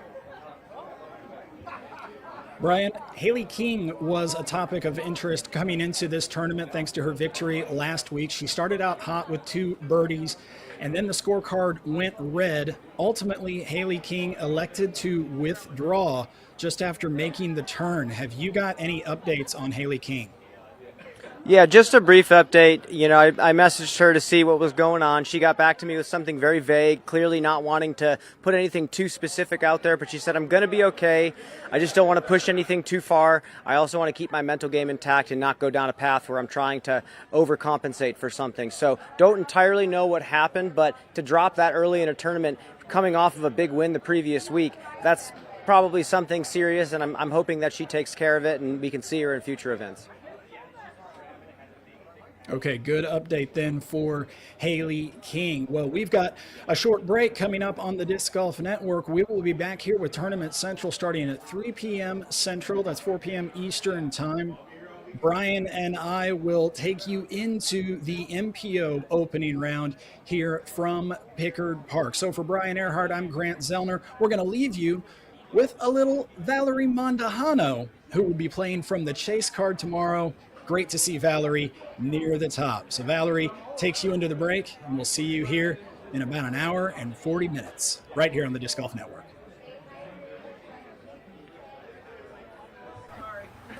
All righty, we're joined here with Valerie Mondahano, Central.